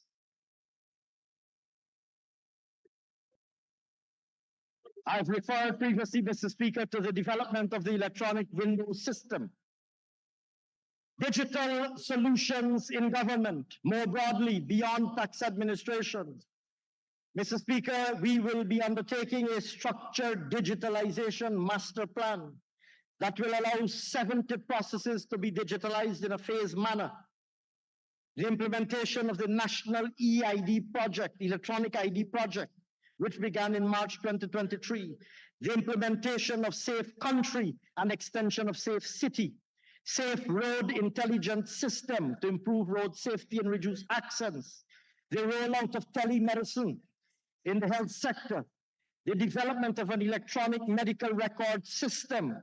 Electronic management information, the education management information system, or EMIS. And to support the ongoing digitalization rollout, we've distributed VSAT and other wireless communications to 165 hinterland and remote communities, benefiting 50,000 residents. National Insurance Scheme. Mr. Speaker, the NIS provides invaluable service to its many contributors and pensioners, and for many of them, is the only source of any form of social security. Sorry. Well, the National Insurance Scheme, I must admit that predates me, sir. It does predate me, I must admit. Mr. Speaker, the NIS provides invaluable service to its many contributors and pensioners. And for many of them is the only source of any form of social security. Ensuring the NIS, the investment in the Berbice Bridge was one of the NIS's most lucrative investments. That is a fact. Mr. Speaker, the scheme has made, I will repeat what I said. The NIS investment in the Berbice Bridge was one of the scheme's most lucrative investments. Mr. Speaker, with the aim of addressing long outstanding complaints and other concerns of citizens, in 2023, the NIS conducted a series of nationwide outreaches and one overseas diaspora outreach in New York, listening to and addressing the issues raised by contributors and resolving thousands of them. Mr. Speaker, 12 sessions were held in regions 2, 3, 4, 5, 6, and over 1,300 persons benefited from these sessions, many of them receiving their NIS pension after years of waiting. Cumulatively, Mr. Speaker, 14,000 claims that were pending as at August 2020 have been resolved to date. With the aim of addressing the 1,488 matters awaiting consideration by the NIS Appeals Tribunal, in 2023, government appointed 12 legal practitioners to chair and convene tribunals in Georgetown and elsewhere in the country in order to expedite consideration of pending appeals. Since making that appointment, 252 matters have been resolved, of which 156 have been concluded. 96 are ongoing, and 1,236 will commence shortly, along with new matters submitted since the tribunals were appointed. The scheme has commenced its 10th actuarial review, and draft report was recently completed and is being considered. Once completed, we will examine its findings and recommendations, but suffice it to say that our government remains firmly committed to taking all necessary steps to ensure the financial sustainability and viability of the National Insurance Scheme. Procurement. Mr. Speaker, over the past years, the NPTAB has been dedicated to the restoration of credibility, confidence, accountability, and transparency. To this end, they worked continuously on strengthening the institutional framework and enhancing transparency and efficiency in the bidding process. They pursued the revision of the standard bidding documents, conducted in-field training in regions, appointed a technical non-scoring member from the procuring entity to assist with technical bids, introduce a bidders register, amongst other important initiatives. They will focus on digitalization of records to establish a full and functional registry, create a documentation center, and commence installation of a new management information system. Mr. Speaker, turning to data system strengthening. Guyana's national population census commenced on September 15, 2022. Like many of our CARICOM neighbors, and this matter was the subject, in fact, of some questions asked in this Honorable House not so long ago. Like many of our brothers and sisters in the Caribbean, the census in Guyana has been significantly delayed. Whether it be inclement weather, challenging terrain, attrition of field staff, respondent apathy or unavailability, competing national events, etc. Suffice it to say, sir, that as I have previously advised this House, our team at the Bureau of Statistics continues to work diligently to complete this very important exercise, which we anticipate in 2024.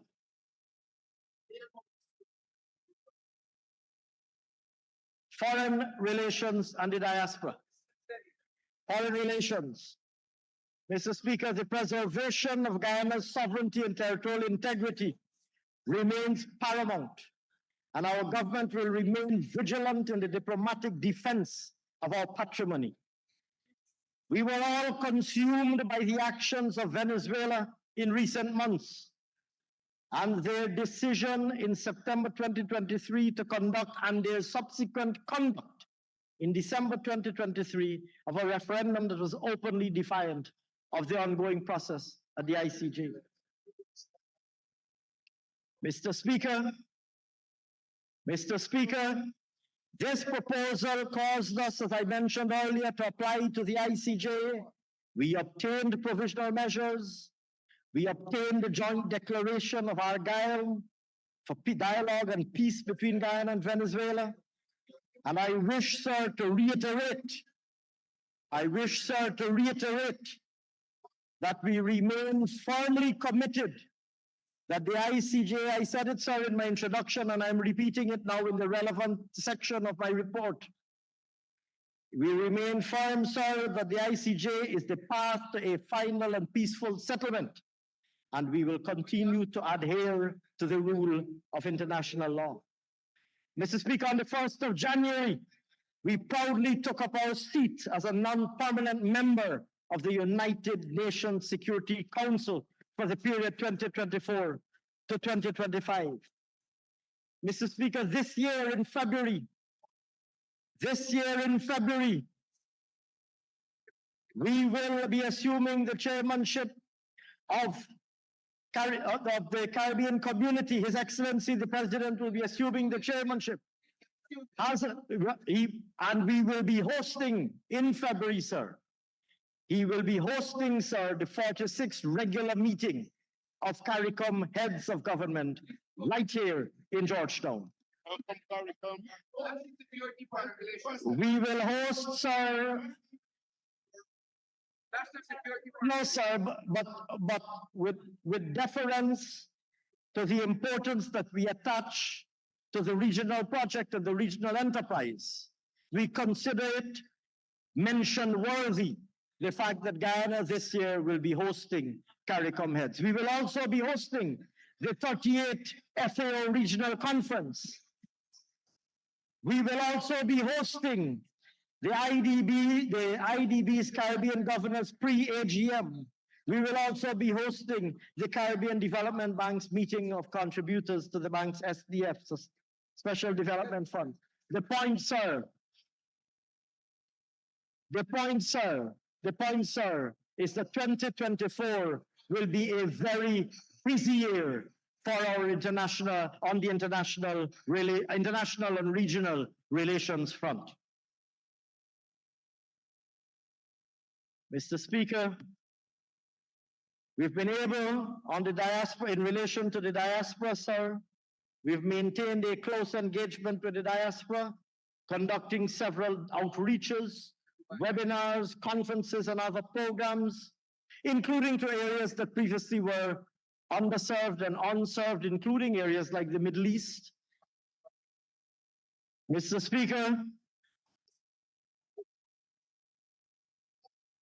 Speaker, and indeed, sir, particularly in those unserved and underserved areas, it was extremely gratifying to see the response of our diaspora, who had never, or who had not for a number of years, had the opportunity to meet and interact with a senior member of government.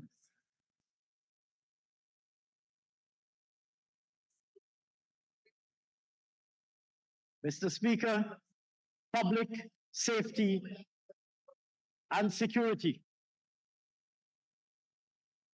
Mr. Speaker, in recognizing that a vibrant security sector is a result of a well-planned and strategic initiatives, we've committed to investing heavily in the provision of expanded facilities, expanded mobility and updated equipment, better use of technology and training, the promotion of greater accountability for law enforcement personnel, amongst other initiatives.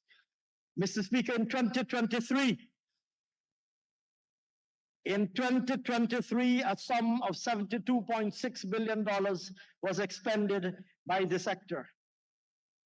In 2024, the Guyana Police Force benefited from a total sum of $28.6 billion, which was expended towards addressing the infrastructural deficiencies and enhancing the force's capacity.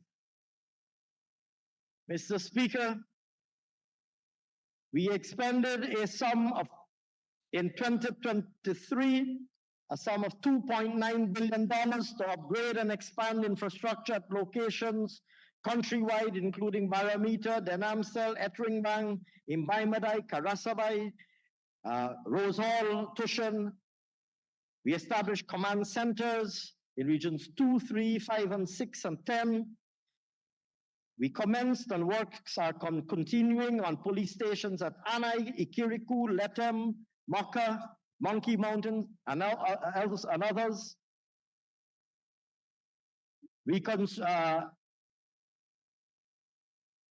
In 2024, sir, we will advance the construction, rehabilitation of all these locations and reconstruct critical police stations at Kitty, Maikoni, Sanssouci, and Weldad, as well as the construction of regional divisional headquarters in Region 6.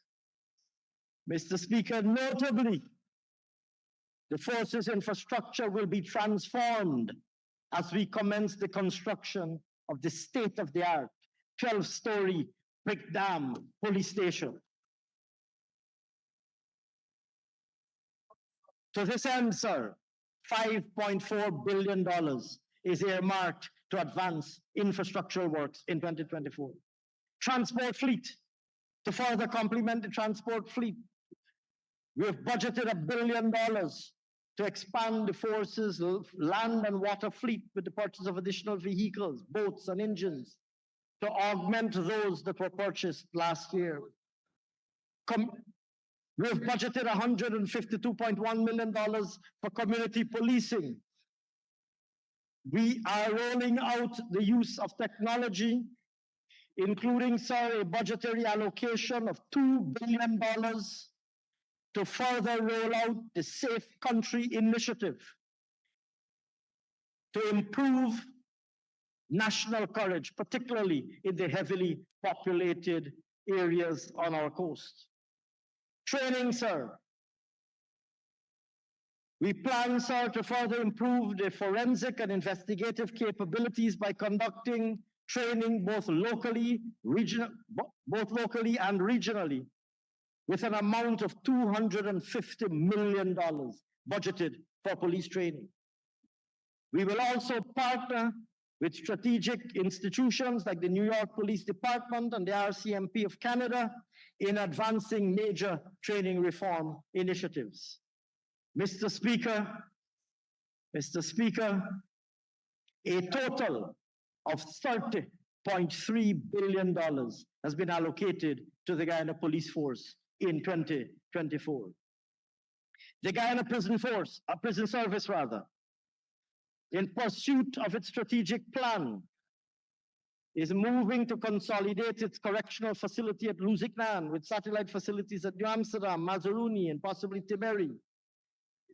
Mr. Speaker, in 2024, infrastructural improvements will continue as we anticipate the completion of works at Lusiknan, accessway, and the provision for additional electricity supply at Mazaruni, amongst other works. A sum of $2.8 billion is earmarked to advance prison infrastructural works in 2024. On training, a sum of $140.2 million will be used to train both prison officers and inmates in several relevant areas. Mr. Speaker, Budget 2024 provides a sum of $6.5 billion for the Guyana Prison Service. Guyana Fire Service. Mr. Speaker, more recently, we have noted a spate of fires. To ensure that we have a fire service that is adequately equipped to discharge their important mandate, we are pursuing a number of very important initiatives. We're upgrading the physical facilities of the fire service. Having started work at Lenora, Ogle, Wales, as well as the fire service headquarters at Durban Park. In 2024, we aim to complete Diamond, additional fire stations at Charity, Parika, Soesdijk, and Wisberg, as well as extension of fire services of stations at Linden, Rose Hall, and Timeri. A sum of $572.8 million has been budgeted in 2024 for this and related purposes. Mr. Speaker, in 2023, we spent $3.3 billion to acquire additional equipment, including 16 bruisers, 8 tenders, 1 telescopic boom, and 6 ambulances. Mr. Speaker, we also advanced procurement for 40 light and quick response firefighting vehicles, which will be stationed across the country, thereby enhancing the responsiveness of the service. Budget 2024 provides an additional $500 million to boost the fire services capability. We will advance the fire hydrants program. We will continue to train our fire officers. And in pursuit of our objectives, sir, Mr. Speaker,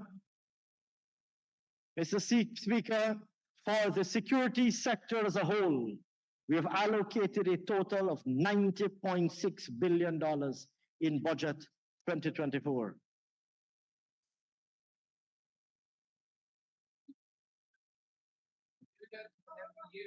I now turn, sir, to our macroeconomic targets for 2024. Mr. Speaker, the Guyanese economy, real GDP.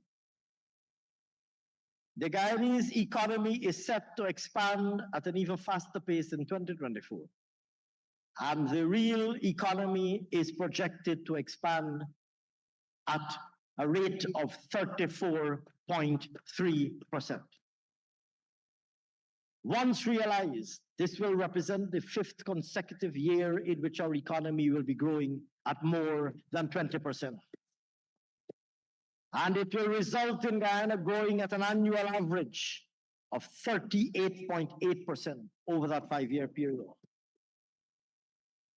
Importantly, Mr. Speaker, the non-oil economy is projected to grow by 11.9% this year, driven by consistent expansion in all subsectors in the agriculture, forestry, fishing, construction and services, as well as a recovery in bauxite and gold mining. Mr. Speaker, once realized,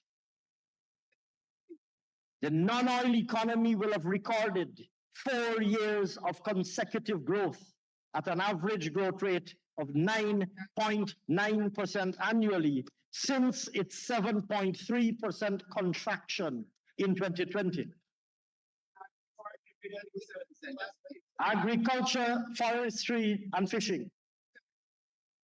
I'm speaking here, sir, of targets and projections for 2024. I understand, sir, that the numerically challenged APNU AFC will have some difficulty understanding what we're speaking of. Mr. Speaker, the agriculture, forestry, and fishing sector is projected to grow by 10.4%. The sugar growing subsector is projected to accelerate its recovery with strong growth of 66.1%, aided by anticipated production of 100,000 metric tons in 2024. The rice growing sector is projected to grow by 6.2%, with production anticipated to be 710,000 metric tons. The other crops subsector is projected to grow at 11.6%, reflecting strong growth in corn, soybean, and other crops like coconuts, root crops, and spices, etc. Livestock and fishery is expected to expand by 6.6% and 15%. Mr. Speaker, it appears that my colleagues on that side of the House are incapable of comprehending a report on what transpired in 2023 from a projection of what is anticipated to take place in 2024. Mr. Speaker, The forestry sector is projected to record growth of 3.9%. Extractive industries, mining and quarrying is projected to grow by 43.6%. The three FPSOs in the Stabroek Block are projected to realize production of crude oil of more than 550,000 barrels of oil per day in 2024, with an expected ramp up to over 600,000 barrels of oil per day in the latter part of the year. As such, sir, the subsector is anticipated to grow by an estimated 44.7%.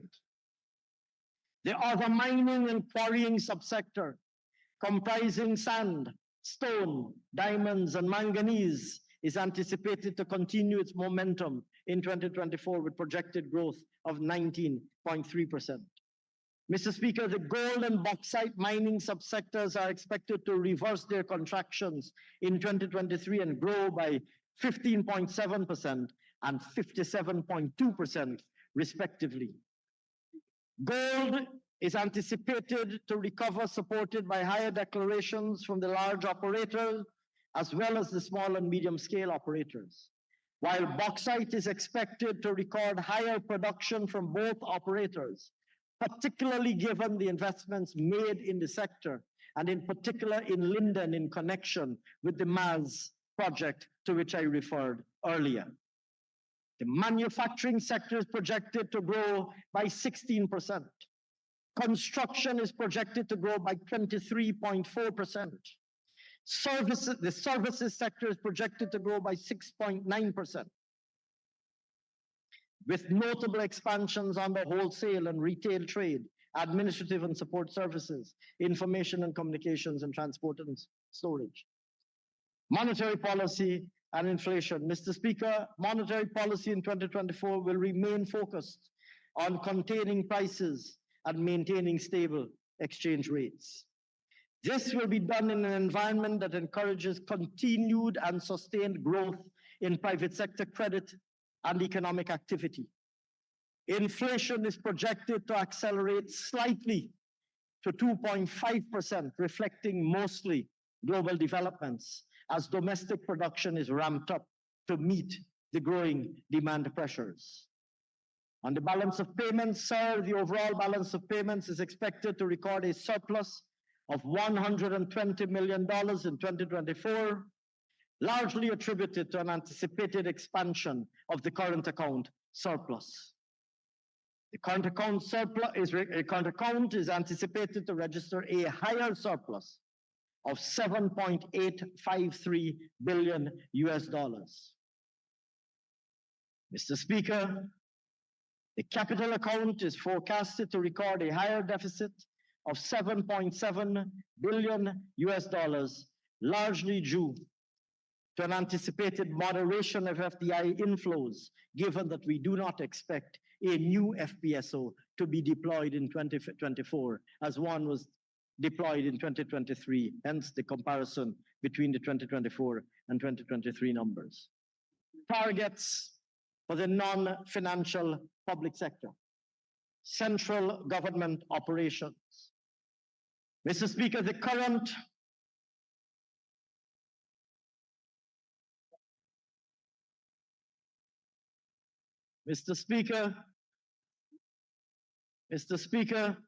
the current revenue of the central government, Mr. Speaker, the current revenue of the central government before GRIF, carbon credit, and NRF flows, on which I reported earlier in relation to 2023's outturn, and on which I'm now reporting on our projection for 2024, is expected to rise by 11.8% to $427.3 billion this year.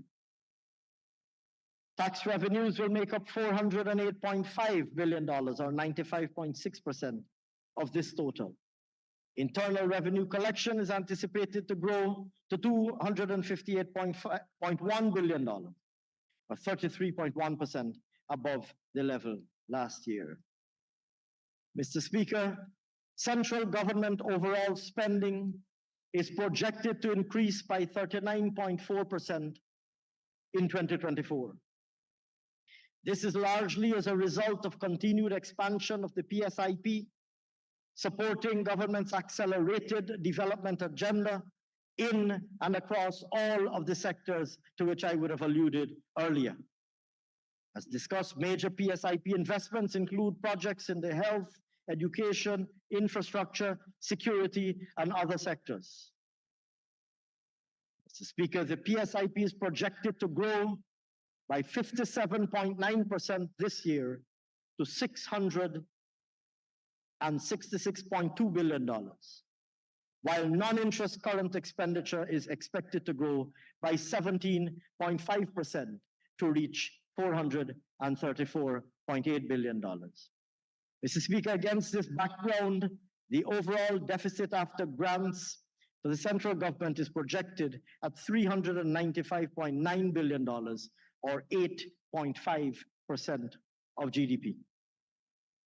Mr. Speaker, again, entirely financed by no new taxes, Budget 2024 is 46.6% larger than Budget 2023 and totals $1.146 trillion Guyana dollars. The biggest budget ever and exceeding the $1 trillion mark for the very first time in our country's history. Natural Resource Fund. Mr. Speaker, this year, with 3 production platforms operationalized, it is projected that there will be 202 lifts of crude oil from the Stabroek block, 22 of which are estimated for government. Consequently, earnings from the government's share of profit oil are estimated at $2,078.9 million in 2024, while royalty payments for the year are projected at $319.9 million. Additionally, based on 2023 deposits, an estimated $1.154 billion or 240.1 billion Guyana dollars can be withdrawn from the NRF in 2024 and transferred from the consolidated fund to support the country's development program. I wish, sir, to turn to the question of optimizing the financing mix. Mr. Speaker, our government is firmly committed to safeguarding the gains we have made in achieving fiscal sustainability and in managing the public finances prudently. In this regard, in a global environment where interest rates have climbed by over 500 basis points in the last 3 years, it is imperative that we maintain a flexible approach to financing the accelerated transformation agenda, which includes a ramped up PSIP and accelerated delivery of social services and social safety nets to improve the lives of all Guyanese. These circumstances require an optimal and dynamic financing mix, taking into consideration the volume of financing mobilized or to be mobilized with the cost of that financing. With this in mind, Mr. Speaker, our government will be proposing the following at the appropriate time for consideration and approval by this Honorable House. An increase in the domestic and external debt ceilings, which will provide the flexibility needed to optimize on the financing mix, while at the same time safeguarding our debt sustainability. And a revision to the NRF withdrawal rule, which once approved will result in an upward revision to the NRF withdrawal amount to take effect from this fiscal year. The revised withdrawal rule will retain the important feature that as production and revenue ramp up further, an increasing share of the inflows into the NRF will be saved relative to the share transferred to the consolidated fund to finance national development priorities. I now turn, sir, to measures. Mr. Speaker, our government remains firmly committed to implementing sustainable measures that will aid the continued development and expansion of the productive sectors, while also bringing relief and improving well-being at the household and individual levels. The measures proposed in Budget 2024 are all aimed at improving the welfare of our citizens, creating opportunities for our citizens, while facilitating and promoting job creation and income generation, easing the cost of living, containing the cost of fuel. Mr. Speaker, as global fuel prices remain relatively elevated, our government has maintained 0% excise tax on petroleum products since March 2022.